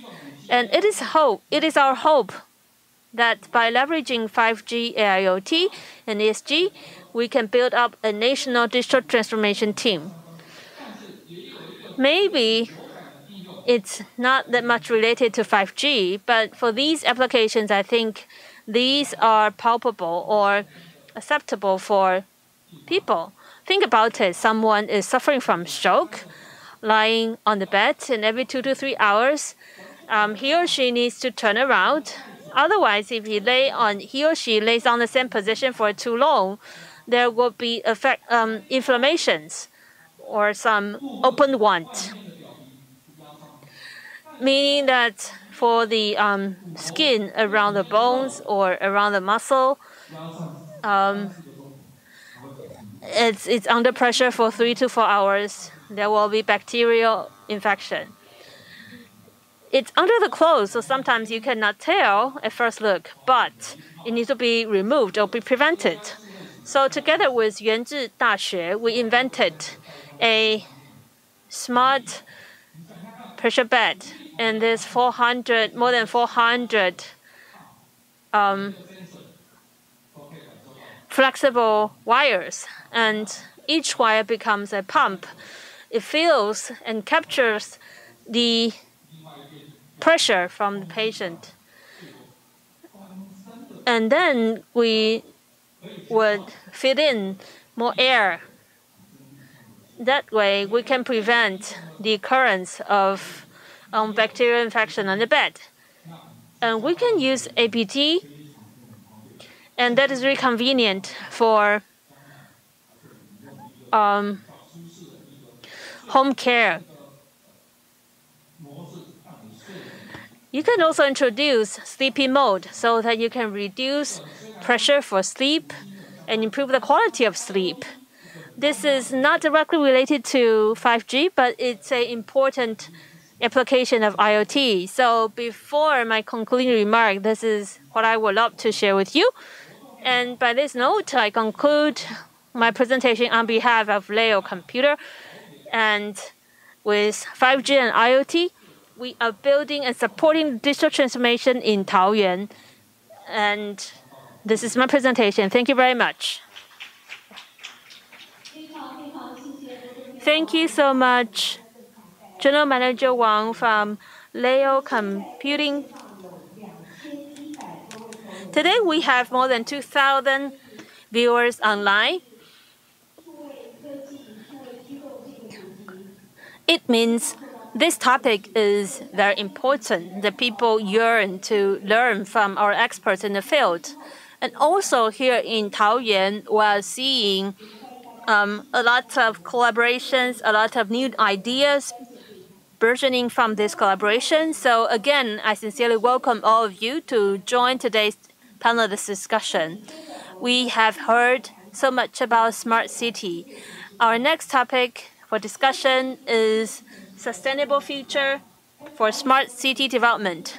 Smart city is the key indicators of local development. And Taoyuan being the gateway to the world, it is also part of the collective community of Beibei-Tao. Aside from transportation, where Taoyuan is a hub,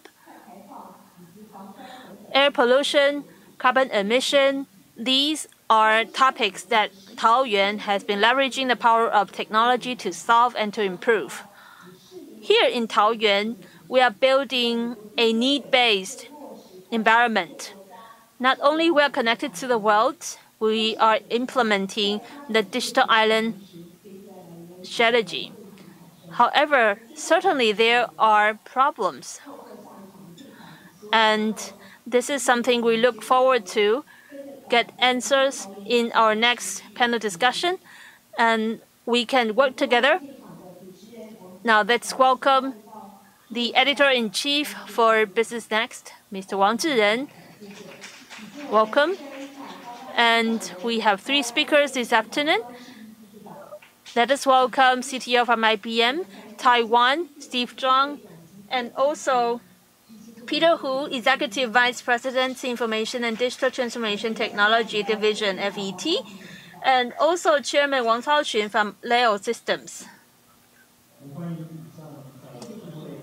Thank you. So please be seated. Distinguished guests and also dear viewers online, more than 2,000 people there. Good afternoon. We have 5 speeches so far. It's mostly related to smart city. It's just with different perspectives. Some are analyzing the problems or pain points from the perspective of service providers or AOT, IoT. And here I have some questions to our speakers. My first question goes to Steve, CTO of IBM Taiwan. Like you mentioned, it's a 2-phase smart city development. The first stage is making more convenient access to the people thanks to technology. That's first step. And second would be a participating or a engaging model of service provision. My question is, do you think it is subscription model for the residents, meaning that we can have an open platform, there are different options of different intensity, and you can choose what you need, and you can customize it. In the first stage, it sounds like one for all is like one universal platform opening for all. However, maybe we should think about if we have all the platforms, how can we direct all the efforts to serve the residents? Thank you for the question. Speaking of the development of smart city, yes, like you said, we have moved from traditional subscription model to the new stage, and we've been thinking in the coming 5 to 10 years, what might happen in this field. Actually, we have seen from the introduction of digital development, a basic model, we have witnessed the transformation of these models to the new age. It's borderless city development. What does it mean? At some point, it feels like an integrated idea, And borderless means actually it goes beyond the ecosystem development. And at the same time, thanks to integration of technologies, the overall operation of the city is not just service-oriented. Actually, it has crossed the border of the city. And take an example. Since Taiwan is an island, and all the actions we take here, is it possible that we have a platform to build it into an island-wide service network? To do so, we need to break the borders of cities. We need to perform a bigger scale of integration and investment. Well, we're now seeing that globally, a lot of suppliers started to look at service as a category. So I think the next stage for smart cities would be cross-disciplinary and cross-border service provided. I would say this would be the future path. Yes, I think it would be like roaming, because currently in Taoyuan, if I subscribe to this service and then I now go to Hsinchu, if it no longer provides me with such service, then I would not be able to drive my car. So I think infrastructure should be common, so that for a citizen, I can actually subscribe a service that I want. And even if I leave my city, if I go to other country, it's like a roaming service. So the service can still be, I can still take the service to the other places that I want to go to. Now, since we mentioned roaming, so I want to ask Peter from FET, when you mentioned in your presentation and also in the presentations in the morning session, digital twins, the word digital twins come up a lot.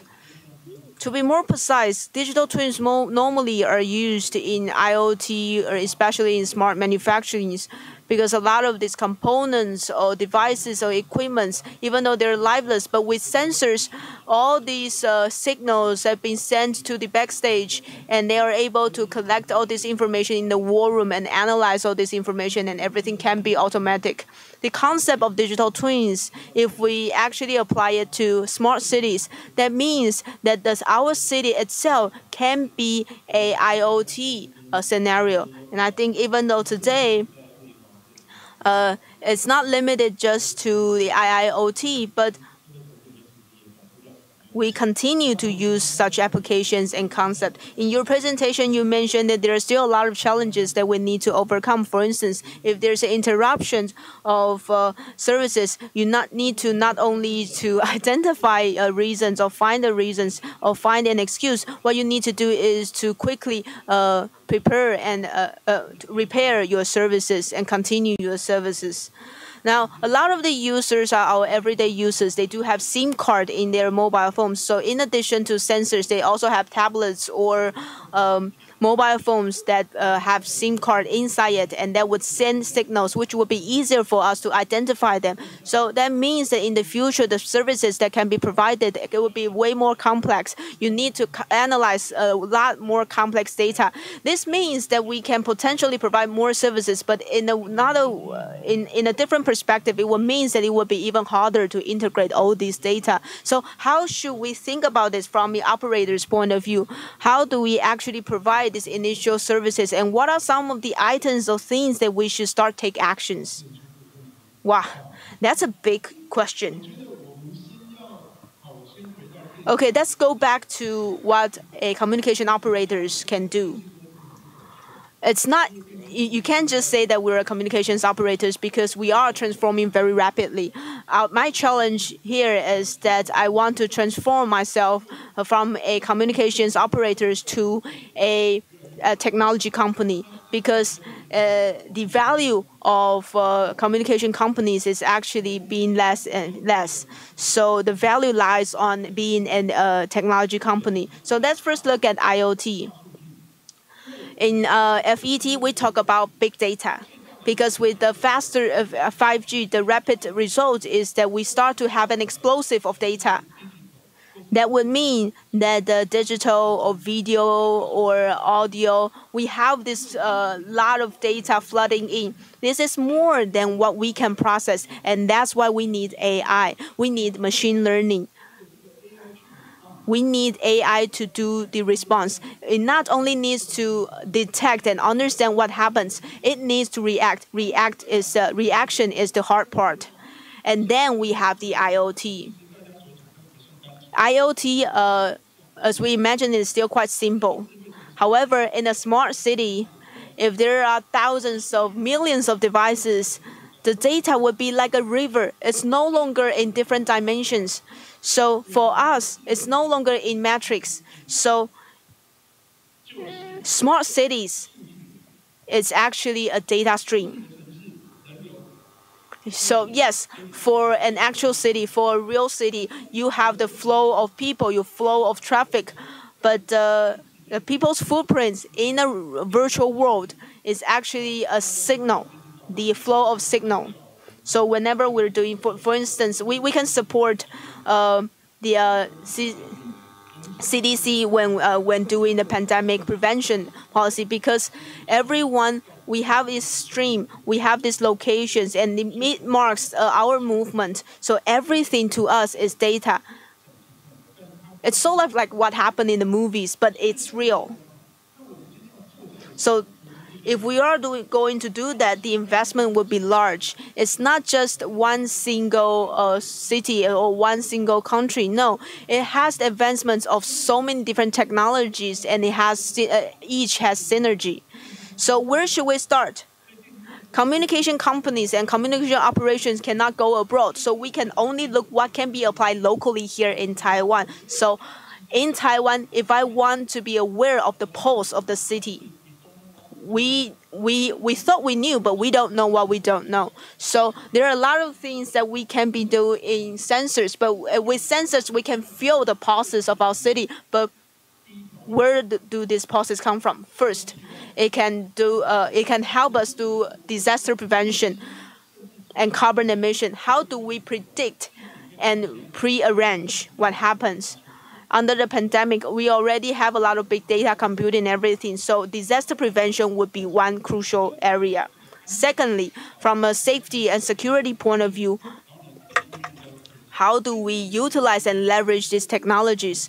Every step we can actually identify different scenarios. I think that we are here. We already know that there are some scenarios that can be applied to smart cities. But going forward, these scenarios cannot be in silos, because a lot of things are now in silos. Maybe it's limited to the procurement law, but I think the thing is that we need what happens in supplier A and what happens in supplier T needs to be connected. The data needs to be the connections, be it API, be it the specifications, be it different things. Everything needs to be connected, because if we are not connected, then in the future it would be painful.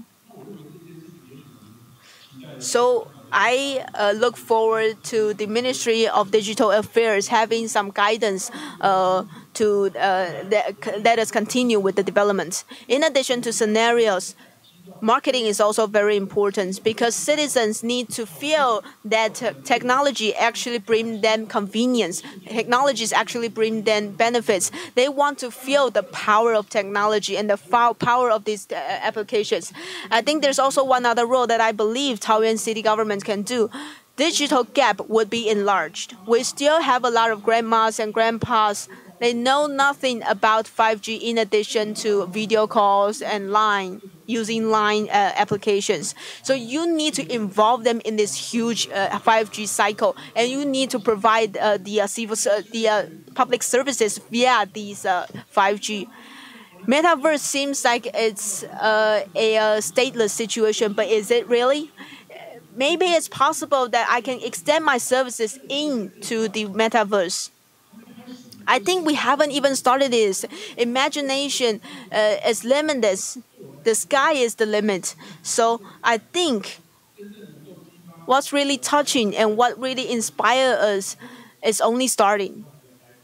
maybe it's not even started, right? Because we've been mentioning about digital twins, and digital twins for currency is to actually have a visual representations of the real entity. But for metaverse, everything is only developing.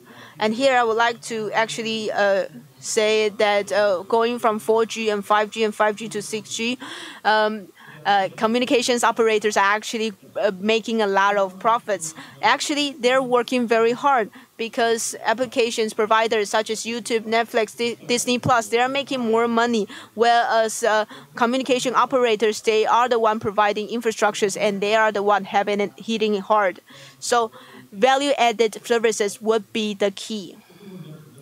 So now I would like to move this question to Chairman Wang of Leo Systems. You mentioned in your presentation that you leverage AIoT and 5G, and I think these two technologies are what people care about most, including the digital transformation and net zero carbon emission. Maybe it was first applied in plants and factories, but it can be extended to other areas, right? So can you actually give us some suggestions? What are the lessons learned for these applications if they were to apply to smart cities? Thank you for your question. A system integrator, we've been in this business for over 30 years. IBM, of course, has longer history than us. And FET also had deep applications in digital transformation. Digital transformation involves a lot of different fields. Originally, we focus more on digital transformation in factories. Commissioner Sun mentioned a lot of different scenarios and applications such as Mercedes-Benz, BMW, how they utilize AI. And it's also just like what Executive Vice President Peter Xu said.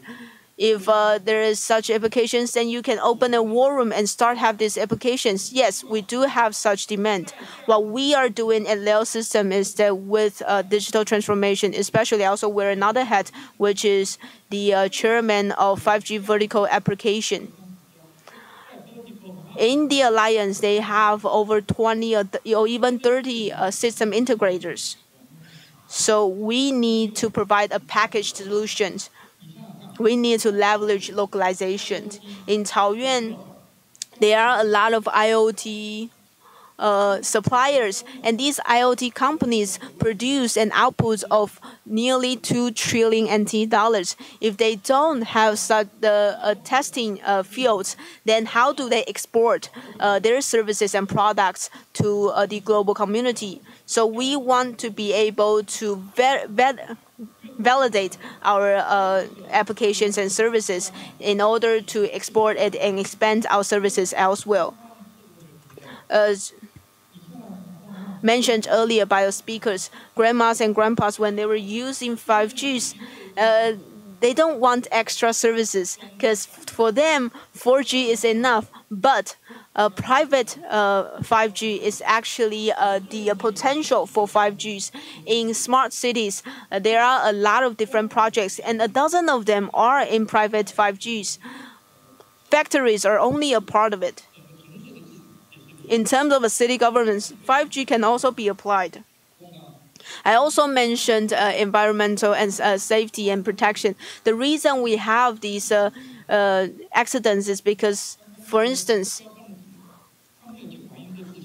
maybe when they are switching shifts, operators fail to inform each other information. But if they are able to wear the goggles or if they're able to look at the VRs, they can immediately send the information back to the data war room. Now, even though they forgot to mention what they saw, but they could. This data will still be documented because, for instance, a person maybe they wanted to clock off early, but with AIoT, the AI can help us reduce the pressure of our operators, and they can escalate it quickly and make a decision for them. This would be one of the applications. Secondly, telemedicine. I don't want to talk about having undergoing the surgery 300 kilometers away. No, let's look at local scenarios. How do we provide services to Lala Mountain, senior citizens in Lala Mountains? How are they able to see a doctor or go to a doctor's appointment without actually going outside of our house? There will also be another example. AI can be applied in image processing. This is actually a very successful use case. Our devices can do a diagnostic and let you know if you have diabetes. And they can give you the percentage of diabetes. If your percentage is higher than 70 and 80%, we will recommend you, our device will recommend you to go to a physician. But for these elderly people, it's not easy for them to do a health checkup regularly. So it requires the capacity of the city government. Maybe the city governments can drive the car and move the car to a place where people, the elderly, have joint meals. And you can say that, oh, we just need the time from time. I want to do some health checks with you, and maybe they can do a diagnostic and identify if you are at risk of having diabetes. So the governance in smart city, it takes collective effort from different departments and different technology. So for example, you have this preventive diagnostics. It also takes the technology to push this data back. And then maybe we can have instant response, for example, recommending or referring these elderly people to check their eyes in a nearby clinic. And as we know, the worst scenario for diabetes is that there is amputation. There's a risk for amputation. So for the elderly people, how to deliver preventive diagnosis, it takes collective effort from image processing and AI. I think this is a good example of smart city application, and it's something visible and we can all fit it. Yes, telemedicine is a promising field for smart city development. And actually telemedicine is like an umbrella of different technologies. And for this, for example, in the past 2 years in India, we've seen in remote areas where people have no access, easy access to hospital, they leverage or rely on telemedicine. Maybe it's 4G, not as high definition as 5G, but thanks to the development of technology and also the widening of bandwidth, things are getting better. Thinking about smart city, we can have a big picture, and also at the same time, from this perspective, I have a question to Peter at FET. For example, speaking of manless driving, it's suggested that by 2050, then it will become part of normality because there are lots of technologies. We are waiting for these technologies to get matured, and it will require long-term development. However, in the near term, for example, in an airport or maybe in an inventory, when the speed is not too fast, maybe 10 or 20 kilometers per hour, that is a short-term success that we can expect. So the question is, if we look at smart city and want to see quick win, for example, weather, can you elaborate what are some possible use cases in smart cities, something that we can deliver by the end of 2022? That's something we can experience, that services that people can register.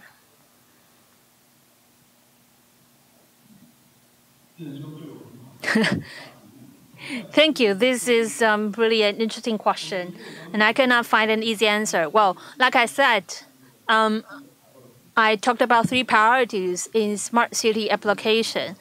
One thing is disaster prevention. For example, hydrology, and also Taiwan is a mountainous island. And we are applying a lot of monitoring technology in various locations.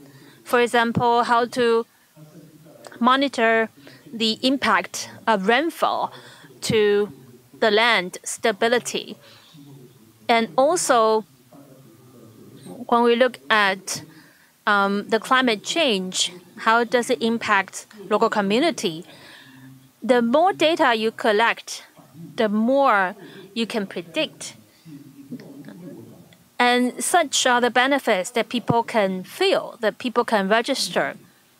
And what I mean by feel is that, okay, now the government knows my needs that I have no time to alter.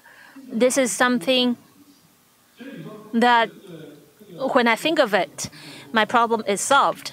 And this is preventive diagnosis, so that disaster prevention. The second priority is security. You see, we only have limited resources for firefighters or police.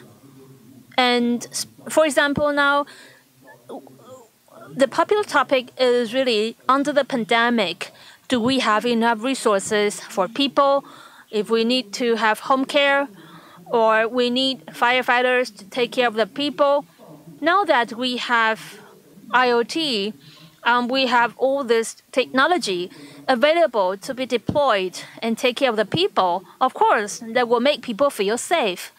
And I think government authorities can work with us. We can implement the solutions. Furthermore, we can use AI to secure the availability of 119 or the emergency lines. And in it, a lot of AI technology and IoT technology can be implemented so that we can make people feel safer. And it's less likely for safe people to make phone calls in emergency. And thirdly, how to make people feel more convenient. Of course, you pay a price for convenience. This budget doesn't necessarily come from government. Sometimes people are willing to pay for convenience they want to get. And I would say a level of convenience, whether in public transport, or parking, or metaverse,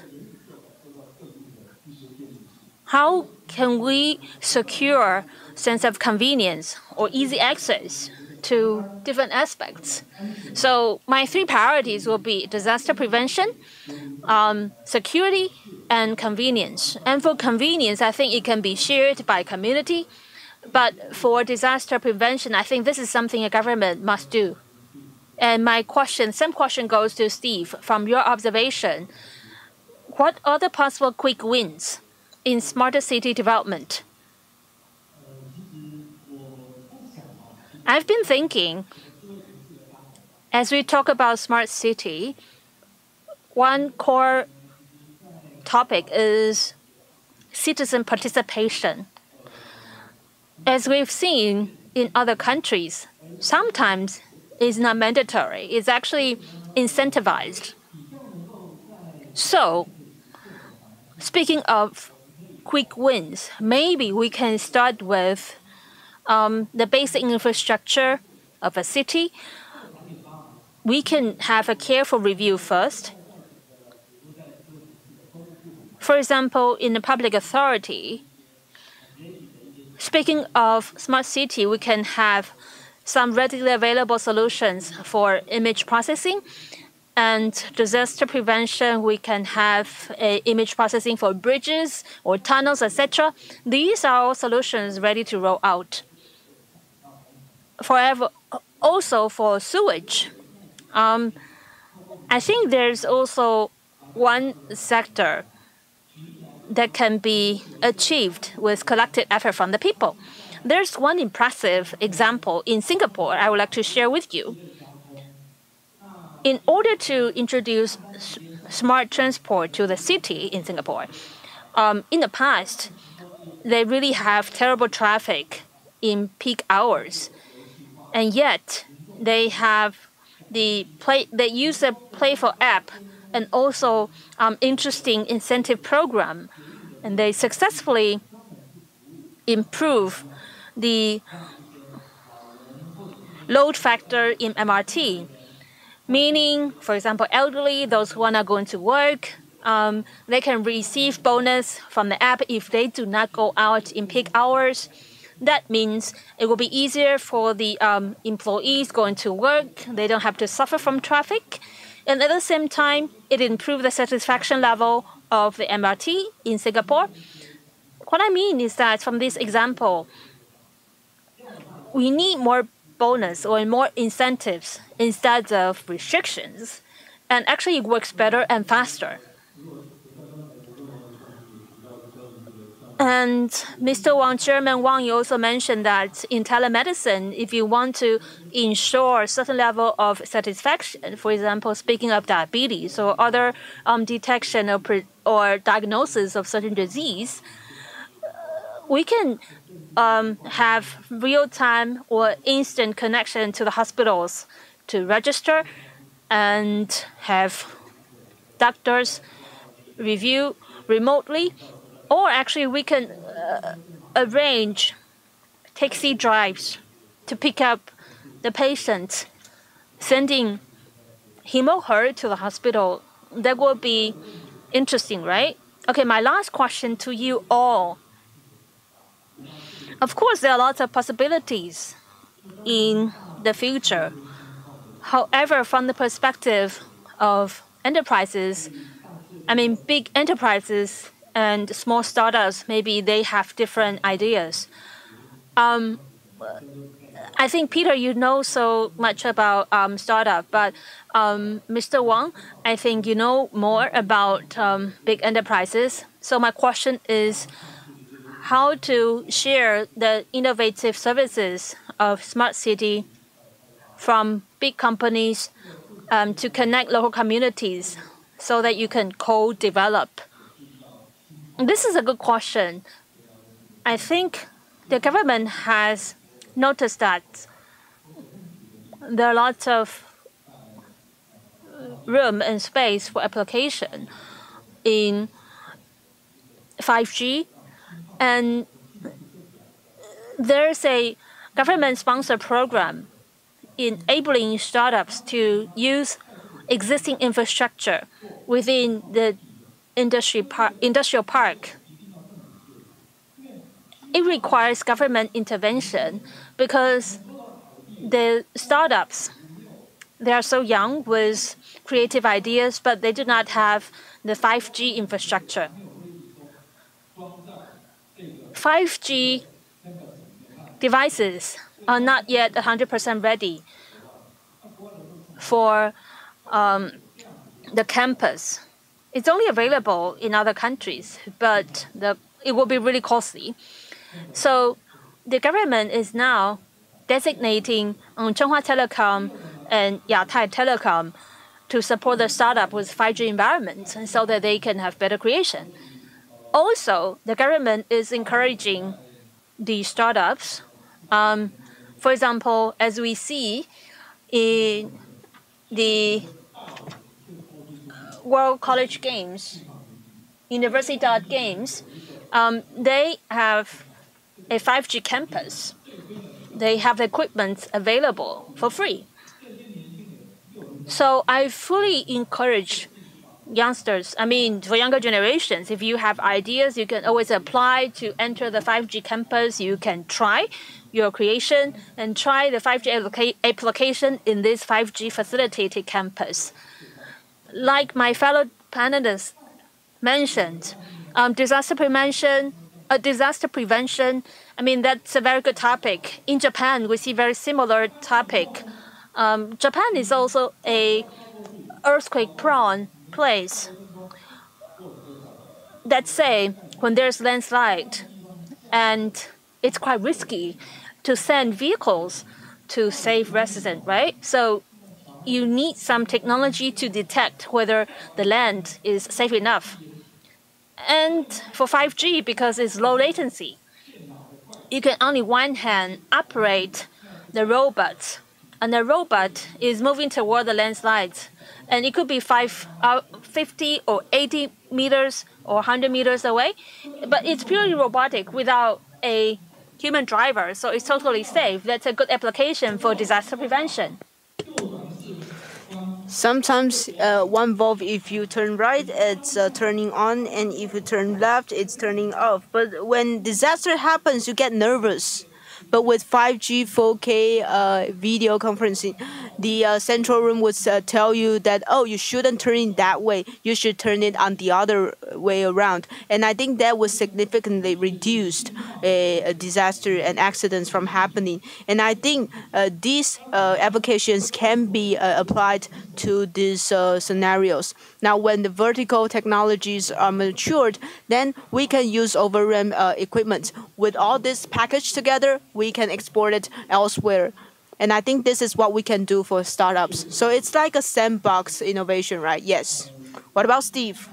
What we see here is for big companies, how they assist and accelerate the application of smart cities.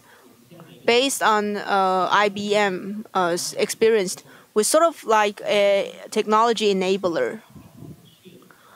I just shared with you some use cases, and the majority of our role is to collaborate with a city, and we actually would provide them with a garage workshop. We try to understand their demand, and we would provide them with some technology elements and provide them with some idea.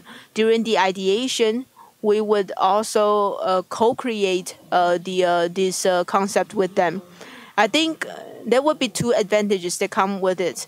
With the best practice, we can introduce some best practices, and we can further work with local organizations and local agencies, and that can further develop into a local and more customized applications. So we've been not only working with government agencies and also with enterprises. We encourage the design thinking garage approach. We want to co-create and co-develop with our partners. Thank you, Steve. Peter, can you share with us from a startup point of view? I think also like to share with everyone, startups won't want to take government cases. They don't even know where to begin. They have 3 pain points.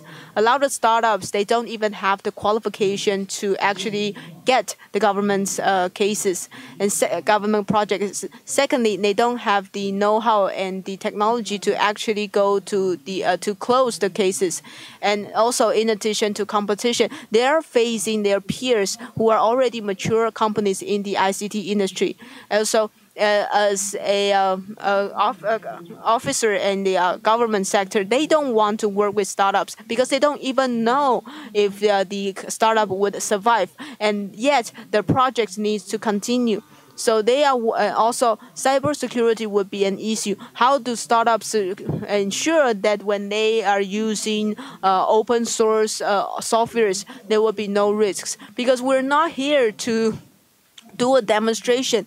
We're there to serve millions of citizens here in Taoyuan. So these are the pain points of startups, and that is also why, even to this day, startups has very limited efficiency connecting to large companies and governments.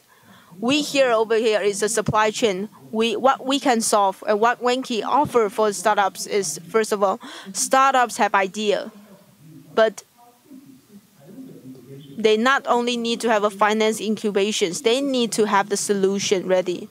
They need to know what a system enterprise level solution is, and that needs to be taught. So we can be a mentor of startups. Secondly, they need to know the protocol of collaborating and working with enterprises and governments. All this needs to support from system integrators.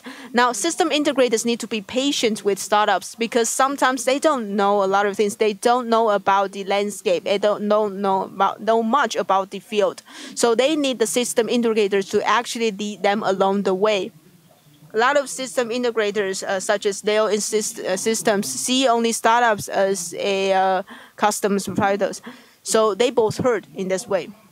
Thirdly, in order for their products to actually be scalable, in order for them to be reputable enough, I think that's why FET wants to establish the 5G metaverse incubators.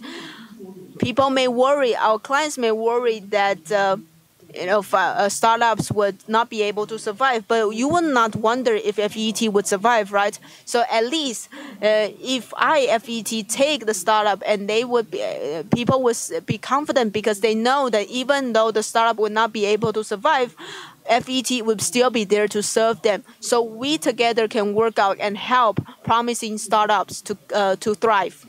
Also, smart city itself is an excellent scenario. We have a lot of data and a lot of scenarios. All we need is more innovation, whereas startups are the ones that provide the innovation. I think the combination would be amazing, and I really look forward to Taoyuan digital team as a driver and an incubator of startups. Maybe we can unlock this potential. I think what you just said is exactly correct. It's not possible that the government projects would actually go to startups all of a sudden because they don't want to be left alone. So my suggestion is that FET can actually